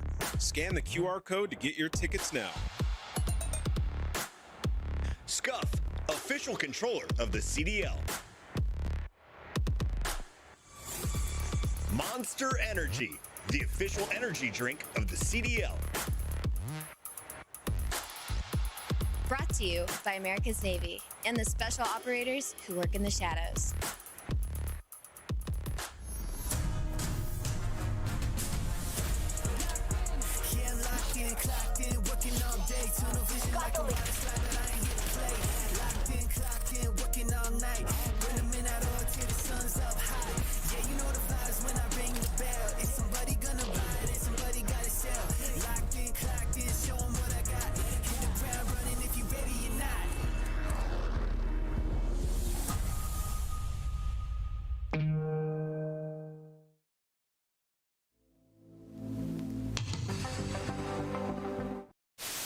I've got to go with the New York subliners in this one. FaZe warmed up the subliners. Go vibe check, bro. Dang, man. Paco has carried me in a rank. I'm going to go with the New York subliners. That's crazy.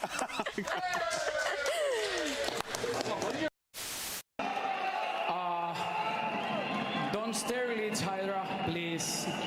Holy. Billy, lie. But what the hell? What the hell is that? Wait, that guy's bowling. Wait, he's watching bowling. Look, look. You see, he's watching bowling. Yeah, what the fuck? I gotta troll, bro. Wait, is he trolling? Wait, is he trolling? Wait, he has to be trolling. Wait, is he trolling? He's gotta be trolling, right? Wait, he's gotta be trolling, right? No. That's not right. That's an Easter egg from the CDL. Oh, do they have flag? Oh, they got flag.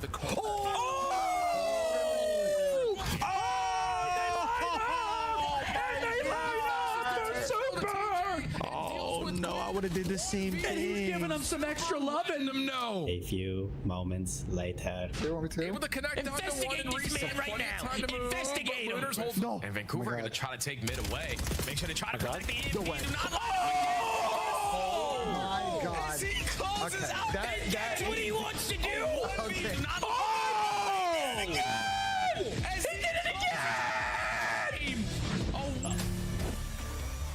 Welcome back there, friends. We are jumping back into the mix, but taking a look back over what has happened in Challengers Elite. We had ourselves, well, another beatdown, another Project 7 team, whether it's P7 Notorious or just Project 7 in general, not being able to get through. Some of the younger guns in the mix for Omit in the EMEA stage. And I'll tell you, I mean, I wasn't so sure after watching them in stage 3 if they were really going to do too much in terms of like actually holding their own, but I'm eating my words. Yeah, like just looking at the two names at the top of the list, these are guys who are walking in the building for the very first time. Big shout out to Coach Benjamin Bance. I feel like all the best coaches in the league right now, or just in challengers, are the guys that have that objective mindset to lead you off, because they're always going to play for the win. And the fact that he's got players like Ethan, players like DK playing at such a high level very early into their COD careers, because this guy was just a Rocket League Pro 2 months ago, and now he's potentially the best submachine gun in challengers. Ethan and DK need to get their shot next season, no doubt. Unreal. I mean, those numbers are so silly. Like, I'm just thinking, it's just like, how do you go from being a pro in a game that has nothing to do with this one to then putting up numbers like that and winning championships? It's I don't know if we've really ever seen anything quite like that. We've had like the Halo transitions and stuff of the nature. And we had a Fortnite guy, thing, you know? Like, yeah, Fortnite and Splitgate, right? Are like the only other two that like kind of put themselves in the mix. But Rocket League, yeah, insane stuff. Yeah, because both those other games are shooter games. Rocket League is just get the ball in the goal. And this guy just strictly with his movement and his slaying presence, Ethan, is unbelievable. Literally unbelievable. So I know there's been a lot of talks about that guy potentially getting added, especially to end out the year for potentially one of these lower echelon teams. But if I'm Ethan, I'm waiting to get my shot next season. I hear that. Can you get a visa? Can you do it? You should do it soon. With his talent, he also, should be. EWC. Yeah, as a EWC will be a big opportunity for him, pending, of course, that they make it. That's still not a guarantee. Let's get into the overload, though. Exposure on the way. And already a good map presence here for Toronto. Abe does get shut down. That'll help Optic get their feet underneath them, but a hell of a break off for the Koi. Yeah, but the good thing for Optic is at least they get the 3 players to spawn over at this PE point. So exactly where Koi wanted to rotate, Optic are ready and waiting. Now, if you're a core, you're waiting for the rookie to make the big play. He finds the opening kill. You're going to draw the attention from Optic to watch the pinch. And this is where, realistically, we should be committing, but Optic get a couple kills, slow you down. Okay, that will happen. Nice hook, able to follow up under a little bit of nade damage, and then turn that into a third. Shut down from finding more than that, but Optic can have a chance, at least somewhat of a chance, to potentially grab the CMP, but it resets just before that happens, and Optic got map positioning. Yeah, that is a nuke out of Abe's weapon. So now all of a sudden, you kind of look over towards Toronto regaining space, but Shotzi has gone unnoticed. Which will break first? Yeah, Shotzi's going to guarantee a kill in this spot. Though, definitely quickly traded, though, from Kleenex. And now with Hook only having a pistol in hand, he's going to quickly fall down as well, and Koi get the stop that they want. And they have mid-map control to go with this, so Optic, no breathing room off the respawn. Look at Kleenex. Yeah. Ooh. Oh, you just have to wait. You just feel a moment. As soon as you see players crossing and Shotzi's sitting in a corner, you just have to know he's about to make a play. And that indeed happens once again. Slow posture here for both teams, working on things, but not quite able to get the setups that they need. And the same thing is kind of happening right here. You've got Kleenex making a forward play, Hook trying to make a forward play, but now Toronto coming away with a couple eliminations. They're getting stuns over towards Dashy. He needs only shots. He's the last one left. He will fall. A defense going to be required. At least for Optic, they get a couple of players to spawn close, but you've got Abe close by to try to find these kills. Insight able to get an aid that lands. Insight trying to slide his way in, and he will be able to get over for the first score. This is perfectly played there from Koi. You know that Optic are going to take the slow and steady, try to catch you off guard approach, and they will lock down every single long route and turn those kills into the first score. So now the reset comes down over at the solar panel side, and then Shotzi with the opening kill, EMP on the approach, and Optic quickly tie the game. Nice job. Counterattack always starts to come through, especially when you get that A with an EMP up top towards tank. So The notes are simple right now, I'll tell you that, Jay. So looking down at my paper, is this legitimately they had a battle for mid-map, turns into Toronto finding a couple of key kills. They have to score at A, instant counter cap, and now an opportunity maybe for Optic to get a first dominant moment, but Hook, he felt like he had a low health pull onto inside, tried to force it, and you can see what happens in the minimap. Toronto able to spawn right back up and force. They're able to grab the EMP before the reset. Now they just need to deal with this Optic play through mid-map. Maybe easier said than done, though. Yeah, Mercury's still alive.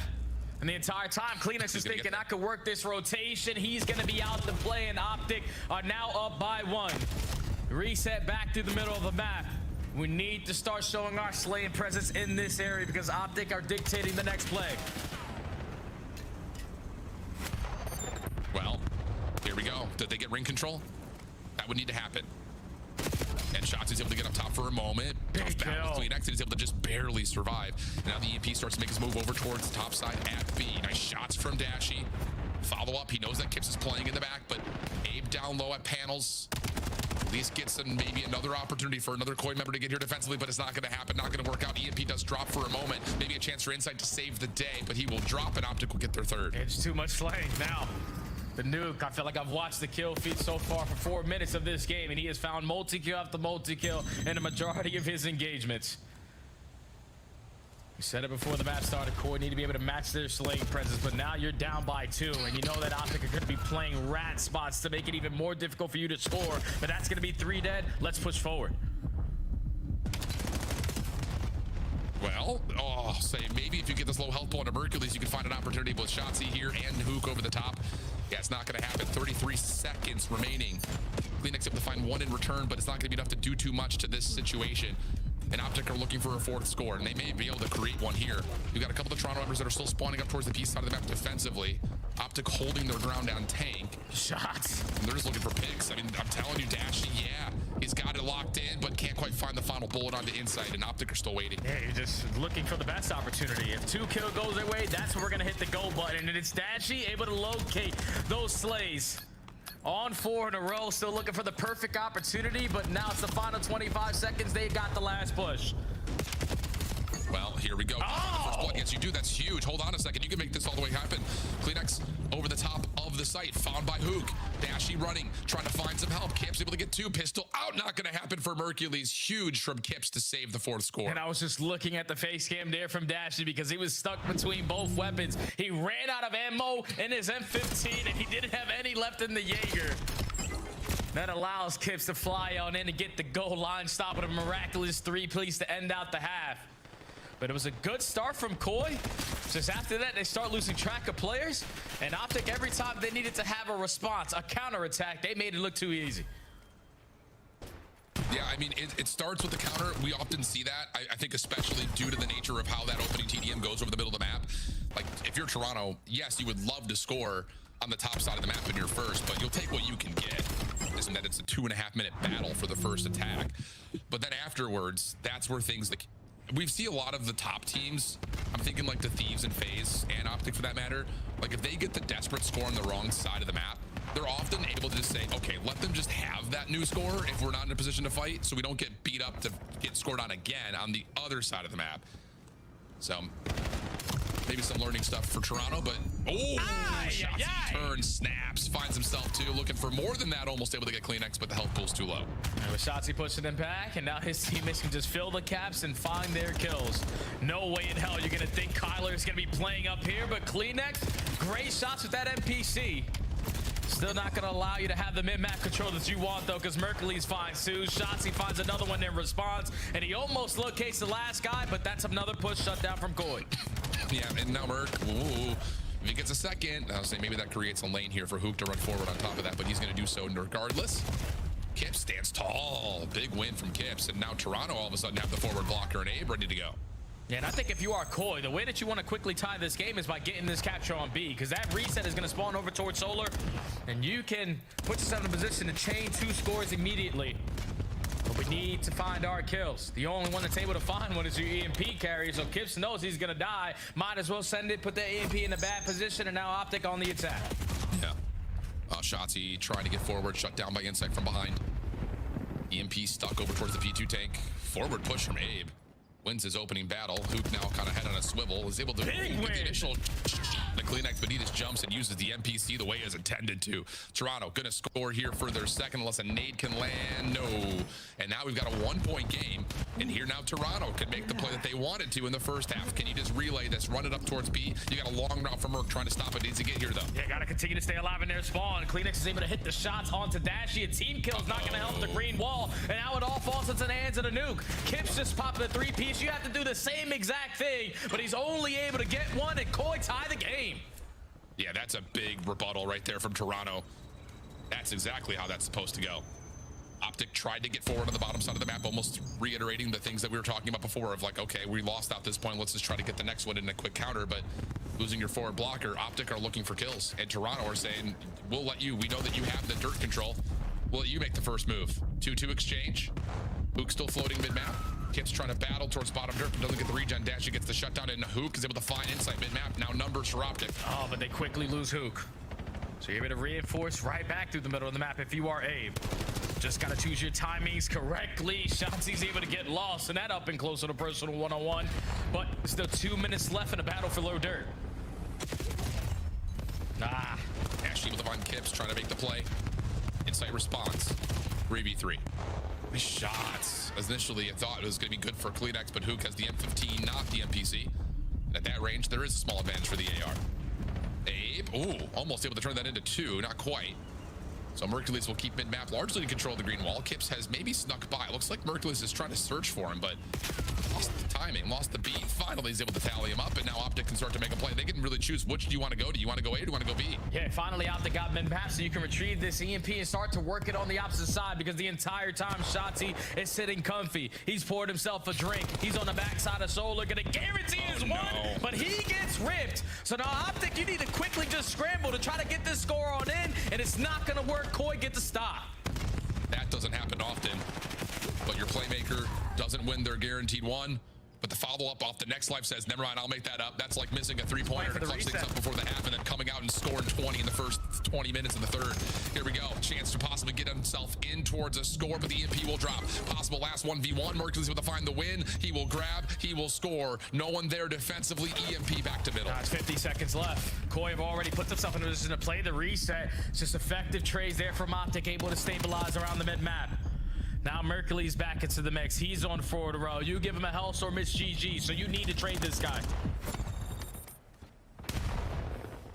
Well, Abe is going to back away. He's the only defender for Toronto at B as the spawns are down towards the A zone thanks to the EMP showing itself there. But it doesn't make a difference. You don't have to score here if you're Optic. You just need to not allow Toronto to. How passive do you choose to play? Well, Kips, that's a big first shot. Dashy delaying, good nades, good utility, trophy to keep him safe. Maybe a bit of an over challenge there with 13 seconds remaining. Optic are going to be in defensive statures here as Toronto will get the EMP and have a chance in the overtime. Oh, he doesn't earn himself that Hellstorm, so Koi are going to have this final push brewing. But you can already see on the minimap, there's a player that has gotten lost. You need to go because Shotzi's behind you. Yep. And you get that kill from Hook at mid-map. So Shotzi gets the freebie. It just all works out perfectly based on the positions of the SMGs constantly staying forward. You slip the net. Toronto in panic mode. Can't cover everything. Hook gets you the cut. Shotzi gets you the flank. 4-3 win for Optic. Yeah, not as dominant as I was expecting it to be. Koi was putting up such a great fight. And realistically, they gave themselves a lot of opportunities to potentially win this game. But when it came down to the clutch moments, Optic was just a little bit better. You walk away with the overload. You continue to at least get better in this mode. And I love to see stat lines from everyone on the side of Optic, because even though Shotzi goes negative, the amount of space he was able to create, the amount of focus he's now putting on Koi players to make sure they don't lose track of him, creates all of those other spots for his teammates to now pick up their slaying presence. And Optic looking like that squad again. Sorry, just on the mute button right there. I was just got to finishing up my final note on the overload, just looking back. You know, for Optic, one of the things we've constantly talked about, just to give you the layman's terms, we've been talking a lot about how Shotzi is constantly, and I don't know if this is like him saying he's doing this or the team believing that this should be their set identity. Shotzi is the one to get around the back and create a play. If he doesn't do that, we have to set up defensively or just set up more reactive. It has to be Shotzi to find the first available positioning for us to build an attack. I wouldn't say we felt that today. I mean, yes, there were a couple of moments, obviously the one that we highlight where he's in a great position, doesn't win his gunfight, but this felt more like the ARs getting into a position to lock down lanes, stopping from Toronto from getting too far forward. Yeah, there were a couple of times that Kleenex were able to, but I just felt like I had more presence out of Dashy and Mercules this game than maybe you would have felt normally watching an Optic overload. Yeah, we didn't have it in map number 1 out of the ARs. That's why the game started to get away from them. But in this game, most specifically, that has usually been the struggle for Optic. When the ARs aren't allowed to be as comfortable as they find themselves most of the time, then the overload starts to rely heavily on what the SMGs can get away with. But if AR is able to provide a little bit, that's where Mercules, his slaying presence is going to be felt, because that's the only mode that's truly holding him back from potentially being in the MVP. Because before the meta change, he was outstanding. But ever since the NPCs came into the mix, he still hasn't been as comfortable as he used to be. But if he's still able to bring his slaying presence, it should lead to wins for Optic, especially in that game mode. Agreed. Well, let's take a look at how Optic has done so far against Toronto. I mean, there have been a couple of mismatches in the league. The first notable one is, I think, the Miami versus FaZe one. But Optic have a tremendous advantage versus this Toronto team.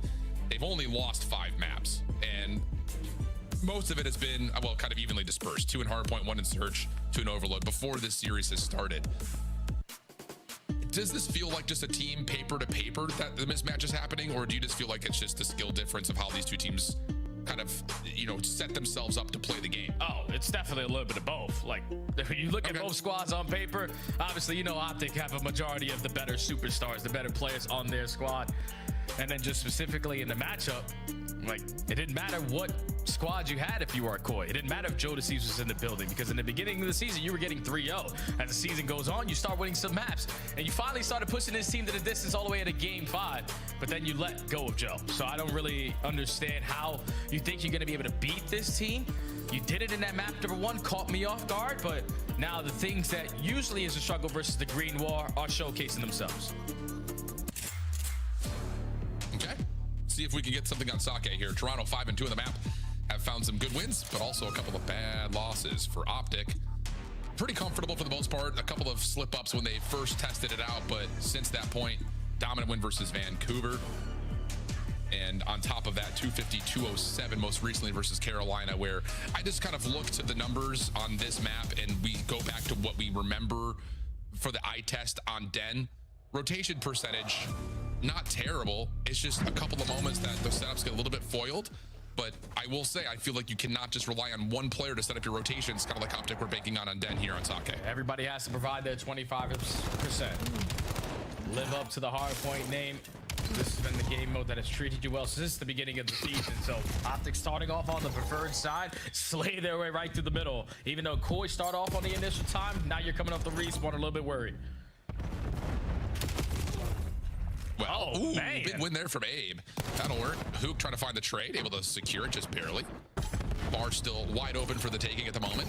Mercury's able to set a foot in. Site says not so fast. Let me see your ID. He's not 21, promise you that. Shotzi, Hook, give it the follow-up though. Now an opportunity to work in towards Abe, but he shuts that down, and all of a sudden you look to the minimap. Toronto already putting pressure on rotation with multiple numbers. First battle here for Kips. You have to stay alive, and whoa, better than that, he wins the gunfight. Inside helping on the cross. Gives now Kips one more chance at a low health pool of Dashy, and Toronto will win the rotation to 2. He just keeps on making big plays. He spawned over at the warehouse side with about 30 seconds left and had so much trust in his new team that he just stayed alive on that side to guarantee the spawns over towards new, and then he gives you 2 off the rotation as well. So Koi off of the back of the rookie making big time plays, win the rotation, and currently have it on lock. Yeah, this opening zoning. Ooh, I say Mercules, if you find 2 there, it may move this Toronto setup around just a touch. But look at the round coming out of Kleenex. Damn. Making his way back over towards Bar. Good win from Kips again. He's on 3, but it feels like he's on way more than that, considering the impact of shutting down the play from Optic. And Toronto are going to get full 60 here. Pretty comfortably on top of that. Pressure now on rotation. Optic have to respond. That's why B2 is always going to buddy Money Hill. Even if you don't have any trophy systems, all you have to do is just be the team there early.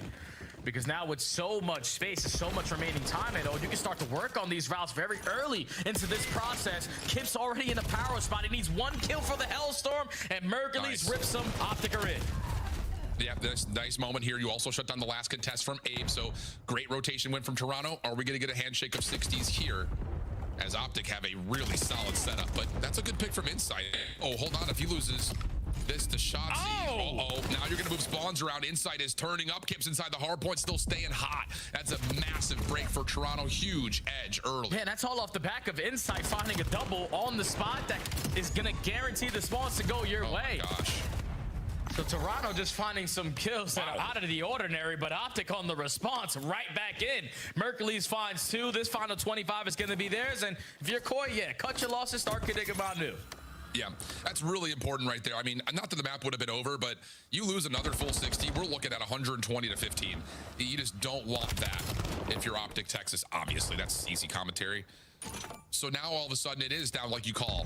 The rotation play from Toronto. And look at the setup. If you were to take a screenshot right now, look at this. It's forcing Optic to spawn all the way at the top.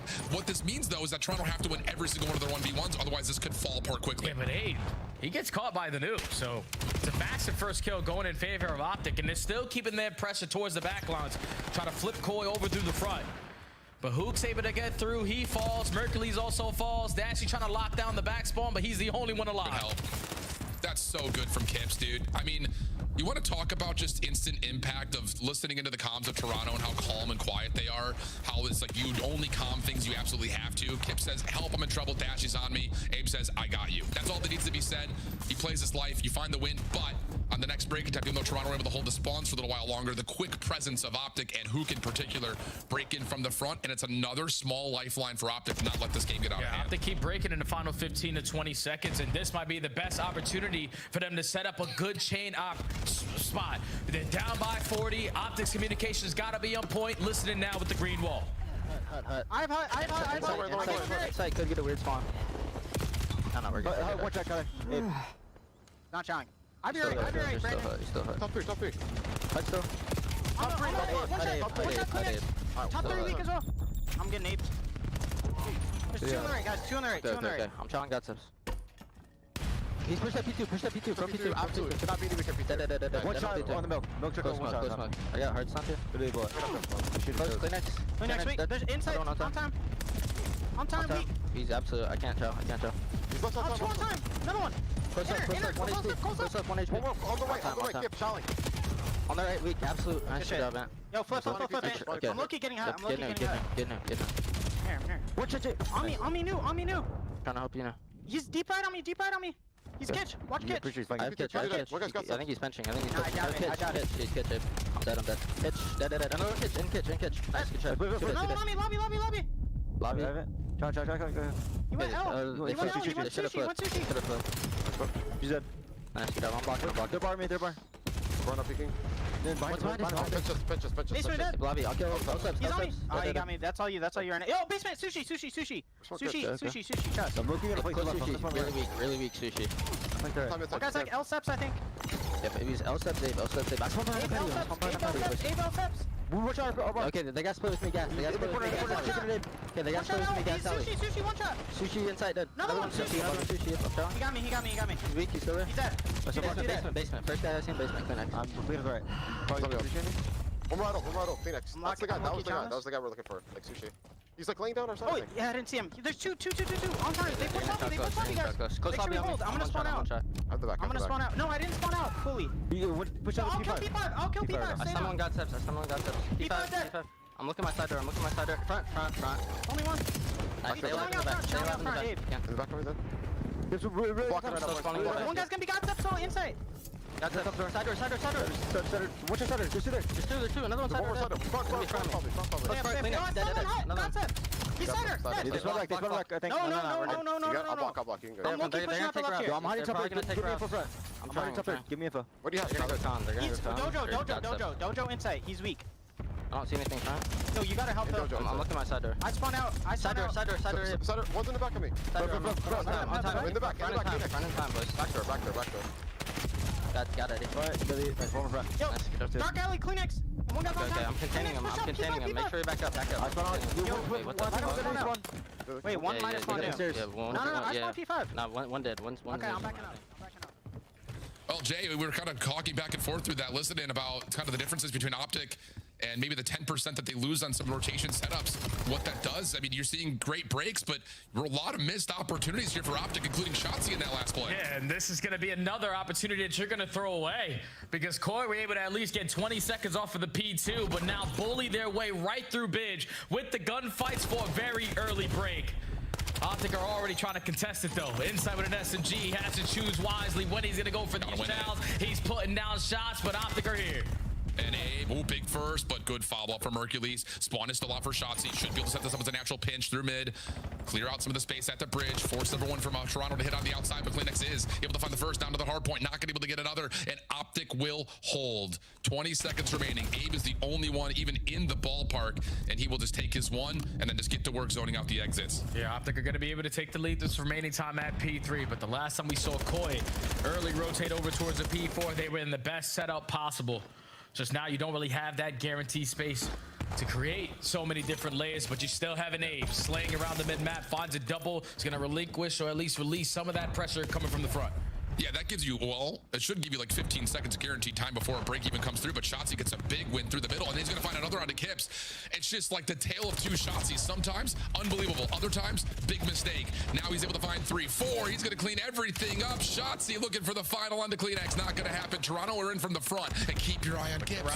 What does the rookie have for us? Able to find one over the top, looking back over towards the bar window for a little bit of assistance. Now the last one will drop in Toronto, able to get in.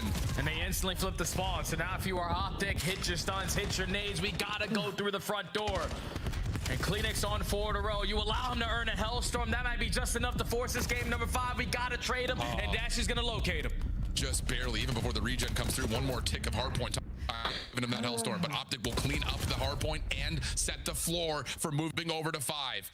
Lean a little bit further forward, friends. Our Monster Energy match today is looking feisty. Abe, big win through pit. Gives Toronto a chance to reset and put themselves into a position to try to break this from multiple points of ingress from the front, and they're going to find the opener. Yeah, and Abe is thinking, all right, I got to kill top mid. It's going to force at least one player from Optic to watch the pinch. They lose those engagements on their first break opportunity. Now Optic trying to create some more space. Dashy gets called. You're still finessing if you are Kips, and now your teammates are here. Starting over, here we go, all the way back into it. Toronto able to give themselves 4, and now taking the role of the Travelers. Optic Texas trying to find their way back in towards this hill. You do not want to just let this 25 go for free. Able to find a couple of key eliminations. Can you find a way to clear out Kips on the high ground? While nice shots from Mercules, but doesn't finish the kill. Hook respecting that he needs to keep his life, trying to slide out at the right time, but it's just all a little disjointed. Toronto not really able to get the time though. What looked to be a comfortable setup, a lot of this time goes to the game clock. Yeah, but even if they're not getting the time, they're consistently keeping the Optic track towards the backside of this warehouse. They can't get any space through the middle of the map. The only one that's so far pushed up is going to be Dashy, and now he's the last man standing. Koi need 26, make it 25 seconds to force game 5. Dashy trying to travel in on the white horse, and the Knight will hit. Able to hit one. Shotzzy, Hook, still trying to work around the backside of the bar, but they're both going to drop. Mercules has to hold tall.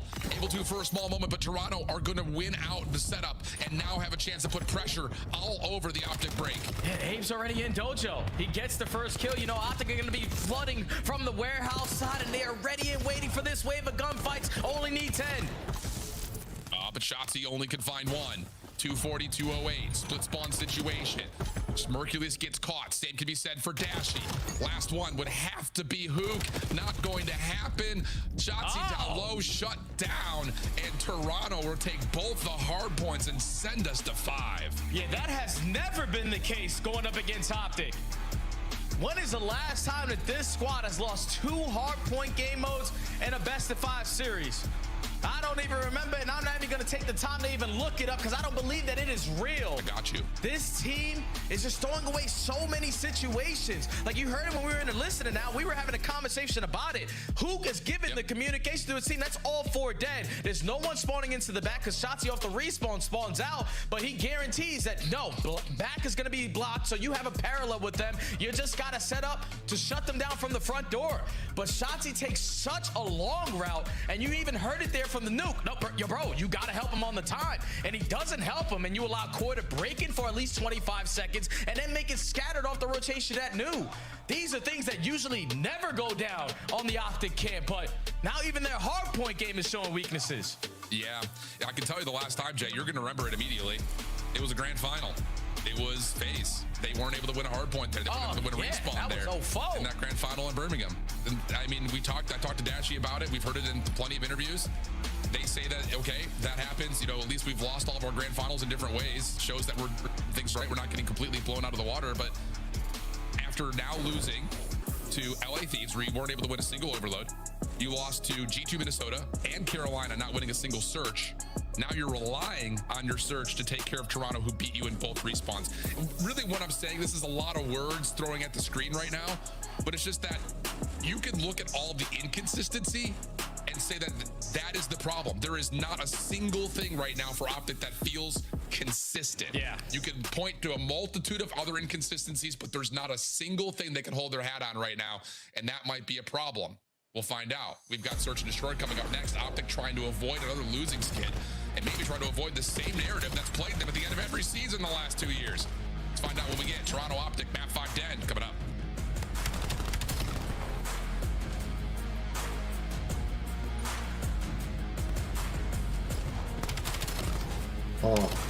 Ainda pode ter. O Toronto venceu o Texas, hein? Pode acontecer a virada, hein? Tá 2-2. Ele tava ganhando por 3-1, 3-0. Eu tô podendo ele depois por 3-1. E foi diminuir. O Toronto tá chegando. O problema é desempate. Vamos ver no que dá aqui, hein? Vamos ver no que dá, hein?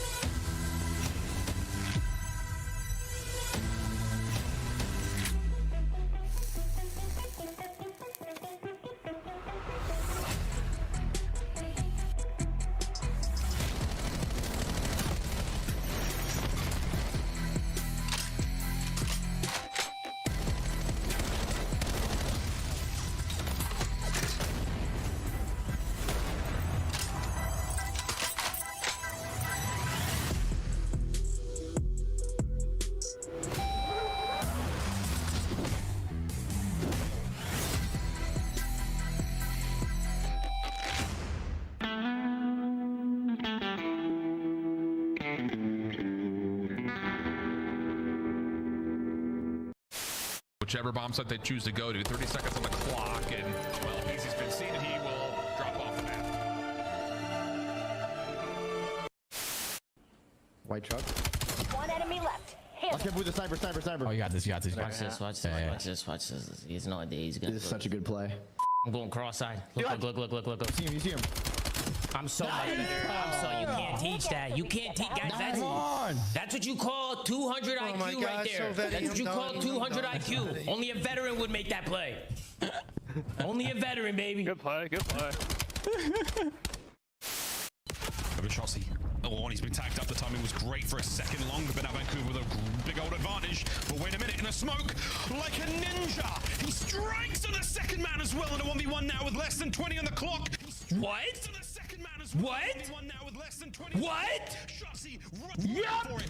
Come on, take it to him. He's got to go plan. He has to plan. Oh my God! If he lives, he wins the round. What a moment this could be. Oh my God! This other guy's tweaking. This guy is trousers. He can't even play. He has his diaper. As long as Sachi doesn't chow this, he's fine. Oh, yo, that guy can play for the win. I keep noticing. Oh my God, Quavis, there he is. He witnessed everybody. He's like, I want no parts. Damn, I can clip. That's the smoke criminal. I couldn't play. That was a crazy play. Game 5, Optic and Toronto. Another series that, based on the consistency across the year for Optic, that you would have looked at this final schedule of stage 4 qualifiers and said, this should be a bit of a breeze through. But they're facing adversity, places that you would not normally anticipate, and this new Toronto roster is giving them a bit of a workout. Yes, this season, the map 5J has not been particularly great for the side of Toronto, but this particular roster won a map 5 versus Cloud9, and they've been in some deep searches. We're talking a handful of round 11s. They've only won one of them, but still, they've been tested through and through. Yeah, and this situation is way different compared to all the others, because if Optic don't come out and win this game 5, they have a chance at starting in losers bracket 4, major 4. There is so much pressure on the green wall for a team that has got 3, make it 4 consistent second place finishes in grand finals. You're going to start off the biggest potential COD tournament of all time in a position that you don't want to be. So Optic, you desperately need to find this one. Okay, here we go. Mercules already finding some information. Abe, how aggressive do you want to be? Not very. Dances across, may have eluded the sight of Mercules as Kleenex was able to also kind of show face for a moment, but Optic say, okay, we see 2 players. Let's get the heck out of here and just work the outside today and see if we can overwhelm anyone who might be hiding inside. This entire time, Dash was just sitting and waiting over at the rooftops. You gather information that they were taking a lot of space at this B site, so let's rotate it over towards A where we're uncontested for a retake opportunity here for Koi. Book. First point of contact forward. Shotzi, same on the side door. You got to get this nade off. You don't want to be caught. You want to lose this angle. Well cooked. Lots of damage, but he does drop the first blood. Follow from Hook is good. Nice turn from Hook. Help from Dashy. And one more to get is Kleenex. That is just an impressive individual spin from Hook to make sure that the team damage comes through for the kills. Yeah, prepared for the post-plant setup. Use your attacks to give you somewhat of an advantage. And even though that A just slid into the bomb side and got the first blood, the positionings from Optic so efficient to quickly have that response, and then you got the nuke who can make a lot of plays happen. He's been the highlight reel around that rooftops area. Optic get the first. Very well done. Good reads on the information towards B. Good follow-up. Good setup around A. And I would say if there was any question set in any fact or not about if Optic is playing too loose on search, because I don't want to give anything away, I can promise you all this. They do not want to lose another series. They will be giving this full effort. We're already seeing that come to fruition in round number 1. Defense set up largely for contact. And I think with Dashy not really seeing much forward at B, he's going to back up to be in a little bit of a more liberal position to rotate if he needs to. Yeah, this is the same exact play that Optic did in their opening attacks. This is the only difference. Optic actually have players pushing you back from rooftops. Now you're going to force the rotation out of Koi. Dashy gives up that spot through top window, and he actually peeks in but misses the shot. So now you have mid, and we're approaching B. If you get this bomb down, it's easy. Oh, but Kips misses his window. He's trying to force the kill to put the pressure on the flank, and he will win that. Optic, what do you choose to do? They're going to push through and contest, not allow the chance for the flank to get here. Who gets the opener, stops the plan. Now all of a sudden you just need to play your life. Look at Shotzi. He's coming around the backside of the play. He needs to find more than one, though. He gets the opener. Creates some space on this side of the map. Dashy, you think that sniper pistol combo is not great, but with this guy, it may as well be a super weapon. 20 seconds. Wow. Rotation trying to come through. Shots, he can't get the trade. Nice shot through mid-map, and Toronto responds. It's Kips again. I'm telling you, he's always going to be able to find himself one of these rounds where he just pops multi-kill after multi-kill. He's the island player to start this one off. He's the guy who jumps through top window and gets that first blood and manages to keep his life. Turns it to a 2-on-2. He's obviously leading in the comms there, setting up his teammate off the rotation because you had info. Dashy was mid, Shotzi just shot up from Kabul. So if I can cut them off, you have a free bomb plan, and if they're right in front of me, it's a free kill. Kips continues to shine, man. Tie game. Great start. 3 in the round. A huge response on their offense. Optic, no information gathering here. This is just straight rundown. And I don't know if Toronto are going to anticipate not just how quick this plant's going to come through, but I think they're trying to how far forward Shotzi has already gotten. I mean, you have to check this. Dashy's in some trouble. He gets one though. That's fine. That's more than enough if you're Dashy right there. Setup now obviously allows Toronto to crunch, but it's all about Merc and Shotzi forward. Yeah, you're waiting if you are insight for your SMG, so apply pressure from the front before you make the big time move, but time is getting away from you. We got to go. 20 seconds. Oh, Shotzi looking for info there, trying to find timing. He will fall. Hook just barely able to stay alive as Mercules confirms one trade, but he would essentially have to do a 1v3 on his own. Secondary shot's not there. Damn. And that's just another moment on timing, dude. Are you going to say the same thing I am? Like, Shotzi's in a perfect credit corner, and he tries to push out to take space, and he gets caught. It's so tough, man. Because it was Shotzi and Mercules left on the site. You have everyone ready and waiting. You're thinking that it's going to be all out pressure from Koi on the pinch. But Insight has always been a very outstanding search and destroy, just keeping them trapped, not showing face. Allows you to win the one-on-one on the back end. Then you turn it into a 2v2, and the new guy on the block is not going to shy away from any gunfight. Abe is having himself one hell of a series, and it's good to see.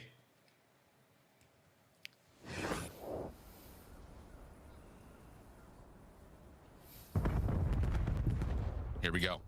Big round here for Optic to try to get their defense online. Toronto just kind of feeling out some info. They don't get the reveal onto Shotzi, who does get a little bit further forward, but Kips, yeah, it's good respect, backing away. Shotzi will do the same. Hey, just don't get isolated if you are Shotzi, because this smoke grenade does get invested. You're trying to keep them trapped over towards Statue, but now you got Mercules to try to keep them alive, but Insight with the angle finds that first blood. That's big. Toronto gonna keep doing a little bit of push and pull here. Info for Kips. Okay, you know where Dashy is. And they say, all right, Dashy wants to play mid-connector. Let's force his M15 over to A. But look at this route from Shotzi again. I mean, he keeps finding great timings. Just comes down to, can he convert the play? Insight, aware of it. Huge shutdown, and Abe from 4 in a row, now with the bomb plant, is looking at potentially a hellstorm. He's getting closer and closer to it. Dashy showing face on the backside of Dragon. You have yet to gather information onto the nuke, but a stun is going to be invested. Kips gathers the info and doesn't commit on the fight, but Dashy still finds the frag. Yeah, CleanX able to find another, and that's a 5th kill for Abe. Starting to get a little bit scary right now for the green, while Toronto are absolutely putting together a great search and destroy. I love what that round does early to the mind games of how this search is going to play out. It's just push and pull, try to find contact, try to read where players are. You get a first blood, and then you sit there and you still are gathering information. Where's our advantage? It's very calculated and it works out beautifully. Yeah, I just don't like that play from Shotzi there, because he puts himself in an ISO position, and then you force your teammate now to try to keep you alive, but he chooses the wrong angle, and eventually he's the one getting first blooded. Shotzi can't be taking those risks, man. You set your teammate up for a death, and now you're down by 2. We need to have a response right here. Yeah, oh, Shotzi, quick aggression. This feels like frustration right now. I'll tell you what, Jay. Who gets the trade? Sure. Dashy has to follow up on this mid-cut. Good information, good reads, good wins. So, bully ball towards B does work out. But I don't know about you, Jay, but I still maintain that that play call right there from Optic feels like a frustrated one. Like, let's just force the gunfights, I guess. Yeah, like, you might as well try something else, because this slow and steady wins the race thing hasn't been working out. Yeah. So let's put our SMGs in a position to succeed. Even though Shotzi does lose that first opening gunfight, he's quickly traded, in the entire time I thought Toronto were going to be able to get the jump on him, because CleanX was sitting at mid-cut. Nice and comfy, but Dashy was able to gather that information from Top Broken, set up his teammates for that kill, and then in the 3v1, you stood no chance. Optic stopped the bleeding. Okay. Feels like there needs to be more than that, though. And there's no Abe Hellstorm as well. No. That is a really good call, because how important would that be? The answer is a lot. Okay. Take a breath. Take some monster. Uh-oh. Insight. I don't know if he fully got a read of the jump out of the window or not, but it may not make much of a difference. Shotzi's already re-wrapping back over towards B. Nade over the top. Mercules should stay safe and will. So Toronto absent from info yet. Yeah, but Coy know that Dashy is going to be stuck with that sniper pistol. He misses the shot on the Insight. Insight is able to switch to the M15 at the right time. But this is all a distraction play. Again, Coy just trying to draw the attention on this side of the map, keep Optic at bay, but the rotation is brewing. CleanX. Oh, if you get that one, there may be an opportunity, but now as the time starts to tick away and there's no more noise at B, Optic will, I'm sure, start leaning their comms towards, we got to get back to A. Watch Shotzi in the mid-map once again from Kips. Insight trying to kill the noise, play some time, delay, but the longer you delay, the more Shotzi gets into the picture, and now you just have to win some impossible gunfights, and that is likely not going to happen. Last player stuck outside. Abe only able to get one, and Optic have brought it back. Up, and that's one of those Shotzi rounds, my friend. Here comes Shotzi. He just decides to, push up through that B site. He must have had the info that CleanX crossed towards 10. So he gets the first blood, and then you have so much information at that point that they're not here. I can start to work this late pinch and hope to God that Insight is the guy watching the flank. because he's gotten the better of Shotzi in that position so far in a couple rounds in a row. But Shotzi finds the opening. Shotzi sets up the pinch. Shotzi closes out the round. Tie game. 3-3. Offense for Optic. Getting the stat from Easy Mac, Stat God. Optic have only lost both hard points 3 times this year. Wow. They've only won by Neslo once. Now, granted, that's 1 for 2. So, Shotzi gets an opening blood onto Kips. Opens up this B site pretty convincingly, but Toronto do have the numbers here to try to respond, but the nades don't quite fully land. Oh, and Hook is able to get out. So now the entire time, Hercules is guaranteed his space. This is one of Optic's go-to strats on this map. If they get the first blood at B, it obviously is going to draw the attention, but the rotation is 100% going to catch them off guard. You just need to stay alive or go for the ego chow. You still got the numbers. Okay, timing for Shotzi could determine the outcome of the round. Able to get some shots on the inside. Watch your back. Abe is on the quick pinch, but Shotzi bails out and now has the information, but can't quite get away from the aim of Abe. Hook not able to fully plant. 2v2. Optic feeling a little bit stuck. Dashy clearing out the window, and Hook's going to commit for the plant. No chow here from Abe. Toronto are playing for the retake. Inside has no stuns and nades. Pretty sure Abe is not going to have any as well, so it's strictly gunny here for Koi on this retake opportunity. They already guarantee that plat is going to be cleared on out, and the positioning of that bomb, they have to be playing on their side. Yeah, and this is all on what Abe can find. He's able to find Dashy. Nice shots, gets the win. Hook around the back. Insight, able to get the read. Hook trying to reposition. He needs to try to get back over and try to find a different way to contest this bomb, but it looks like Toronto are going to try to play for the kill, and they're able to find him before he gets up the staircase. A gutsy call, because if Hook gets out the window, things can get a little bit messy, but Toronto find the angle, find the kill, and go up 4-3. And that's Abe again, this popping takeover.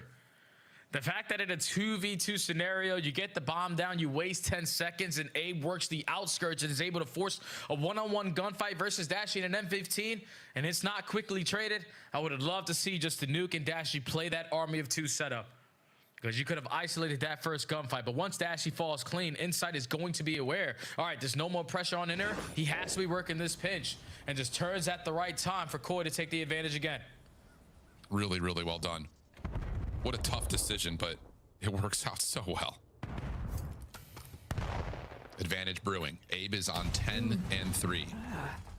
And the narrative that we can tell right now about how he was undervalued, maybe stuck in a bad position, well, might be able to wait for another day.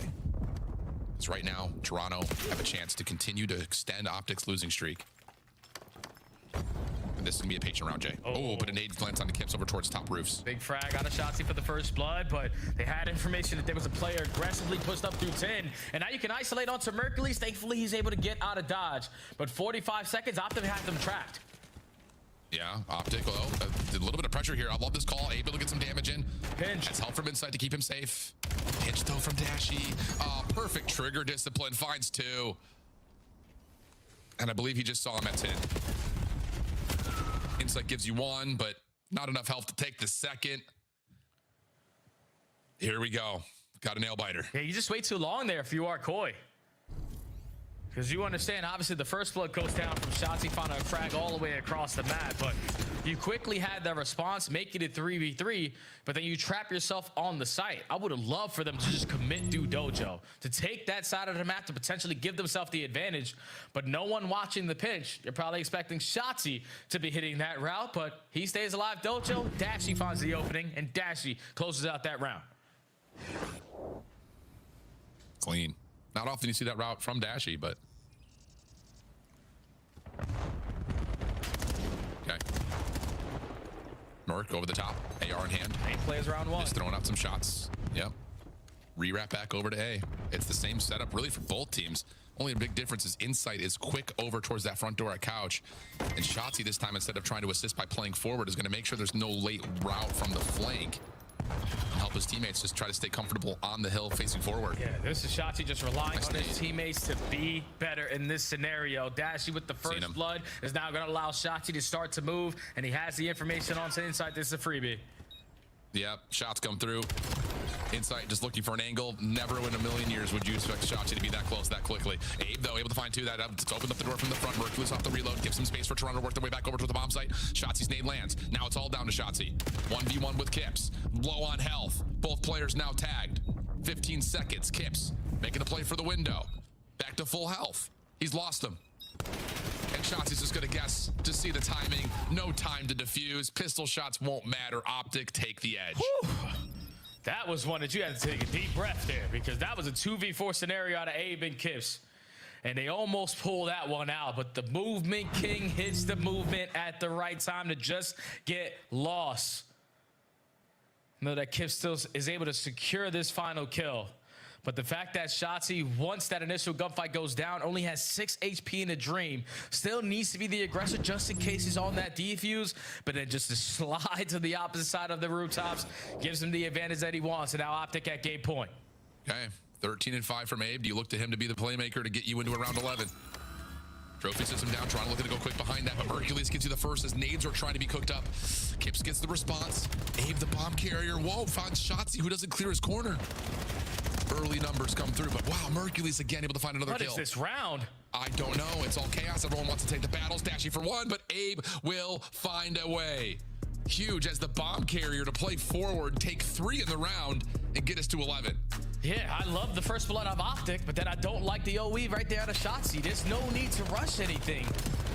We got that first kill. We don't need to take unknown space, but it gives up his life and it gives Koi the advantage.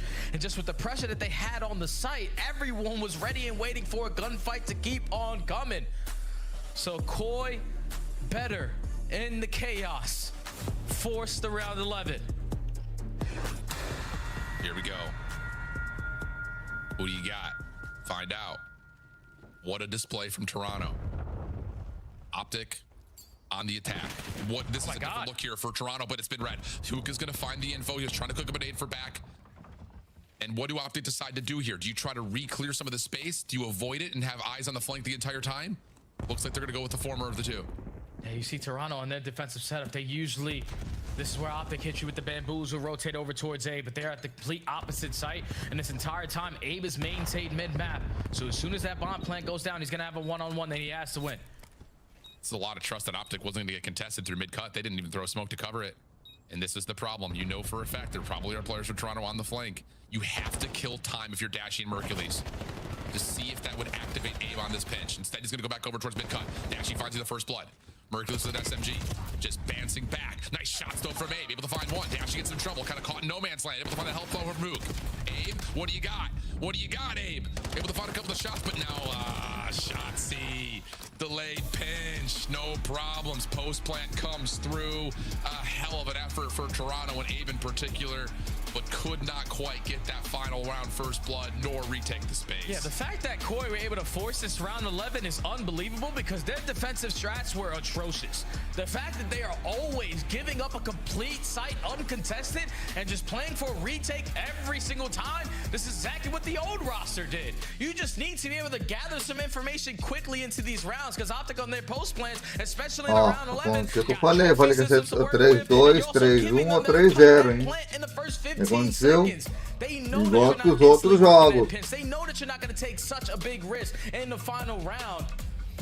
Meu Deus, até agora 3-0 versus the green wall. You're losing in game fights for the last 3 series in a row, and that's due to your no defense sentido que eu tô on levando, just being levei os atrocious. 3 jogos. 6 Miami for Hook. A CDL record. Everything is free. I'm telling you. He walks up there like, Los Angeles turn my screen off. This is a free e Texas, 3 jogos, 3 vitórias. Oh my gosh, you got me dead right now, Jay. And it's, you know, it's we said this a lot about Toronto in the middle portion of the year, talking about their defense, just not able to find success. Trying to maybe rely a little bit too much on retake. And in terms of objective control, they really have not been near the top of the league where you would need to be if you want to be a major contender. So tough scenes for Toronto, but maybe some hope here built into the fact that legitimately everyone on the desk, and I think even you said that this was going to be an Optic 3-0, and I'm sitting here like, Toronto's not playing terrible COD. It's got to clean a couple things up. Hey, man, they won both hard points. Abe had himself one hell of a series. It's just the closing moments and Search and Destroy continuously holding this organization back. Clean stuff. What a game 5.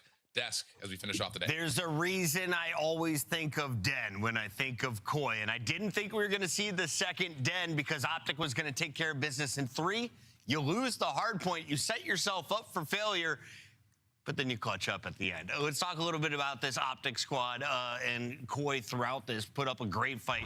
Abe in particular, 17-6. That is one less than our league record of Joe Deceives, who Abe is filling in for. Those last 2 maps literally just felt like it was all on Abe. I mean, we saw some greatness, I feel like, out of Insight, especially throughout the entirety of these series. But the last 2 maps in that hard point, me and Ant were watching, and we were like, this feels like old COD. He does not feel like a newer player. It feels like he is leading the team right now when it comes to just playing the fundamentals, getting those early rotations, pushing out when you guys get a good clean wipe. And that was like the main reason they were able to close out that map 4. And then obviously in this map 5, I mean, it felt like he was 2 people at once. He was buying 2 every life. There was literally nobody that could trade this Insight, guy. you got to watch the flank there, bud. Dashy gets the big 2-piece on the backstab, and then we see something similar from Shotzzy in the final round, Dan. Yeah, Chris, listen, the production kit, just came to our ear and said that Hook set the record for 6 plants, and I'm just sitting here laughing to myself because for 2 years straight, I've been talking about Toronto Koi, formerly Ultra. Why the hell do they give up an entire 6 bomb plants on defense? 6 offenses. Exactly, because they're giving them all the space. I'm telling you, bro, whoever's coming up with the Toronto Koi strats needs to be packed into a cannon and shot into orbit. Shot into orbit at this point. Okay. And the crazy thing is, I tweeted about this last week. Kleenex liked the tweet. He liked the tweet. They are aware of the issues there, and I think this is arguably even more disappointing because your rookie came in, dropped 17 in a game 5, and you guys, the vets, could not step up and clutch up in the final rounds. They got first blood naded 3 times, Kips twice.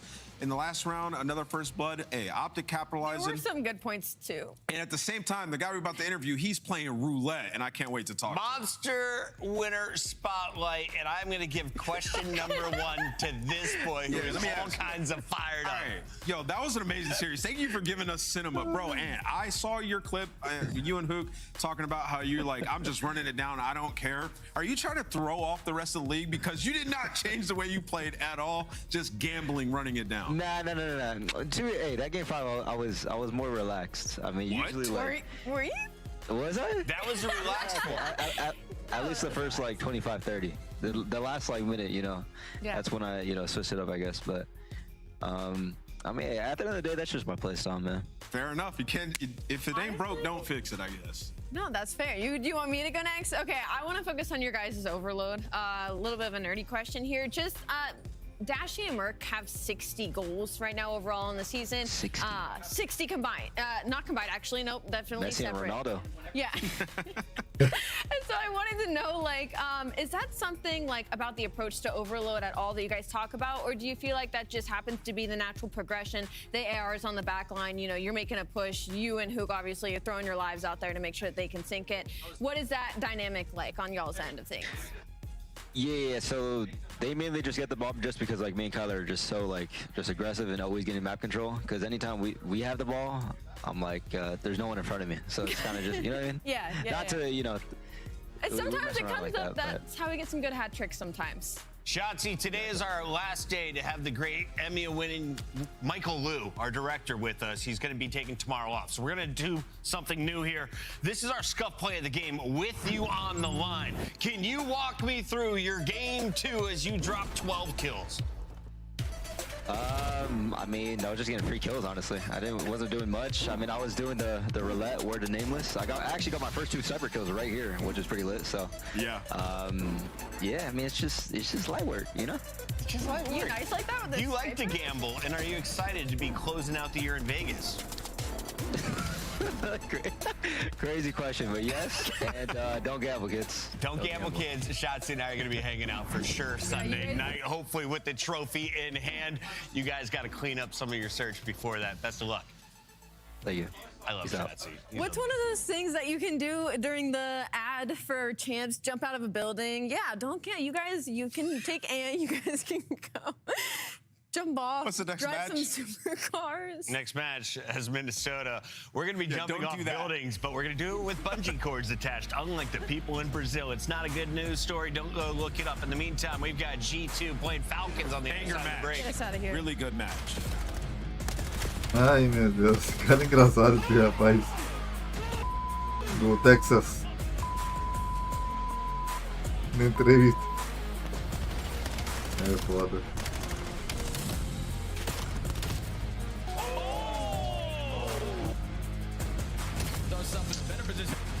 Agora é a última partida do dia, hein? Se prepara, porque vai ter um ataque cardíaco quem for você por dois times. Tickets are on sale now. Come see the best teams lock in for this season's grand finale in fabulous Las Vegas. All 4-day passes come with early venue access. Head to phasevegas.com or scan the QR code to get your tickets now. Iniciar janela. Número Epic Game. Microsoft fixado. Inicializador da Epic Games. Brought to you by Inicializador America's da Navy Epic and the Games. special operators who work in the shadows. Principal marca. Epic Games não tem nada de bom. No antes de eu gravar esse vídeo. Né? Loja edição pesquisar loja em branco.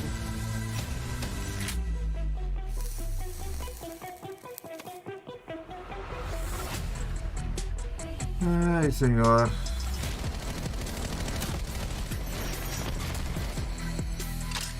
Iniciar, pesquisar, OBS, número, Microsoft, para acessar descrições ausentes de imagens, 4-0 abra Japão, o menu de contexto. em cima de Tunísia.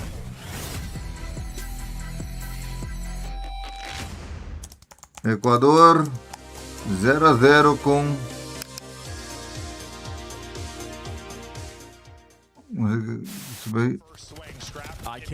Alemanha 2-1 em cima de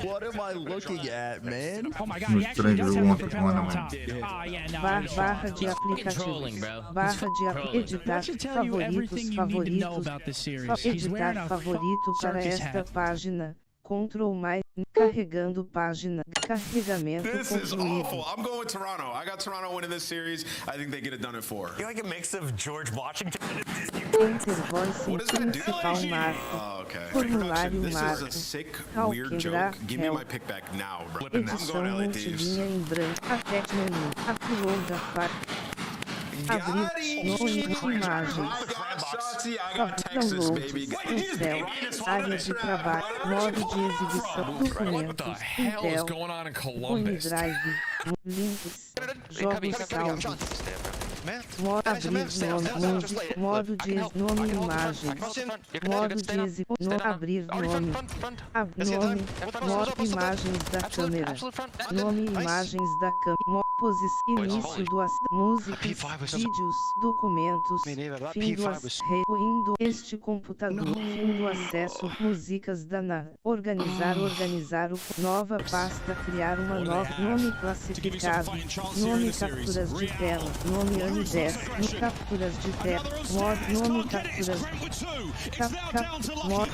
abrir no capturas de tela 2, abrir nome, captura de tela 202, captura de modo de abrir nome, abrir crack, pessoal Microsoft janela, principal marco formulário clicável acesso botão de menu.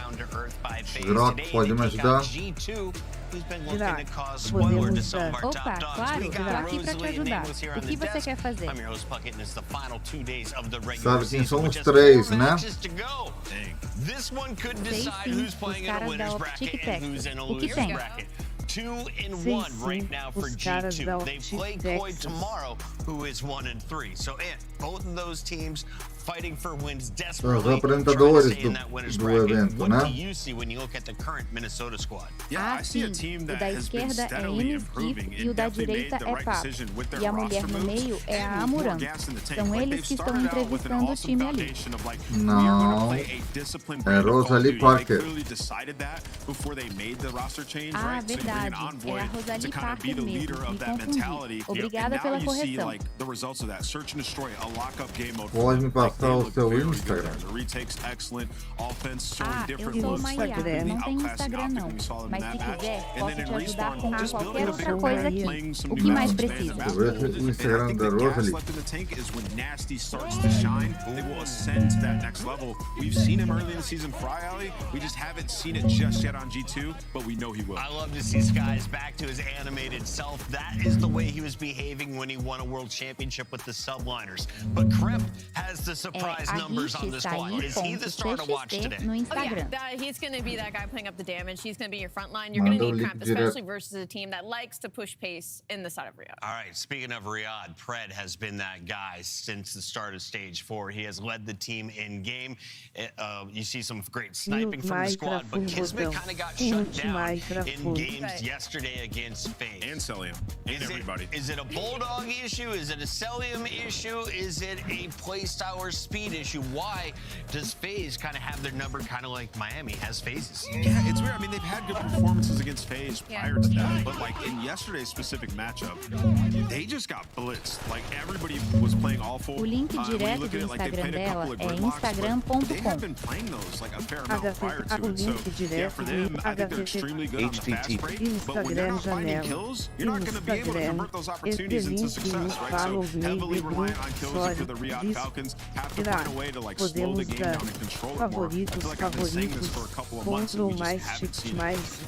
Ali, we look back at these highlights and you kind of forget that they were down a map against Carolina because they closed out that series so strongly. Where are the Falcons right now in your power rankings? Are they in the A tier? Are they in the C tier? Are they floating in between? I think they're floating down towards B for me only because I'm worried about their overload. So I'm not that worried about it versus G2 right now because actually they kind of have tá that dando map problema advantage. mesmo. The fact that Não Gridlock's tá not really carregando working for them. direito. O Gridlock's Instagram really good dela for que G2. tá It's their ativo best é overload map. The Riyadh Falcons are able to get that out of the series. Exposure. We're talking about a top 2 overload team on the season that is now 3 overload losses in a row. They've dropped down to the middle of the league. And so that can affect the mentality a little bit in some of these series, but I'm not that worried about it. Yesterday I said I was worried about the Falcons being gridlocked by Vegas. You said that the Falcons are actually pretty good at the map. Yeah. They might be able to tell us the true answer. Yeah, I mean, clear. They played it before. They had success on it before the FaZe match. I mean, I think it's clear that they desperately want to add it to their map pool. They have 3 wins. They're locked in for the winners bracket. So this is the right approach if you are the Falcons. But for these guys, they also have seemed to be momentum-based and confidence-based. So is this the proper decision headed into the major if you lose this match? Like, these guys might be demoralized. That matters a lot. What is the safest place to finish? Do you want to be part of that 3-2 4-way tie potentially? Do you want to be a top 3 seed? Like, what's the goal right now if I'm the Falcons coach? Am I saying blitz them, boys? Yeah, I mean, the goal right here is to work on maps, like for them. Like, really, from what I'm seeing from them, like that seems to be their goal. My goal personally would be to just win every match that I can, point blank, period. But everybody has a different approach. So who wins today? G2 wins. G2 wins. In a game 5. Rally? This actually is a tough one. I heard saying Riyadh. Ó, Minnesota ganha aqui, Minnesota ganha aqui. Minnesota vai ganhar, hein? I too am riding with Pred today. Ant has been gassing up Kremp's numbers since the start of the rehearsal. Fans are riding with the Falcons. Did Nameless nail it again, Miles? I can't think he might have. Dá pra separar pouco mais da Rosa ali, Packer? Wheeler might be onto something. I think he's onto something. I think we might be seeing a bit of a just sucking up them wins, Ela baby. é a Rosalie Parker, mais That's just the way it conhecida goes. como How you doing, AliCXT ou CXT. Tem 26 anos, nasceu em 11 de maio de 2000.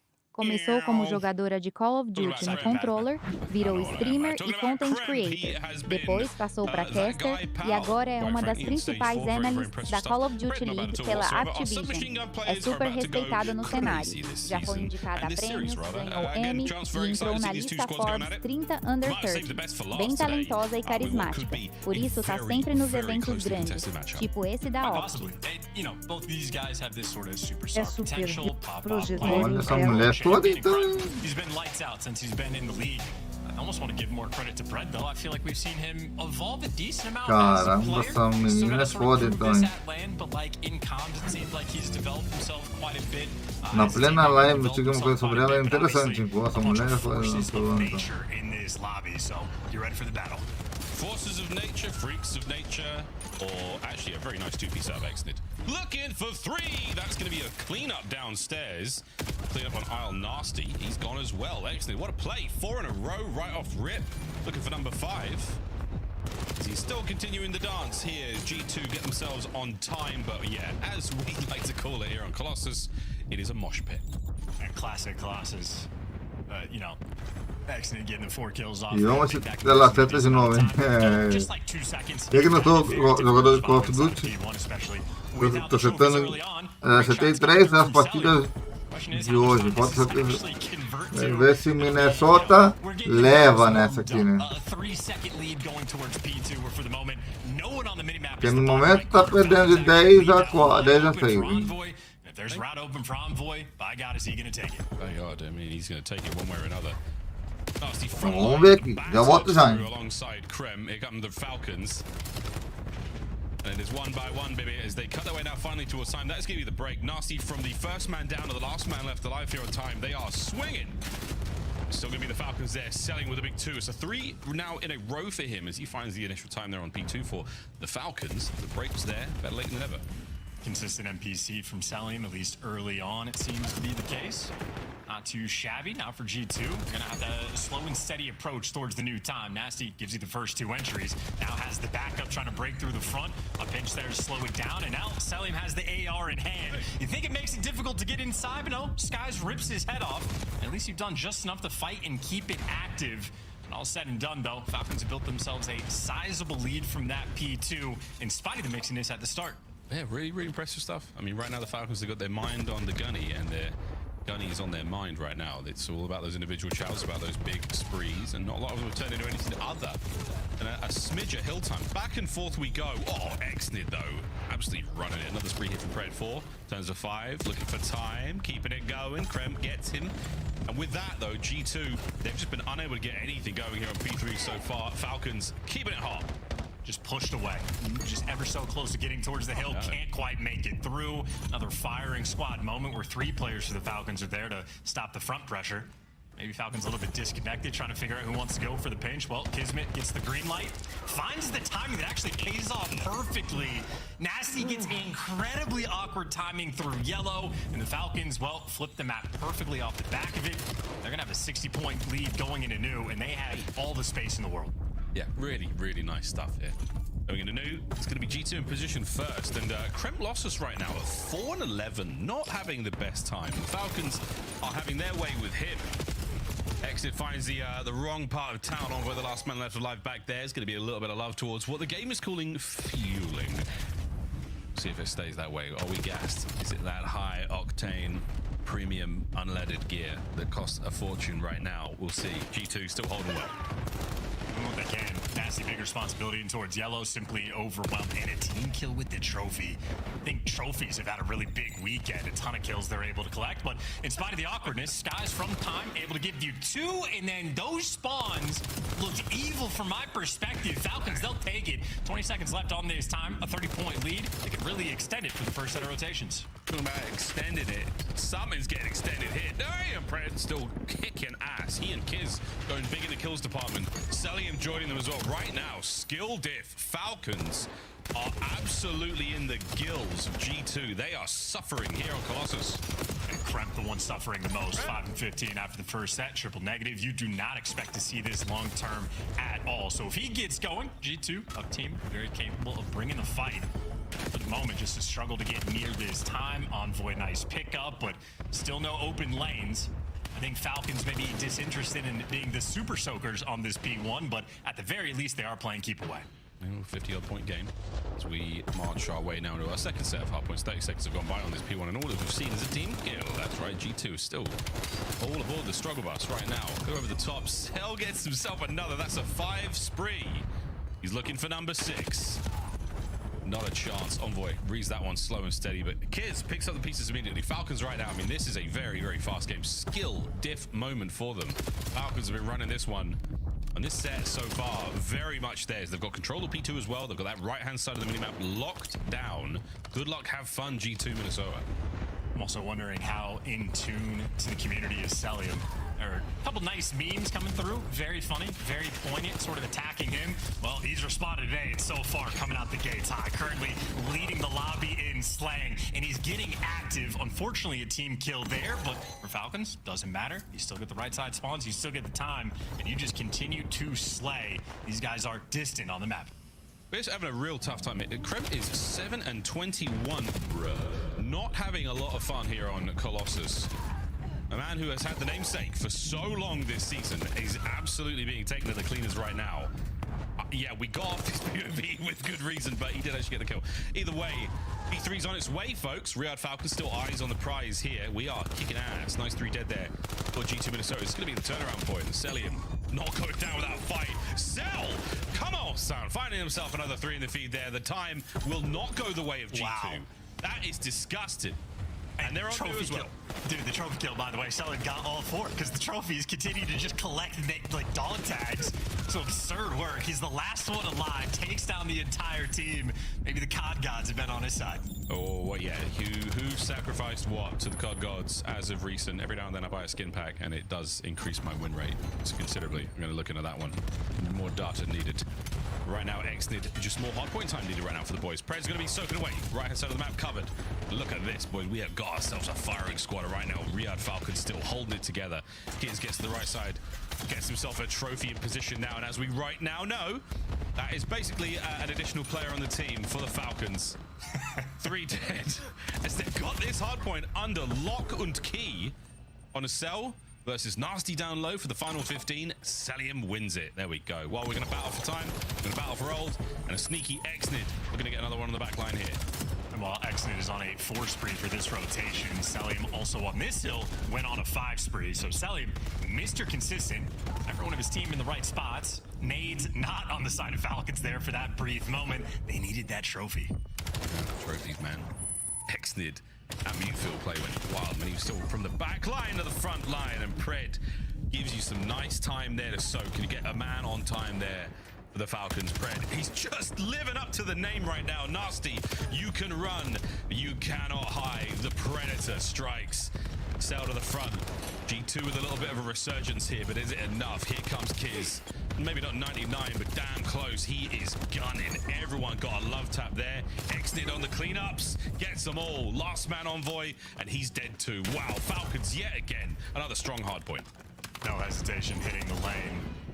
Trying to be as quick as you possibly can.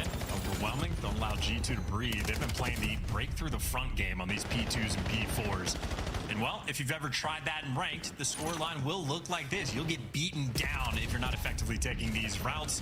As our G2 suffering. If we're going back towards P1, this might just be the Falcons where they might not get a lot of time, but they're going to find a lot of kills, Miles. Well, there's a lot of kills to be getting. Kids with the fancy footwork. Back over towards P1 we go for the final few moments of what could be the Intermat one.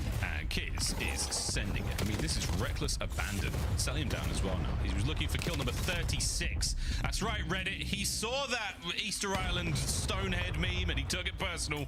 It was a good one, can't lie. I chuckled. 30 seconds to go on P1. We can't win it here. We can get pretty close. Pred playing for the dub by P2.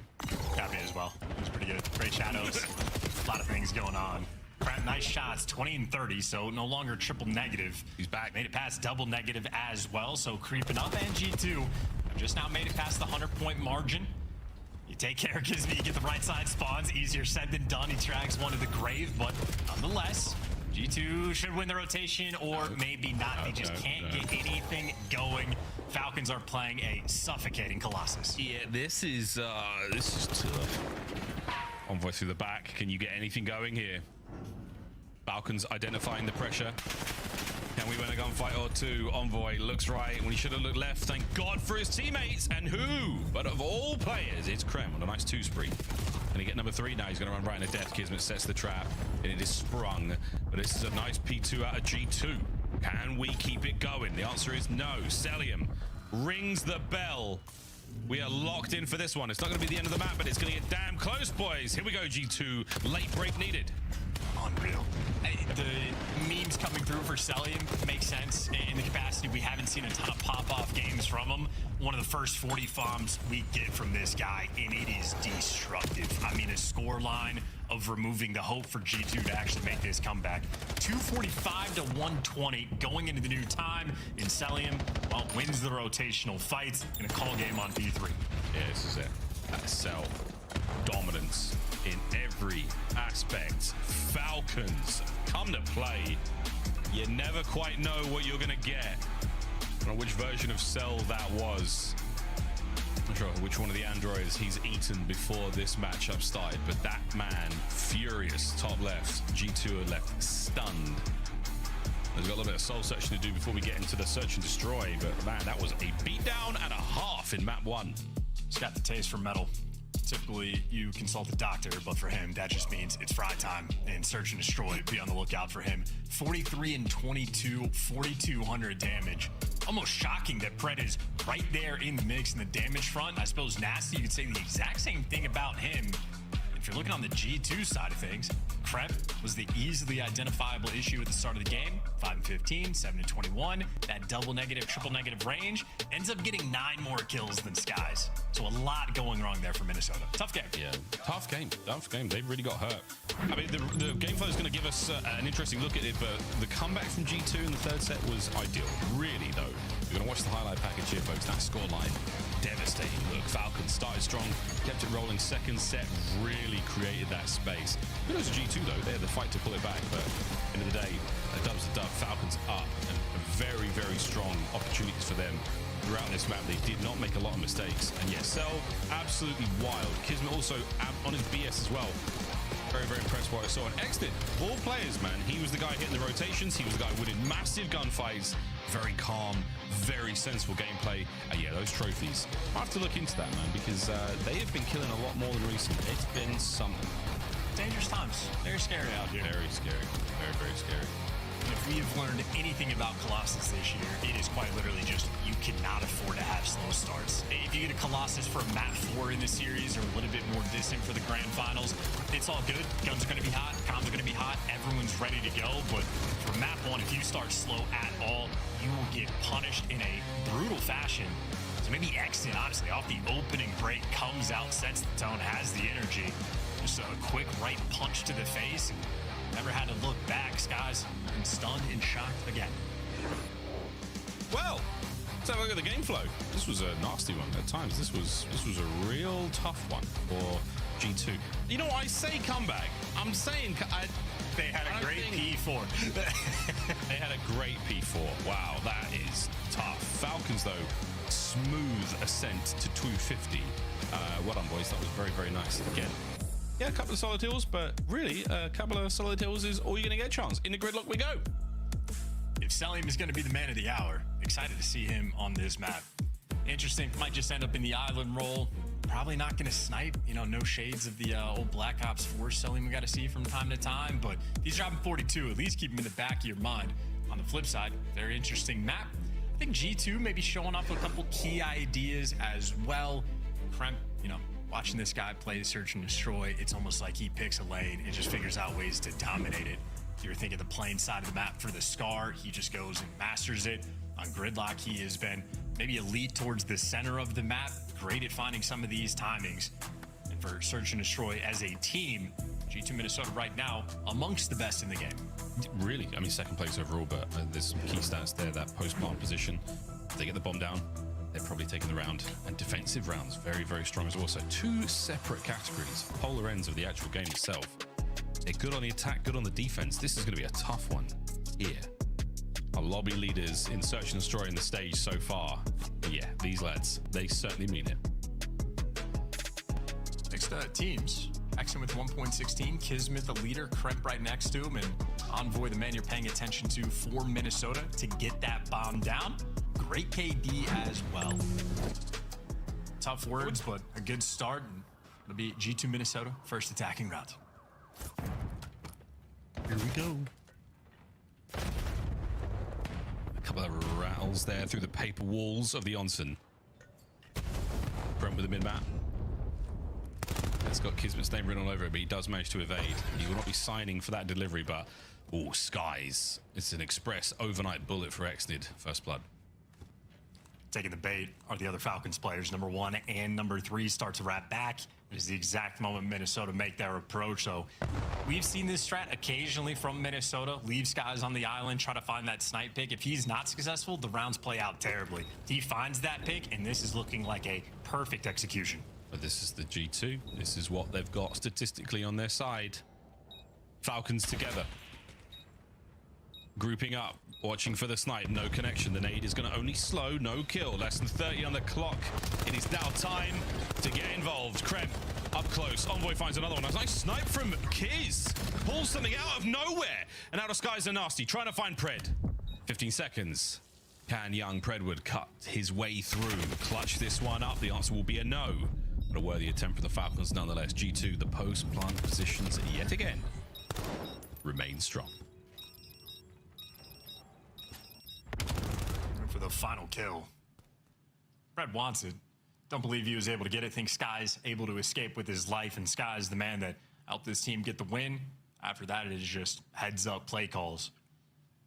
Really just a matter of teamwork. Once you get that site control, you really only need maybe 3 guys in and around that bomb site to effectively hold it down, to watch the pinches, to be able to set up the crossfires. If you get all 4, it is an absolute dream. Nades on point, crossfires there, great comms as soon as the guys called out one shot. Everybody's flying in, and for the 2v1, back down, give Pred nothing to work with. As good as it gets for S&D. You know Steven is biology. 2 from Skies in that first round. 2 from Pred, but we'll let those sort of consolation kills stay on the stat screen, but not massively important being a round down. Pred with a smoke through the middle of the map. Is it going to bait a little bit of life here from G2? We're going to dip a toe, boys. We fill in the water? Nah, not this day.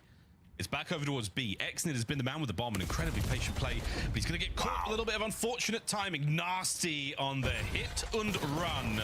You dirty dog. That's the bomb recovered. Good luck, fellas. The battle of the streets continue. Nasty on a tear. Unbelievable Call of Duty timing in this round. Nasty takes full advantage. Pred for 1v3. Trap surrounded. Shot in the back. Shot in the side. He's going to run away and just get trapped in this back corner. Nowhere to go. Nowhere to hide. You've got him one way or another, lads.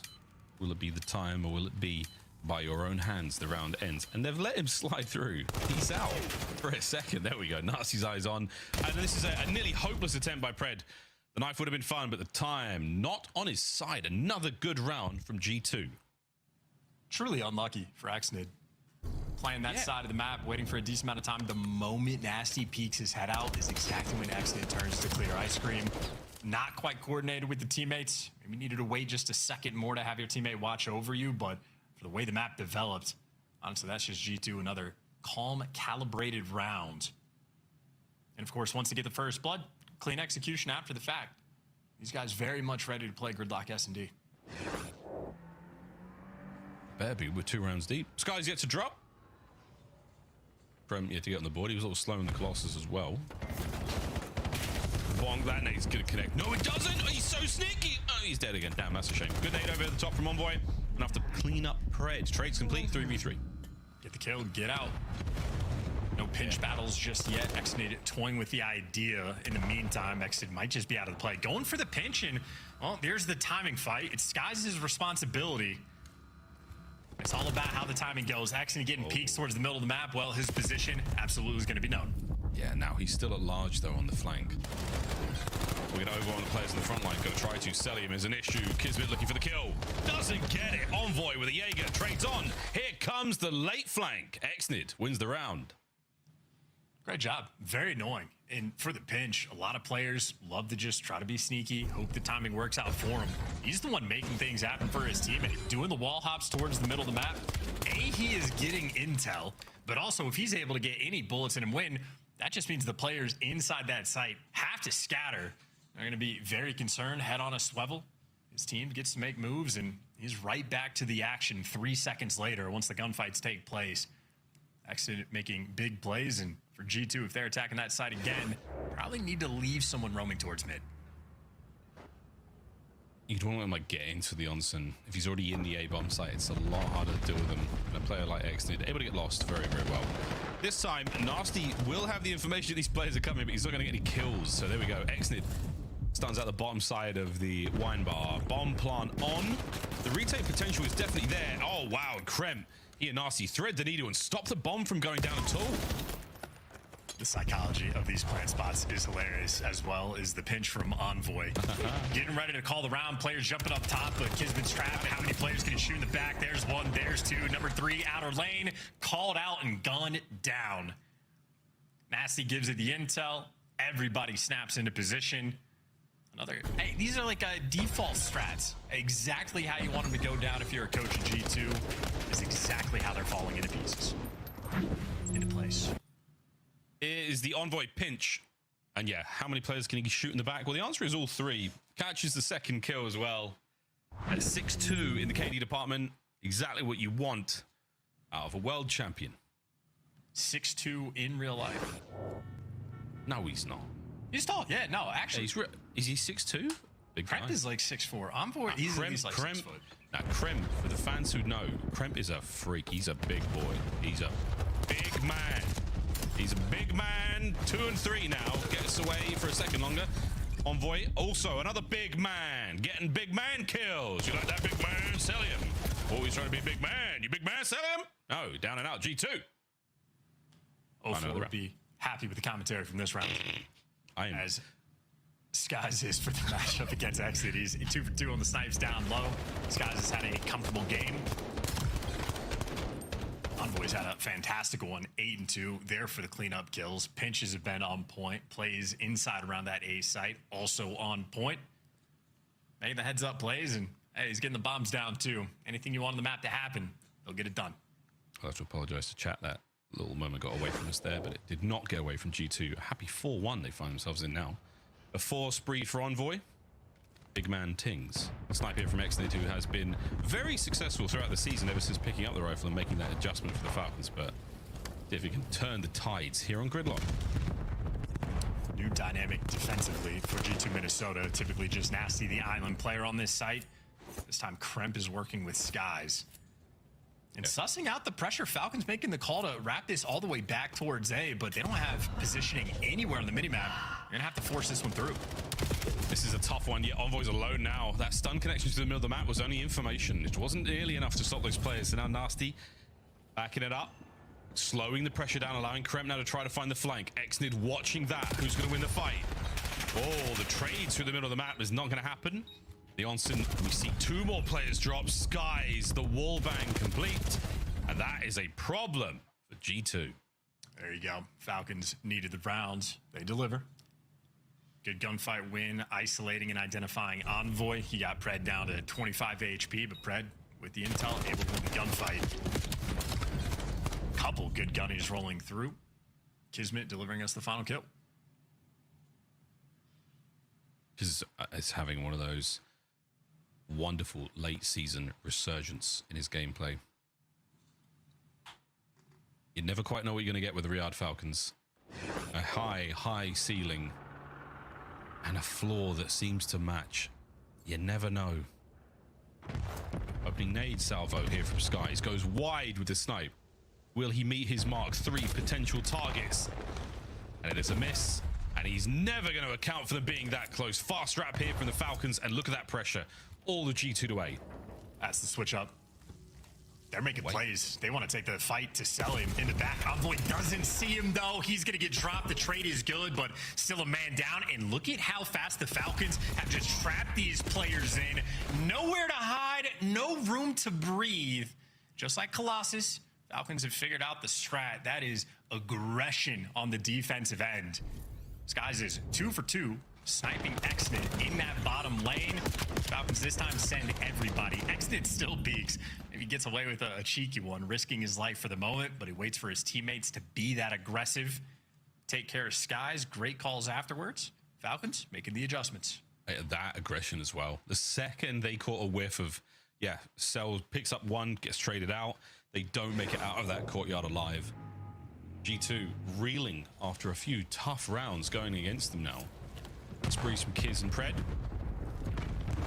Looks like a heavier stack defensively towards A now for G2, but again, this is the slow Exnid B-bomb crawl. Patiently waiting now. Nasty has caught him once before in this same position.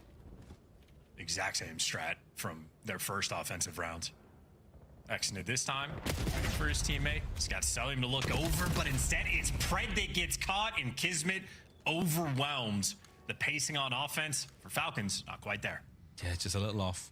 Kids with perfect con, but you're unable to catch these players. Nasty yet again. The man from Top Shop gets another good one, and the trade complete. G2 stop the run of the Falcons dead in its tracks. Also a good adjustment from this squad as well. Nasty, the sort of lone defender of this site down low, swings it over towards mid. If you have extra pressure filling those spaces, you want to jump on the guy towards the middle of the map, send everybody else on the pinch. Gridlock is very, chess matchy a little bit. Got to feel out the pressure, get used to sort of the default strats teams like to run. Where's the soft shots going to be? And got to make the reads of when you can find these openings. I think both teams capitalizing, but because of G2's early lead, now they're just a round away from getting the win. A difficult round, losing Nasty early on. The X was fed up of, you've tagged me enough times, bro. I'm going to get you back one of these rounds. He sure does. Stun grenade heard around the world. Krem, Ian Envoy applying pressure. It's only a 3v3. Here come the Falcons. Or middle of the map. Skies! Gifted good timing on a Kismet. That is unfortunate. Mr. Bueno now. A lovely smoke to obfuscate the play and allow the push now towards the B-bomb site to go undetected. Here we go, Exnid. Check your corner. No chance. Selim can't get it done either. G2 tie up the series. So quick for the post-plant setup. Envoy found the cheeky corner. Kremp there to watch over. I think Skies was the one going for the bomb plant, and a good catch towards the middle of the map. If nothing else, G2 Minnesota extremely confident in search and destroy, especially so on Gridlock. Maybe the team on this map specifically that is showing off maybe the most diverse strats we have. A bunch of different looks, pre-plant, post-plant, great recognition in the middle of the rounds of when they need to hit the go button. And hey, if you can isolate a player inside of showers, go for it. All said and done, I mean, they're only a small leg up there for the first bloods, but a very confident S&D win. They managed to catch Exnid 4 rounds for those first deaths. A really, really good homework done by G2 there. Reading the plays. Well, good luck reading this one, folks. It's exposure overload time. Excited to see this one go through the dirty orange sands of somewhere in Australia in this game. Who knows? Most of it's Japan. This one, Australia, other side of the world. All right, folks, time to go to a break. I need to recharge. I need to make sure that this little thing works. And we are going to find out who takes the lead after this.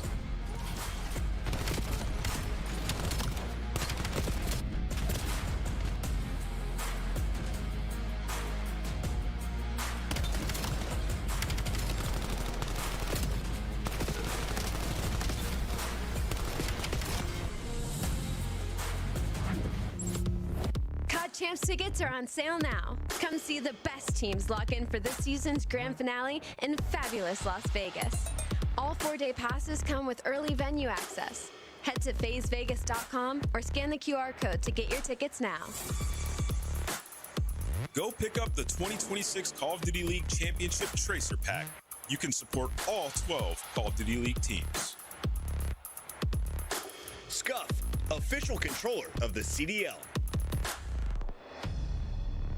At COD Champs, the fun goes beyond your seat. Welcome to Vegas! If you're in the starter ranks, you gotta slide over to the iconic Vegas sign for a quick photo. Then drop into the playground made for adults. And then go swimming with sharks at the Shark Reef Aquarium. Now at the next level, full send the obstacles at Spy Ninja's Adventure Park. Then get active at Lake Las Vegas Water Sports. For the ultimate experience, take a helicopter tour of the Grand Canyon. Then jump off an 800-foot building at Sky Jump. And that's how you make your Champs weekend unforgettable.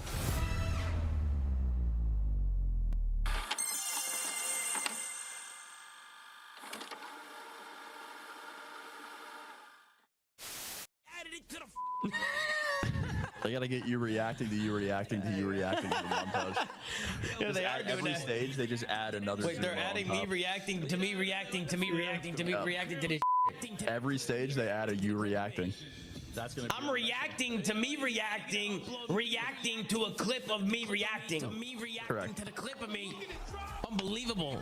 I'm reacting to a clip of me talking about reacting to a clip of me reacting harder. You know what I mean? That's insane. That is fucking insane, Chad. Oh, wait, so they were here facing, we were here in G2? Good grenade. Oh, you just ice skated on him. Yo, that was a skateboard move right there.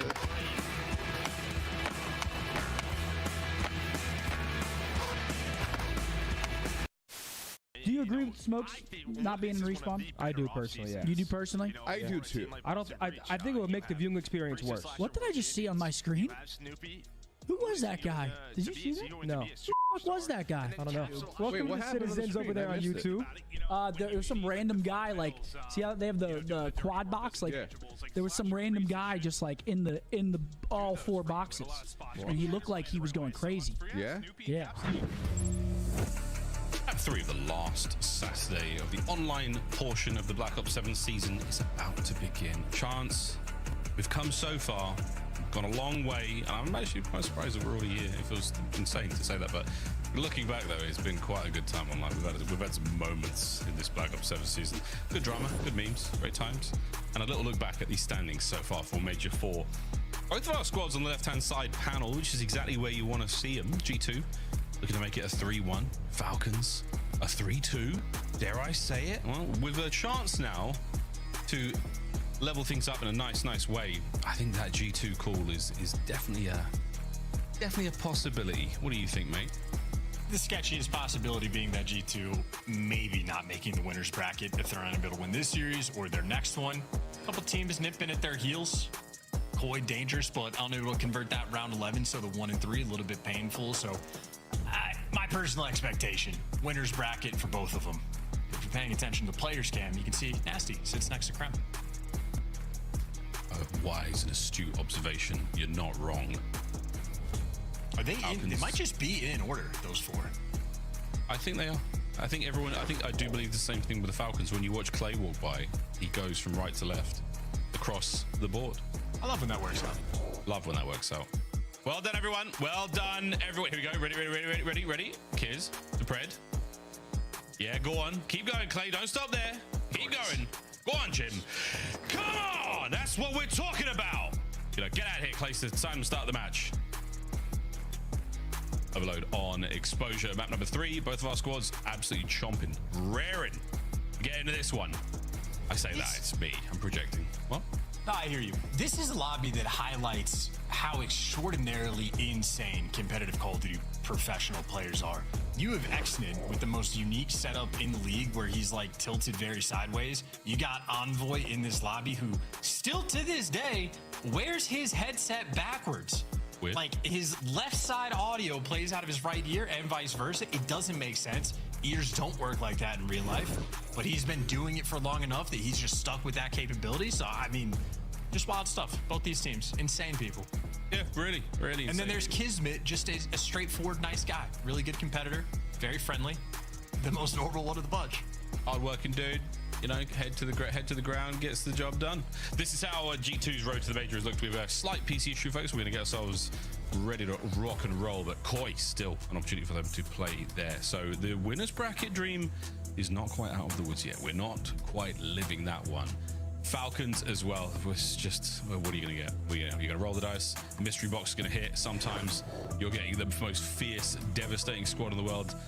And before you know it, oh, they somehow managed to blow a search and destroy lead. How did they lose that game of Overload? No way they didn't get in time. Who didn't block spawns? You never know. Moments like that.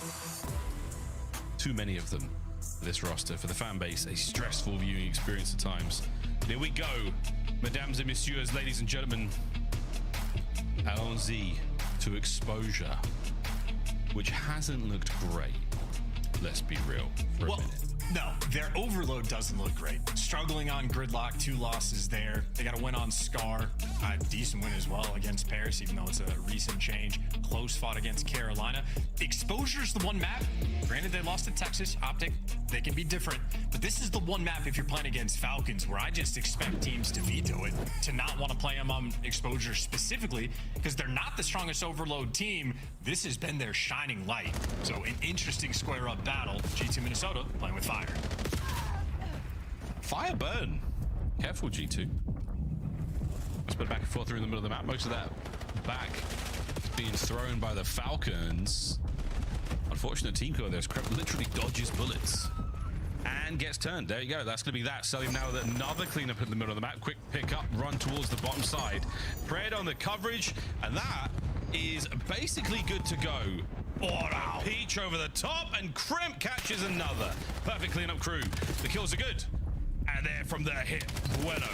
Now on the charge. Crossing the map as fast as they possibly can. Kismet has put himself in an amazing position to cause some issues here. It's not quite done yet. Carrier dropped. Slows the play somewhat. Now to the front line. Nasty trying to block his way forward. Gonna get another. No good. Cell so tough. So dangerous. So much aura. With the NPC. Very quick. And the wall hop, okay, that's his spot. That is his movement. Little slide shimmy into the wall hop just to go backwards. Throwing an alley-oop to himself. Zelima 4-1 start. Missed opportunity for the score for the Falcons, but they have restabilized and getting after it again. Pred already the cutoff man. Back in prime position. One got to beat, and it is a capture. They beat him. It's a score. Falcons are really good at this map. Yep, that's done. First one in. A few more to go. We play to 8 here in the Call of Duty League. At 4, we force the half. We'll see if that has to happen at all. Kiz, man, he is annoying. He's so annoying to deal with. Actually, nice guy. Pain in this ass. Shots from Pred there on the players in spawn. A fresh magazine to play with, and a perfect corner to find his 5th. Nearly his 6th kill in a row. Love the rotation, though. You got 2 players pushed out. Kismet in the back line. You got Celium watching the cross over the top. This is a free run, unless you can break it down, but the kill's not coming quick enough. Celium finds his. In the back line, you die, but it is way too late. Both directions, both bomb sites, in a great rotation. Falcons, on this map, can do it all.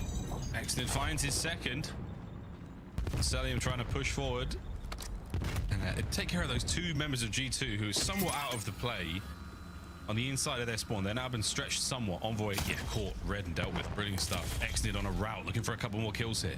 The trophy systems yet again prove to be the MVPs of these matches. Oh, yeah, could have dealt with the trophy there. Unfortunately, a big kill might have just ruined the opportunity for a cap. Here we go. G2 up. Or not. Oh my god.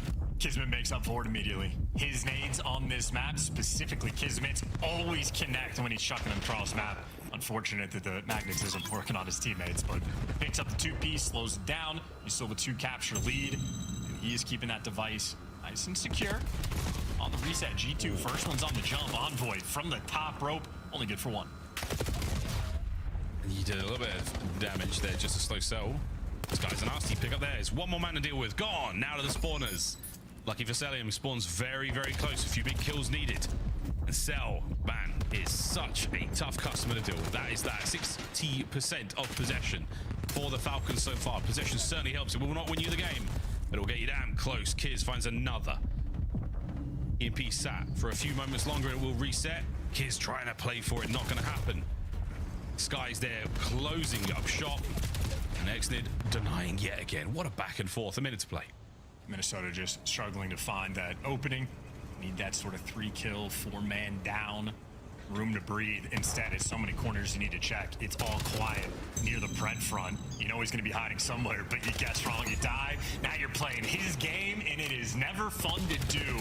Takes 2 to the grave, rips Nasty from range with the NPC. The new momentum G2 Minnesota were trying to build gets stripped away.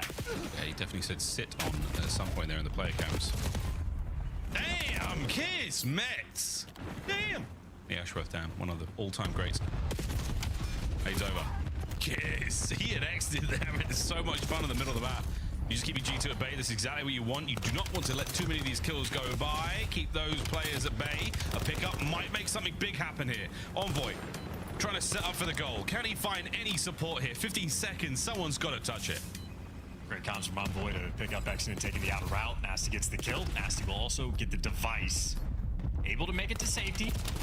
Through the middle of the map, but not safe at all. Yeah, straight in between two. If anybody's going to score now, it will only be the Falcons. There you go. Halftime whistle blown. G2 struggling somewhat here on exposure. They have been caught out. This could be 3-0, if not for the stop at the start. Unbelievable goal line save there on the A goal. G2 pulling out all the stops to get that one safe. Big plays out of Krem. But still, G2 seriously, they feel like a step or two behind here.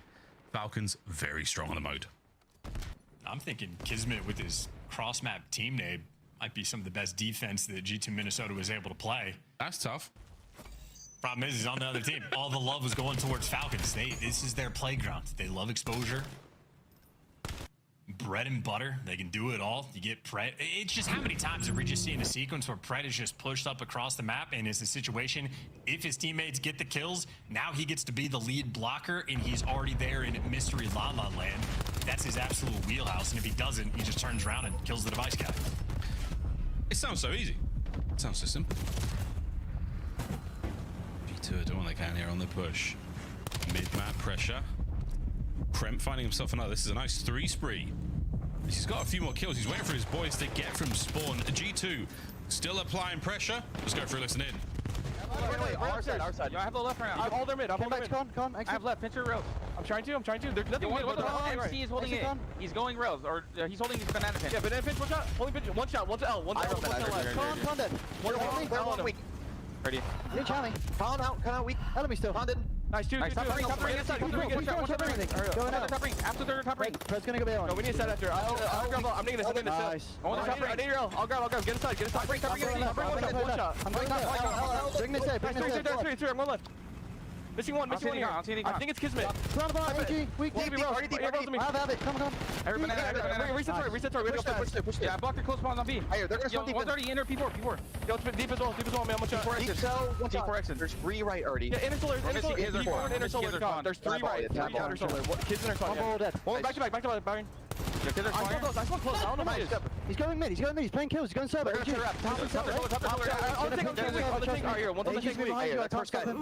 I'll take still. I didn't even take. I have 7 now. One shot take. I don't see any pinch. One's gonna be calling me. He's probably calling me. I'm needing the tank. One's calling me. Get Chunk on. Weak con. AG. That's it. I'm wrapping deep. Pick up con. Might be inner on me. Are they inner? Over here. I'm gonna commit. I think they're real wrap. In server, right? Yeah, in server. We're gonna shoot. It's real wrap. Still in our server. Zig me. Where's the ball? There's tower dead. Dig him left. Dig pinching. Tower dead. Nice. One zig under you. We got ball. Yo, One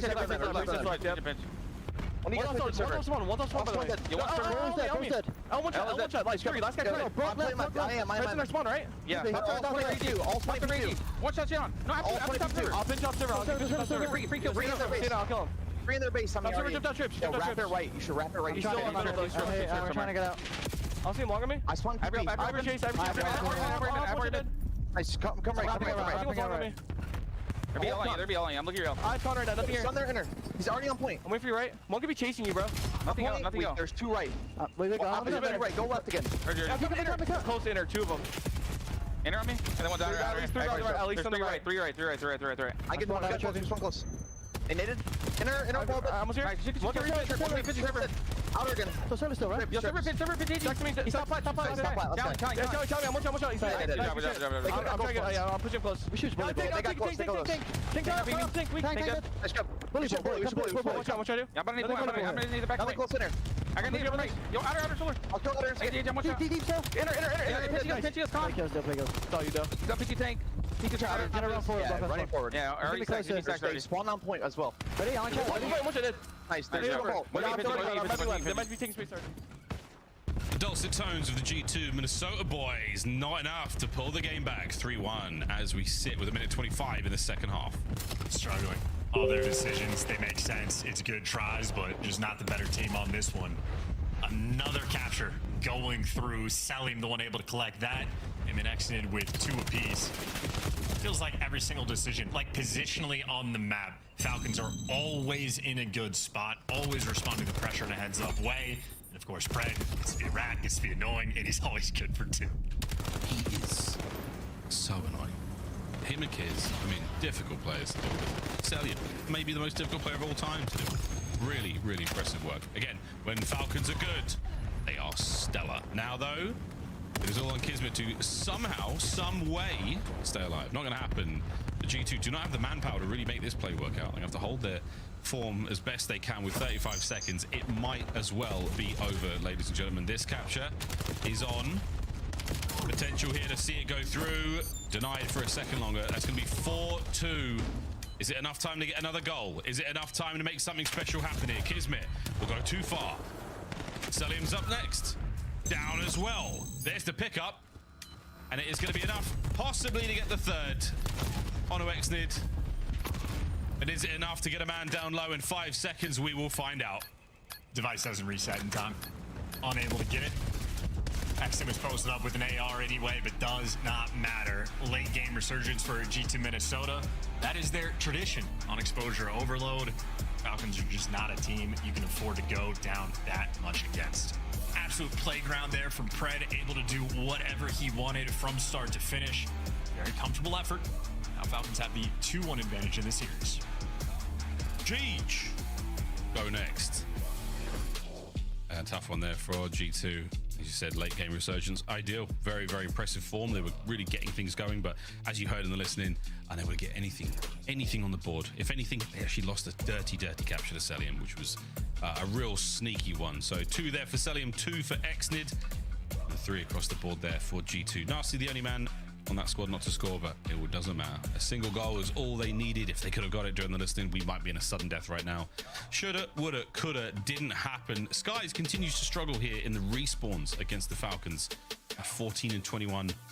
A difficult series for him so far. Super strong in Search and Destroy. Bad news. We go now to another hard point. Quick look at the highlights chance again. Exnid, superb objective work here for the Falcons. Both of those early captures, very, very clean out of him. Great stuff. Selim, good 2 captures. On top of that, I think the key stat that stood out to me was Pred's 23 non-traded. Feels like he spent nearly the entire game just behind enemy line shooting back. We heard it in the listening of, is Pred behind a spawn kill? Yep, okay, he's still doing that. Is he back? Yep, okay, he's still there in the window. Absolute nuisance. Exnid with this Hellstorm, they converted this into a capture because they got Pred to go and stand in the spawn and just block it and flip everybody out. I don't want to, I'm scared to make this comparison. It doesn't really make any sense, but I'm going to do it anyway because it's live and I have to talk. It's just my turn. This is how this job works. It almost plays like how Al-Bagger Fortress did for Pred. Of if he can just make it behind enemy lines, if he can cross that 50-yard line and start wreaking havoc in your spawn, it's a wrap. It's GG. It's an absolute nightmare. It's all but over. So any situation on this one where Pred is able to shoot you in the back, just extraordinary amount of success. It's 23 non-traded, 15 of them probably on players not able to shoot back. I think as a map comparison, it makes no sense. Yeah, absolutely. Yeah, I hear in terms of, no, but in terms of the sort of role he's playing and the style of play he's bringing to the table, right on, man, right on. Gridlock, hard point coming up after this one. Den, Search and Destroy. If we do need to go to 5 here in the last match of this Saturday, we'll see that, mate. Gridlock is going to be a lot of fun. We'll see how both of our teams square up on this one. Colossus was a particularly strong showing there for the Falcons. That 124 was honestly more than I thought we were going to get based on it was what, 211, 220 to like 75. So congrats, G2. Need a little bit more out of that. This is a team that has started a little slow and suffered massively as a result of that against the Red Hot Falcons. Those boys have been strong. Red Hot Falcons looking at a 3-1 if they can get the dub here. How do you feel about this one, brother? Gridlock, how does it tickle your pickle? This is a bad news, good news situation for G2 Minnesota. Bad news, slaying power of the respawns, not there. You pointed out Miles Skies has very much been struggling. You have different players for Falcons taking turns. Good news for G2 Minnesota. Very rotation heavy map. You need to get there early. Have to be very delicate with the spawns, especially on P2. So that means for G2 Minnesota, a very smart, very heads up team. It is in fact the map they thrive on. Wow, it's a good place to be right now for Gridlock. 2-2 overall, but G2 technically with a 3-1. This is still anyone's game. Will the nameless pick of G2 here in the series come to fruition? If we can get to a game 5, I genuinely believe it's very, very possible, but not going to be an easy thing. You got to get through some gridlock traffic first, folks. That's right. See what I did there? That's why they call it gridlock. Because of the traffic. Krem, he knows what's up. He'll get you home real quick. That 1.2, just on gridlock alone. And it struggled for map number 1. 250 to 124 haunting for the map, formerly known as Kremplossus. Expect the explosive qualities for his gameplay here on map number 4. Of course, Bread and Exnid. And, I mean, pick your poison. Yeah, it's Cellian dropped 42 in map number 1. Falcons be ready to meet that pressure. Opening break is all about those grenades. Have to dodge them all. Looks like both teams mostly successful, but ultimately, Krem strikes out on top. 3-0 start. I've seen folks try to squeak a crimp lock. I'm not sure. But right now he is objectively cooking. Absolutely cooking. Exnid made of tough stuff. We get a 4th in a row. Crimp. Can you do that? Or can you crimp? Not gonna get that hard point time though, are you? Oh yeah, there's number 4. Surely the end of that spree, but still an impressive opener here for G2 with the kills, but not at all with the time. We're gonna see that now change hands for the Falcons. And Krem trying to do it all. Nice. Look at that car. Look at those kills. But weird to have a 4-0 start and only be up by, well, they're going to get the scrap time. A decent margin. Ends up being a 15-point gap going into the new time. Kismet trying to hold the line. He's got Pred with him, but the other 2 Falcons players spawning out across the entire map. And Nasty might have just taken a weird enough route to shoot both these players in the side. He's at least going to be annoying. I mean, Exnid shreds him, but he's annoying enough that these players have to turn. Gave the G2 Minnesota time to actually work and get the 18 spawns. They haven't broken through just yet. Kismet is, in fact, holding the line. And Falcons, this is honestly a masterclass. Unbelievable they're able to hold on to this hill. As uncomfortable as that looked, they really did nail it. Krem, though, boy howdy, somehow lives, gets a dirty little nade out as well. How's he doing this? Exnid, in the meanwhile, just kills all over the place. No one's going to make it through. As another 3 in the feed, as Exnid gets himself rocking. Oh, this has not been a good hard point for G2, but still, they've got the lead. They have made this so tough for both sides. Sure, clinically absurd. If I'm Falcons, I'm very happy with how that played out, given the circumstances. Now, of course, though, rotation-heavy map. You get a test G2 Minnesota's hold. It's a 2-2 split from either side. Falcons have orchestrated the mini-map. Gotta go fast, though. Yeah, this is, well, left-hand side of the map done. Here come the reinforcements. Nasty could save the day here. He's got to go toe-to-toe with Cell and bring him down. That's that. Now to the eyes on the right, and that's going to be Exnid pumping his way through. Skies pushes the door. Doesn't let anything happen. Kiz through small. We'll slow this on a little bit. This is G2 in firm control so far. They have read and dealt with every single play so far. Yeah, everybody keeping up kills. Krep had a really important 1v1 to watch the pitch. He was doing it from time. No. A delicate moment. Oh, no. Sets his team up. Nasty knocks everybody down. A 5 spree for him. On the rotation, another moment where it feels like Kismet's the guy that just needs to hold the line, but as he falls, the back spawns for G2 Minnesota in the long term will be secured. Throw nades through that. Nice one, Skies. A little bit of teaching. Here comes Bueno. Slammed. Wow. Exit. He is something, man. Pressure on. Krem with a couple. Man, he's really leading the lobby right now in the kills department at 13 and 5. Looking good. Hardpoint all yours. The backline sweet for Skies. Gets another. A 3. Incredibly smooth. Damn, but Fred right back at it. Nasty on the pickup, no one on time just yet for G2. Now we find a man still in the back. Riyadh Falcons still pecking. Looking at the efficiency of this map at this point, Falcons had to do some wild stuff just to sort of stay afloat up the P2. After that, they have just been getting slaughtered. Back in control for the moment. And no envoys behind him, so very heads up, very aware. Cellium needs to never let that one go and understands the circumstances. Now, he's getting pinched. He's going to die. G2 able to just walk straight through the front of that time. A bit sloppy here for Falcons. We deal with sloppy for now, but that's the end of the first set. Second on its way. And Kiz, 7 and 11 so far. Nothing convenient about that KD, especially getting ripped. It did look like a trophy might have helped out in that death as well. My goodness. 127 and climbing right now for G2 Minnesota. They are running gridlock.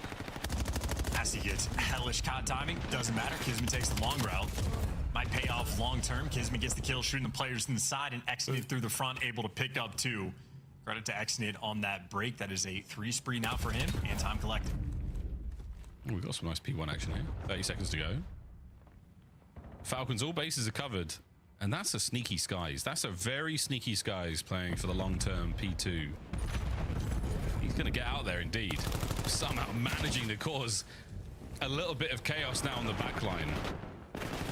Mr. Bueno still on a run, finding kills, and we should have P2 safe and sound after a few more Falcons dealt with. This has always been the case, but Skies is absolutely a player. Hey, the AR SMG doesn't entirely matter. You watch him play, you will absolutely learn. I think this probably is true for pro players as well. Very creative, knows all the wall bangs, great nades.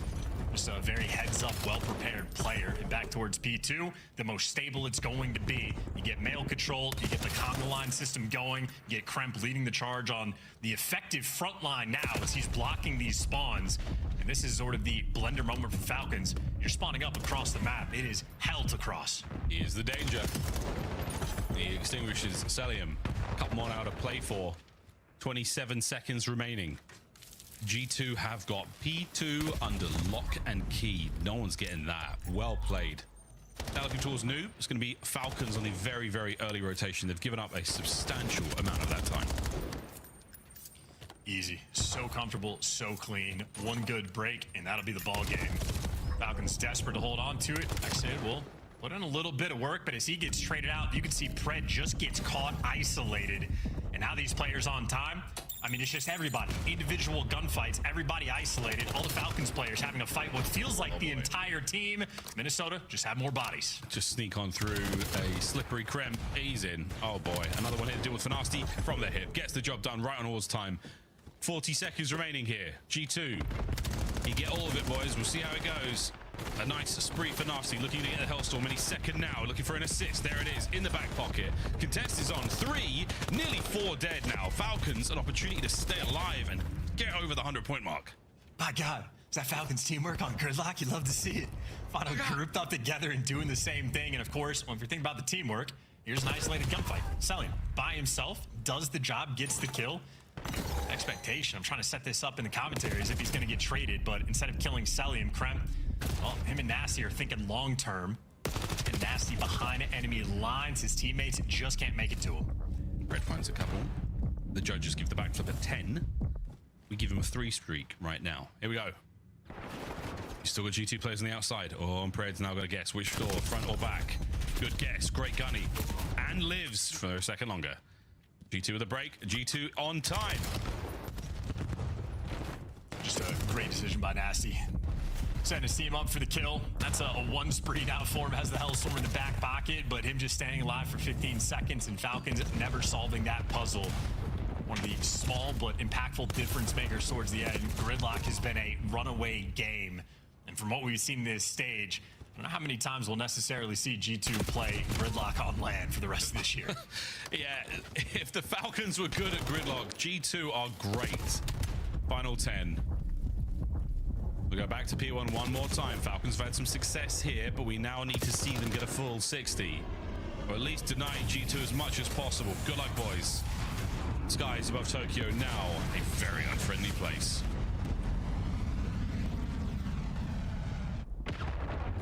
Missile there just to slow him down. Yeah, calling game is nasty. Yeah, that is it. On time, in the right place. All corners of the map covered. And Kremp going for the highlight play to game 5. We go. But gridlock traffic meant that we got there later than we expected, but nonetheless, we have arrived. Game 5. To a dirty den between G2 and the Falcons. Here we go. Hard pressed to call it a masterclass performance from G2 Minnesota. I think Falcons outside of that first P2 didn't necessarily put up the best fight. A little bit disconnected there on the teamwork front, unstable. Multiple times where someone's just getting behind P4 and living, and Falcons never able to handle that problem.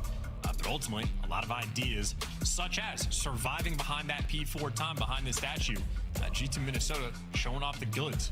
Absolutely putting in some good work on full display. Nearly every player on the team with a minute plus of hill time. This guy's only off by a single second, but hey, 20-17 and 3 out of 4 players positive. That is a beatdown of the map number 4. Criminal Boy really leading the hill time department there for G2. Hey, we're going to the game flow right now and just seeing again. It was just like Colossus. You start things off okay, you lose one hill pretty bad, and then the snowball effect. There was no chance, according to that scoreline, for the Falcons to get back in this one. A full flat line from P1 to P2. Tough. Back and forth we go. Now to Den, S&D. Final map of the series. Final map of the day to close this one out. Fan favorites, the Falcons. Touted to walk away with a dub here, but Alone Nameless believes in the G2 win. We're going to find out, folks, what happens after this break. Game 5, last of the day, last of the series, here on this Saturday, the final weekend of online play in the Black Ops 7 season. Don't go too far. This one's about to be a banger.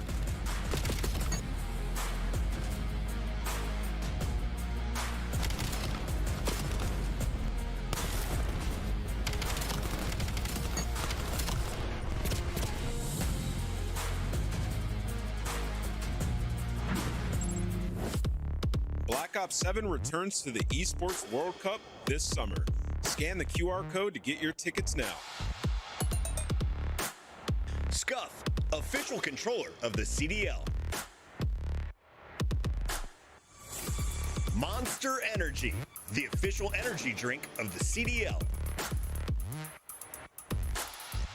Brought to you by America's Navy and the special operators who work in the shadows.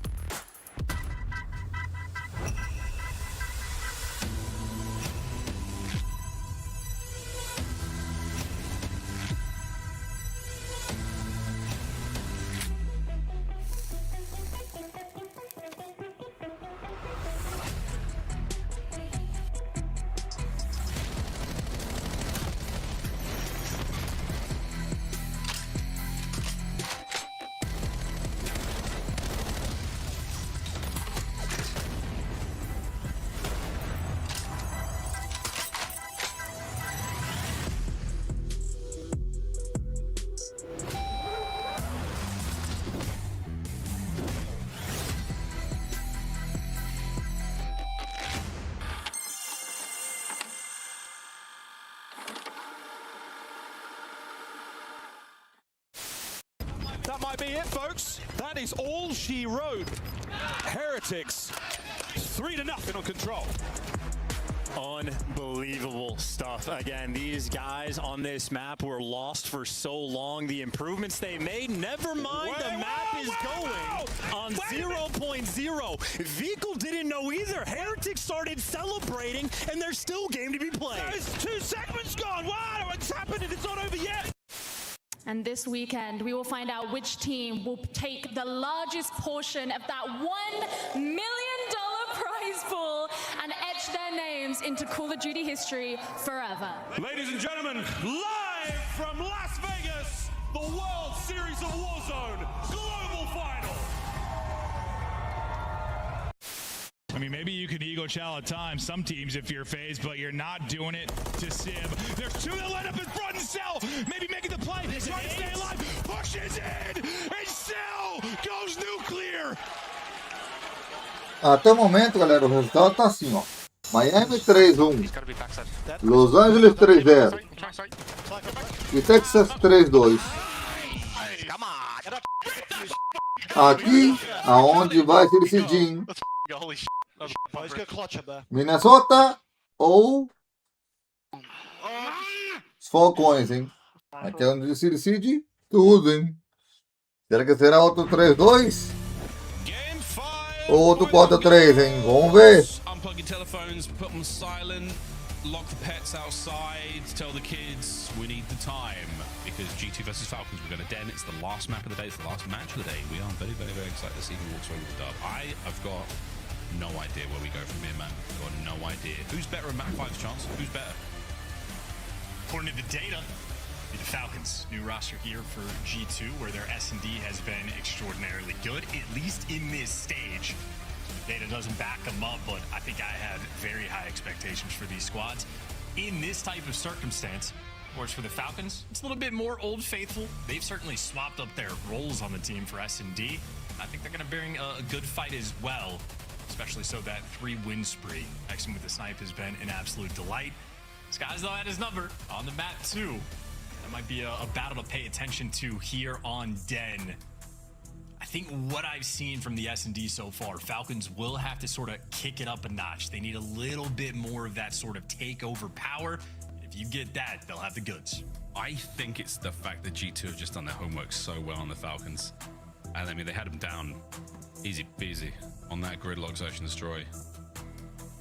I don't know, man. I don't know whether they need to kick it up a notch or just don't play like they have in the past. Forget your training. Listen to your heart. G2, they've made the reads. It's like an anime. You just be different. Be better than you were yesterday. Be an entirely different person. Chase those tendencies right out the window. Could be talking absolute-ish. Probably am. But at the end of the day, it's game 5. Fist bumps have made contact. It is time to go to Den one last time. Throw it down here in our series. 3-6. The previous gridlock. That's how the search and destroy went. Late resurgence from the G2 boys put that Falcons scoreline at 4-3 in the overload. Respawns have thrown one either side. Who knows how Den goes? Who's made of tough stuff? Who's ready to rock late into this Saturday? Let's find out. All I know, Miles, you invoke the just forget your training anime style. I don't have a dog in the anime fight. And I know every coach is going to go, don't forget your training. Do what we say on G2 for the round number 2. Everything was dialed in exactly as you would in practice. They looked fantastic, and all for Falcons, what they've cooked up, smoke off that front cross and start making moves. Pred through the middle of the map, toying with the idea of going for the play. Couldn't find the opening, so slow approach towards being set. You switched off your targeting computer. What's wrong?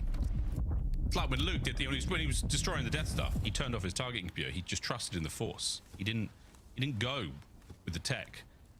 He listened to his heart and the ghost of a dead wizard telling him what to do. That's Envoy exactly has the Force. Pred just spots Envoy, and that forced him away. They were trying to wrap back over towards the A site and said, we don't want anything to deal with that Jedi, or maybe we're due. No, they do. The voices are whispering to Pred. Get a 2-piece.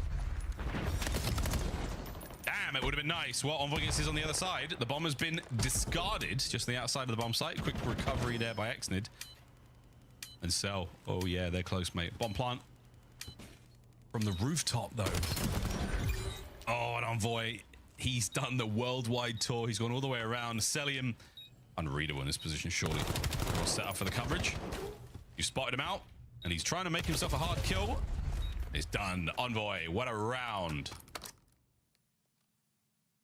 Sorry, we're back. We're locked. I miss the days of having faith in Cellium in the clutch. It's been a while. But when he is on point, absolute monster. This year, 1v3, it's looking hopeless. And an interesting conversation had to have just taken place in the comms for S&D. Again, Pred spots out Envoy in this moment, backs away. And then they end up just falling into the trap. And in the meantime, Envoy happy to do the world tour from a cruddy spot to a full pinch. A lot of different tools in this man's belt. They get a guy that can do it all. That is something, man. Okay, boys, you've definitely not taken the bomb. Man, Skies backs up for that. It's the opening salvo of nades and a lot of Falcons now through the middle of the map. Good connection there from Nasty. Whether we've got 2 or not, more than enough to deter the play here. And Xnid, though, unfortunately for UG2, snipes that breaks off of Envoy. He's down. Atypical angle. Xnid a little bit more aggressive than most snipers are. Strange to deal with and difficult to deal with. Xnid just gonna call the round. Oh! Xnid, he's gonna get dropped, but at the end of the day, 3 bangers. And Cell just happy to be here. Hey, enjoying his teammates. Actually impactful players with a sniper. Xnid built different. First one, just an aggressive angle he chose. Sort of scooching out a little bit near the bomb to check that outer lane. And then the next 2 a little more standard. Ripping heads. Yeah, the window chow is something. I'm surprised this even happened. But yeah, Xnid A difference maker for his squad. Ooh, not the reach house, guys. You out of your mind? Yeah, sure was. And there's Nasty as well. Wicked work from Exnid. He has been an extraordinary, valuable asset for the Falcons roster and continues to be. He won't account for the man on the build. Krem's going to be there for smoke, and the stun will not connect. But this probably will. Oh, boy. You can't chow him. This is the pop-off factor for the Falcons that we were talking about. Exit hits wide. He has insane accuracy with his sniper. You have to tip it. That's just beautiful stuff. Really beautiful stuff. And now the rotation with bomb as well. 5-2 in the KD department. Pred's made the bomb site as secure as possible. The Envoy, man, he's a pain in the ass. Where's Pred up front? No, not watching the right spot for this time. 2v1, can Pred clutch? Great damage on the fadeaway. Not enough though. 30 seconds to play. Oh, those magnificent snipes maybe for nothing here. Big wrap. Time's marching. Pred needs to recover the bomb. Has to get the plant. Not even getting a kill. G2. What a way to survive. Just like Sky's, Exnid's fault was not being able to go through that window cleanly. Just getting caught, a little bit awkward, trying to, spam crouch, don't want to go prone, let me go fluidly. No, just a little bump, a little hiccup, so he falls. In the meantime, Envoy, a lot of tools in the belt. No stranger to a pinch, quite literally did it just a few rounds before, and Selim just not able to make the read at all. Selim had one job to watch the flank, just get shot in the back for free. Does not have the sauce so far in Black Ops 7. Doesn't have a lot of time to fix that either. You can't just pick one of 7, just pick a credit spot like Insight, or like how Shotzi has a ton of credit spots to watch the pitch. There's a lot of very easy things you could do.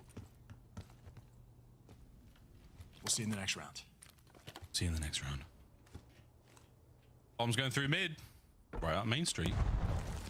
Nasty. He's going to walk away with a touch of information here. Selim has an incredibly important job to watch that play. Timing! Absolutely magnificent work. Krem gets away with his life. Yes. Even swats away any danger with his knife there. Man advantage Falcons. Such a tough place to have to go get that bomb. Oh, man. Yeah, what a rattler gunfire. Skies, you know what, dude? Let's just kill him. Forget the bomb. Play for the kills. I don't like picking up the bomb in spawn anyway. Krem. Nice reactions from Kismet with the M15 at that range. It gives Skies an opportunity to recover the bomb, but can he make it to the B-bomb site in time without getting tagged up? The answer is maybe. And no. Falcons yet again. M15 is OP. Miles, it's OP. Winning a close range gunfight against the MPC. Yeah, okay. Yeah. We got to buff the MPC. Okay. Careful. Treyarch are watching. Okay, no. Careful. It's jokes and fun. I'm having fun. Don't mind me. Careful. Necessary bounce back round, though. The Pred special. Little credit spot over on the bomb site. Gets one. Nearly gets a second on Kremp as well as the Overseer playing Dojo. And just a cheeky little strat. Exactly. This is why you don't forget your training. It's exactly how you want that strat to go. Use the force. Excellent. Here we go. No! He should have kept it out. He's been so devastating with it so far. Either way, no snipes this round. Just a couple of NPCs. A lot less random than an M15. Godson, Pred. The tippity toes of Sky, as Nasty there, does manage to escape. Here we go. Pred. Hello there. That's just his first. And a massive advantage from Cell now, 4-2. The bomb's still yet to be planted, but that's not really an issue. Remaining members of G2 in the middle of the map. Crazy timing. That might be the opening for G2. Or maybe not. Sky's just going to get shot in the back. Not going to play out well for Envoy now in a 1v4. Hi, boys. The group chow. We've seen quite a few of those today by all of our teams. Playing the numbers as effectively as you possibly can. and making sure that Envoy clutches nothing. Lovely stuff out of the Falcons yet again. Good round. Trusting the instinct. Don't forget your trading. If you're not finding the pick with the sniper towards the middle of the map, you want to force it over on B. Excellent, just having the right gun for the job. Nice repinch through the middle of the map where Sky is just unable to cook up anything too diabolical. And just good on the first blood front. Have the Falcons been. Little accidental Yoda there from Chance. Accident. For Nasty. Accident. My mistake. Deep spread here from the Falcons. Catch that cell. Trying to keep Selim pinned. He's still got a watchful eye over the middle of the map. Envoy makes his way forward. Slips through. Oh, and he's got the top spot as well. Envoy get in a corner. A dirty corner. This could be huge. A-bomb now full of G2 players. Free bomb plant. We have read the exact opposite of what has taken place on this map. No trust to get the bomb down just yet, so Falcons have enough time to get back in a good spot, and Selim gets that first blood. Envoy gets caught. Now you're in a 3v4, and you are entirely trapped around this site. And Pred will be in the fight in about 6 minutes, but he's taken an insane route. Oh, and he's down. Now all to the front. The flank is red. Selim. Oh dear, tries to fight his way forward. Exnid with the boomstick alongside Kiz. Can Nasty do this? No, he cannot. Remains on the donut. Exnid finds 3. We give him the defuse as well. Ah, dear goodness, lead to the Falcons. Disgusting work, by the way. Like, really disgusting work. Exnid, that was huge. Ferocious. Absolute competitor, this guy. That'll be 10 brand new gray hairs for Clayster. Stressed out about how that round ended up playing out, but Exnid bails you out. Motor mouth in the comms. This man is in the game.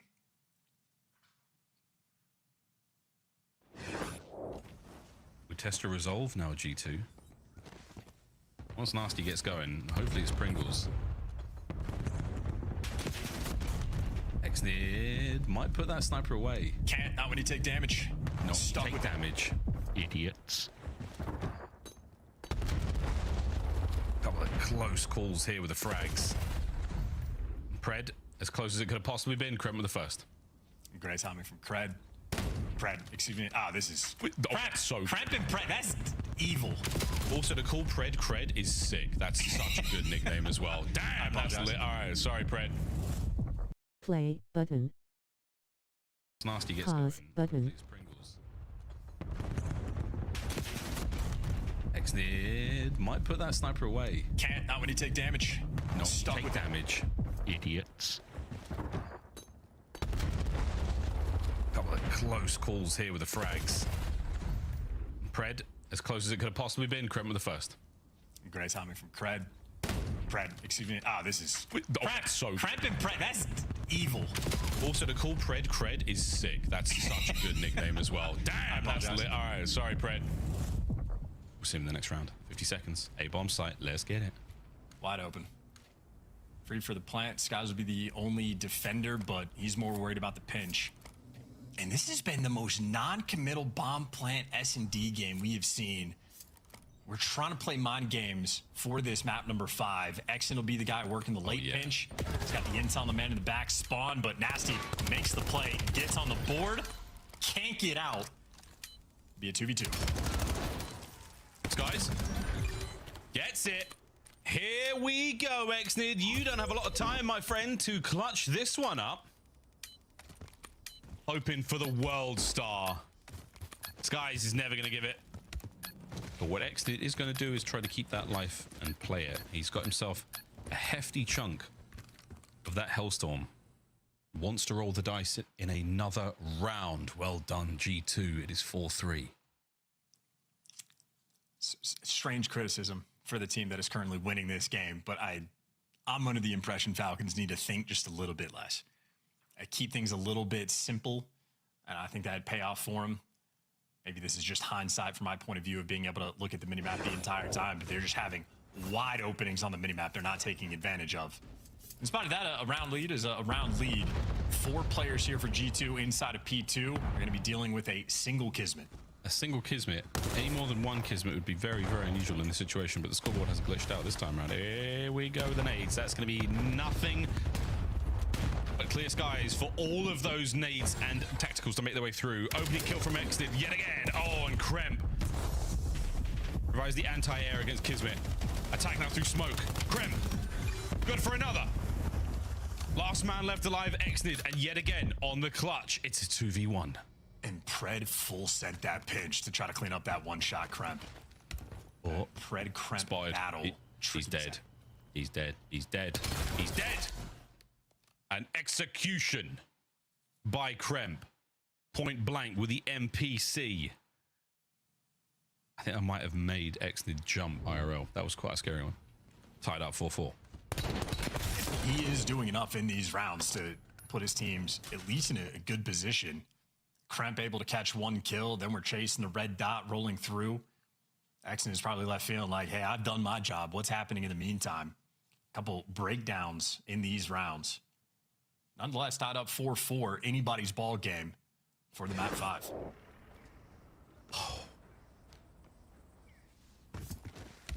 Big man tings out of Kremp. Exnid, here we go. Nasty lets one rip. Whoa, what a reaction, but wait, Envoy finds 2.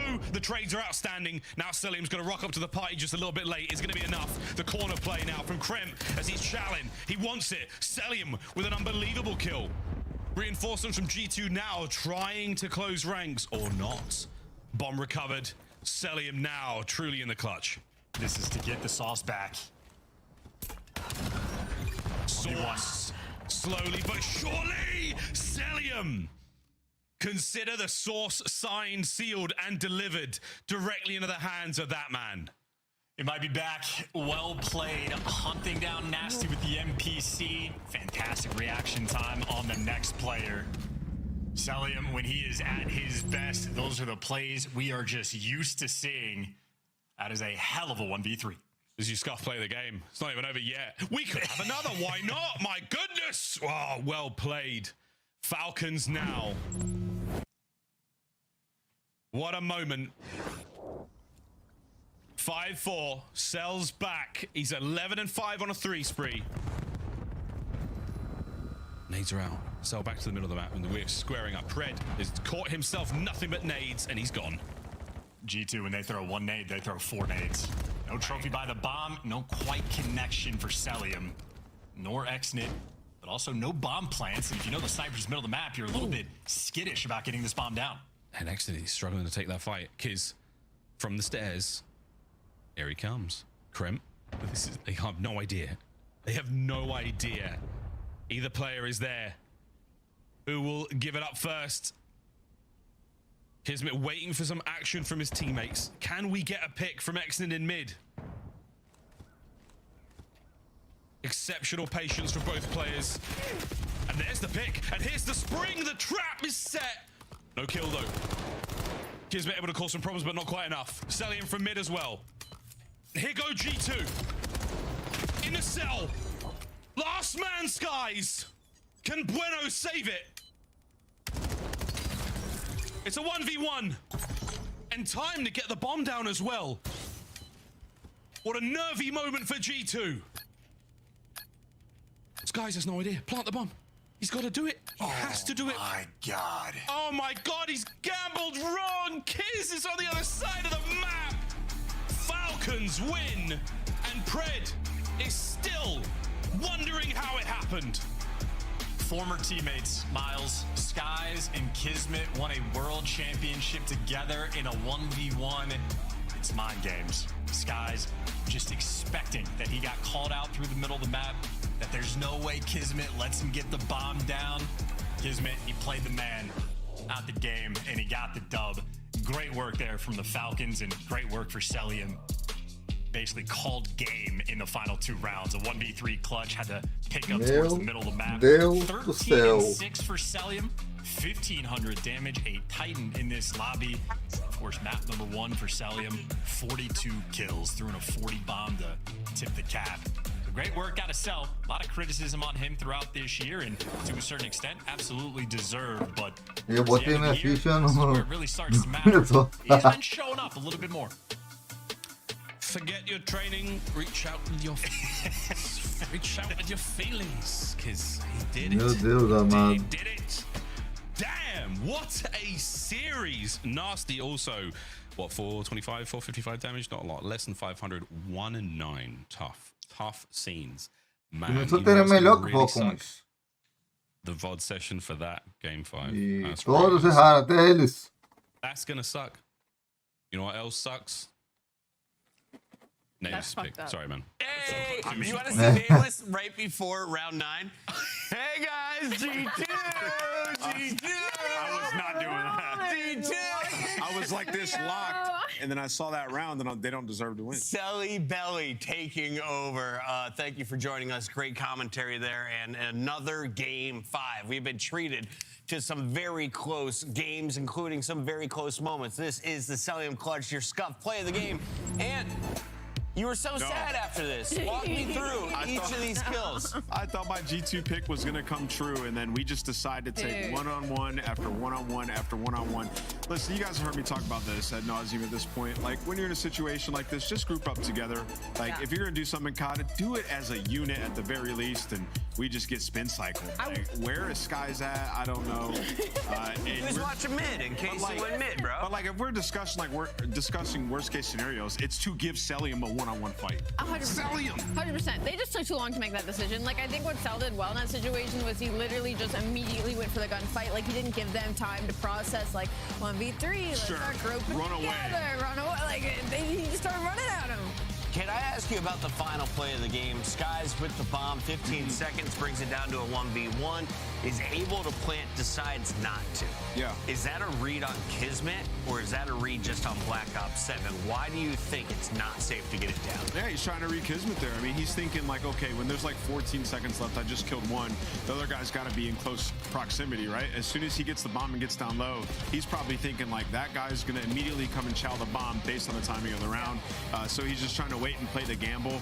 I used to go by the philosophy of like, always get it down there. I mean, some people have different mantras in that situation. Could have worked. It's a true 50-50, but yeah, I think in hindsight, he would probably like to get the plan. Kremp leading the way for most of this game, went on a 5 streak early, didn't get the Hellstorm, and then Cellium, after the 1v3, shuts it down with 2 more kills. This was that final moment we talked about. No bomb down, no need to check it. Kismet gets the 4th win for the Falcons, and that is good enough for a number 2 seed going into Major 4.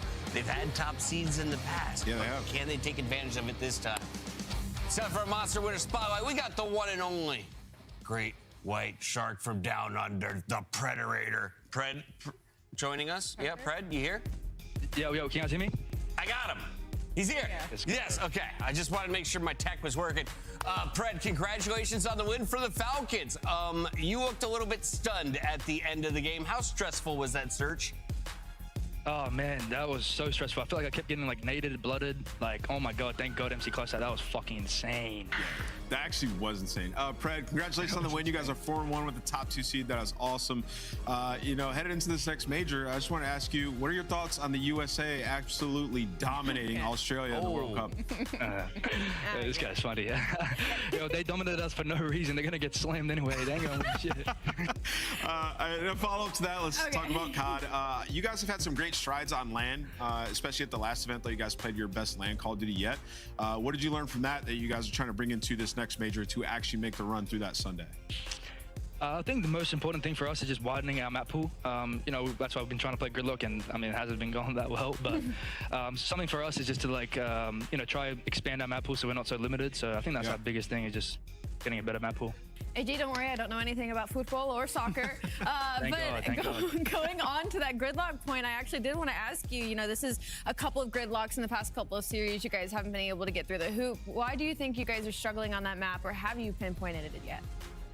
Honestly, I have no idea. I actually have no idea. We've tried. I mean, we're looking at that map thinking it's simple, and then we load in. Everyone's everywhere. Like, it feels crazy. So, I don't know. We have to definitely work on the lab for that one. For sure. A lot of people aren't used to travel, but you, of course, came from Australia, been playing in the States, and now you'll be making your way to Paris. How do you prep for a LAN day, Pred? How do I prep for a landing? A LAN day, sorry. Same thing. Oh, LAN day. Like on the LAN? Yep. No, just wake up, eat some food, and then go play. Okay, other question. How do you handle travel day? The travel day, I mean, you just have to get your sleep, get your electrolytes in, hydration, you know what I'm saying, stuff like that. And yeah, just stay hydrated. Are you the guy who stretches next to the bathroom at the back of the plane? I'm the guy that's just trying to sleep and can't sleep for the whole flight, watching every Harry Potter movie. I'm the stretchy guy. Come hang out. Thank you for joining us. That is Pred in the Monster Winter Spotlight. Hopefully, we'll see you on LAN. Thank you very much, Pred. And of course, thank you to all of our people working in the production. Ant, final thought?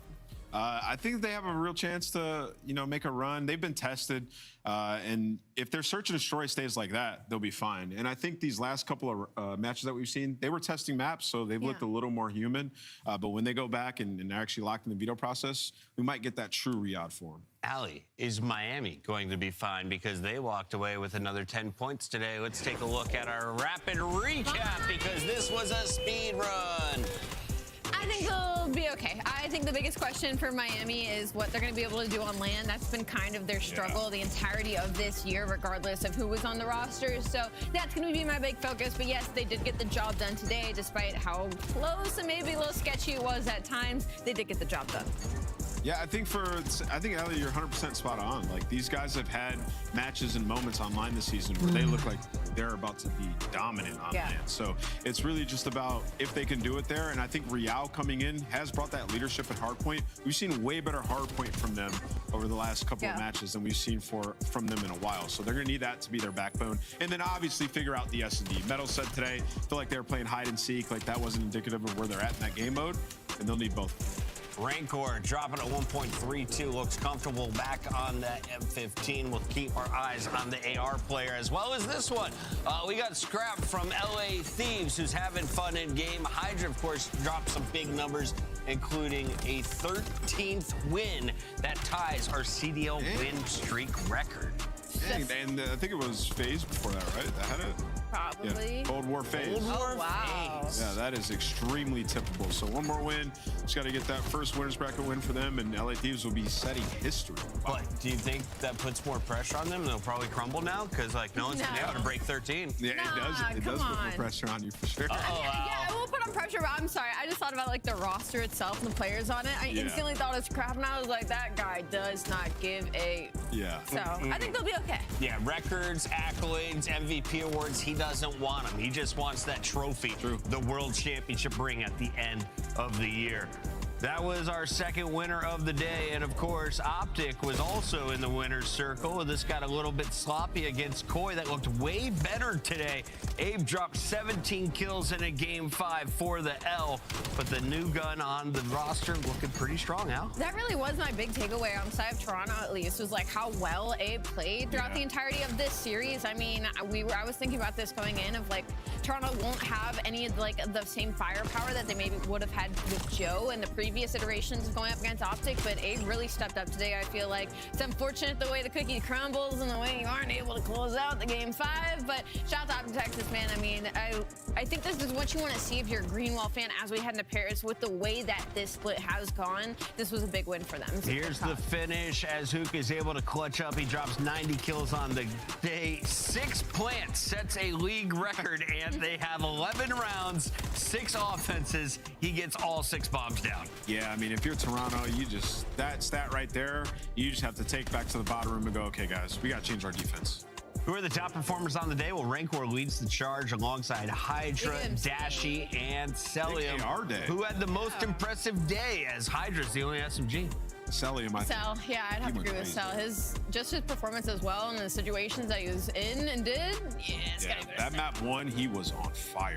Production, Rahela thinks he looks a little bit like Ethan Spencer. Let me know if you agree. We got Heretics going up against Vancouver Surge, G2 going up against Koi, and Royal Ravens taking on FaZe. That is the final day of the regular season. Wow. We are 6 days away from kicking things off in Paris. If you haven't already, book your hotel. We'll see you in Europe in just a week. For now, signing off. We'll see you at 2:45.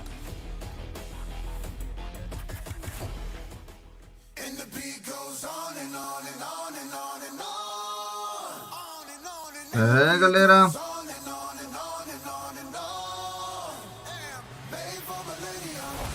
A primeira partida, a segunda, a terceira acertei na mosca.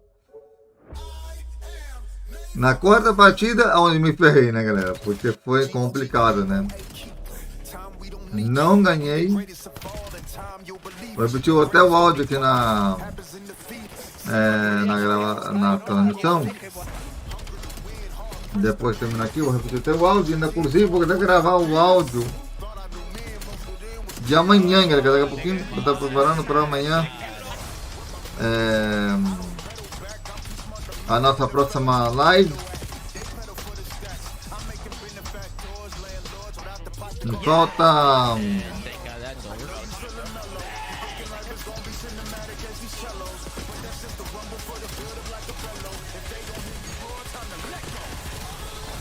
40 minutos para começar, então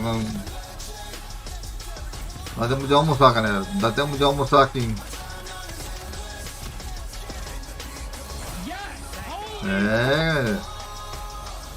Duas lives do torneio no mesmo dia. Só que uma para hoje e outra para amanhã, galera.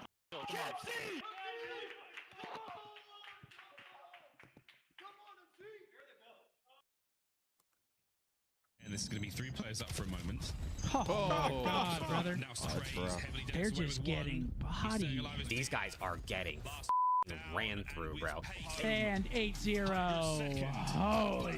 Holy these guys just got ran. I'm not pulling up a single clip. Yes!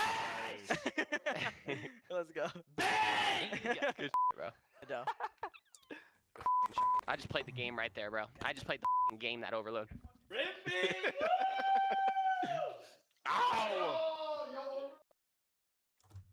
Pause. Play. Então, galera, esse foi nosso segundo episódio, né, do Major Week 3, semana 3. Mas antes de ir, vamos escutar como ficou Iniciar janela. Aqui e vamos falar já. WhatsApp 4. WhatsApp documento. E eu falei o seguinte, ó, a meta AI. antes de falar, deixa eu ver aqui, abrir o áudio aqui, entrar meu áudio, aqui tá. Conteúdo marco.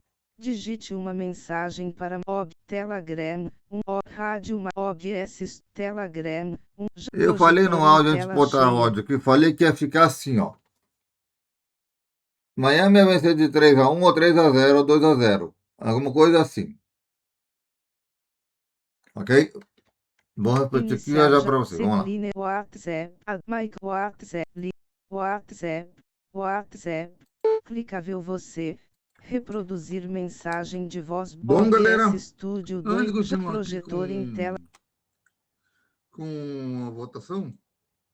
Então, olha só. Vamos falar aqui rapidinho do que vamos rolar amanhã, né? Vamos falar aqui dos jogos de amanhã. E lembrando, se também você também no começo da live de amanhã. Então, fique ligado. Aqui, olha só. A minha aposta foi assim, ó. Nova York versus Miami. Miami leva. Não vai ser fácil, vai ser 3-2 ou 3-1 ou 3-0. Vai depender muito do time. Nova York também pode ganhar também, mas eu vou ser para Miami vencer. Miami venceu, como eu falei. Do dia. O segundo jogo do dia, Los Angeles versus Vancouver Surge. Los Angeles 3-2 em cima, ou 3-1. Vai depender muito do Vancouver Surge. No terceiro jogo do dia, Texas, Toronto. Aqui vai ser jogão. Toronto está muito bem parado e Texas também. Então, vou dizer às vezes por Texas. O último jogo do dia, o quarto jogo do dia, é o G2 Minnesota versus Falcões Aqui eu vou torcer para os Falcons, mas vai levar Boston. Minnesota. Lembrando, esse áudio vai estar sendo amanhã na nossa live, no início da live. E vamos escutar ele. E se eu acertei. Ó, meu palpite. Lembra do like, comentário, compartilhar o vídeo. Volto com você no estúdio, Marquitos. Muito bem, agora sim, ó. Ó, meu palpite foi assim, 3-1 Miami em cima de Nova York. Venceu bem fácil. Aqui, Los Angeles já amassou 3-0. E aqui, Texas teve dificuldade para vencer a Toronto. Como eu falei no áudio, vai ser muito apertado. E aqui, a partida aconteceu o contrário. O Minnesota perdeu de 3-2. Mas foi uma partida bem difícil e apertada. Ok? Então vamos gravar aqui já o áudio para o próximo vídeo. WhatsApp documento. Bom, galera, como eu falei da live anterior, eu falei na própria live anterior, o áudio que saiu no início da live. Falei o seguinte, esse Miami 3-0, ou 3-1, ou 3-2. Acertei. Depois tivemos Los Angeles 3-1, ou 3-2, ou 3-0. Foi 3-0. Aqui já no terceiro jogo, Texas e Toronto. Toronto perdeu por 3-2 e Texas teve dificuldade. E falei também na live anterior, no áudio anterior, melhor dizendo, na live anterior, que ia ser 3-2 ou 3-1 ou 3-0 Minnesota. E eu perdi naquele lá, né? Mas é o que acontece também, né? Agora vamos fazer o nosso palpite para a nossa live de hoje, galera. Ó, Miami versus Vancouver Surge. Vancouver Surge vai dar um pouco de trabalho para Miami, vai ser 3-2 ou 3-1. Não chuta um 3-0, porque 3-0 seria muita arrogância na minha parte se pedir que fosse 3-0. Mas 3-1, 3-2 para Miami, eu acho um palpite justo. Toronto versus Minnesota. Essa questão, o Minnesota ganha de 3-2 ou 3-1. 3-0 eu acho quase impossível. E o último vídeo, o último jogo do dia de amanhã. Fase Vegas contra as Carolinas. Carolinas tá muito bem. Vai dar trabalho para o Fase Vegas. Então, Vegas vence com dificuldade. Então, se preparem, que vai ser um jogo duro de roer. Iniciar janela. Então, Dispositivo muito obrigado a todos por me acompanharem. E eu volto com você lá no estúdio. Conteúdo marco. Digite uma mensagem. Muito bem. Telegram. Muito obrigado. Projetor em tela. Eu estou aqui no estúdio, vamos lá. Iniciar janela. Rádio OBS Studio 2 executando Windows. Fechar a live. Muito obrigado por me acompanharem. Live. 6 horas 23 minutos e 21 6 segundos. horas e 23 minutos. Foi um pouco maior aqui para mim. Muito obrigado a todos por me acompanharem. E nos vemos amanhã com muito mais do que Call of Duty Ligue Major. Abraço, galera. Até amanhã. Fui. Transição ESMA interromper transmissão.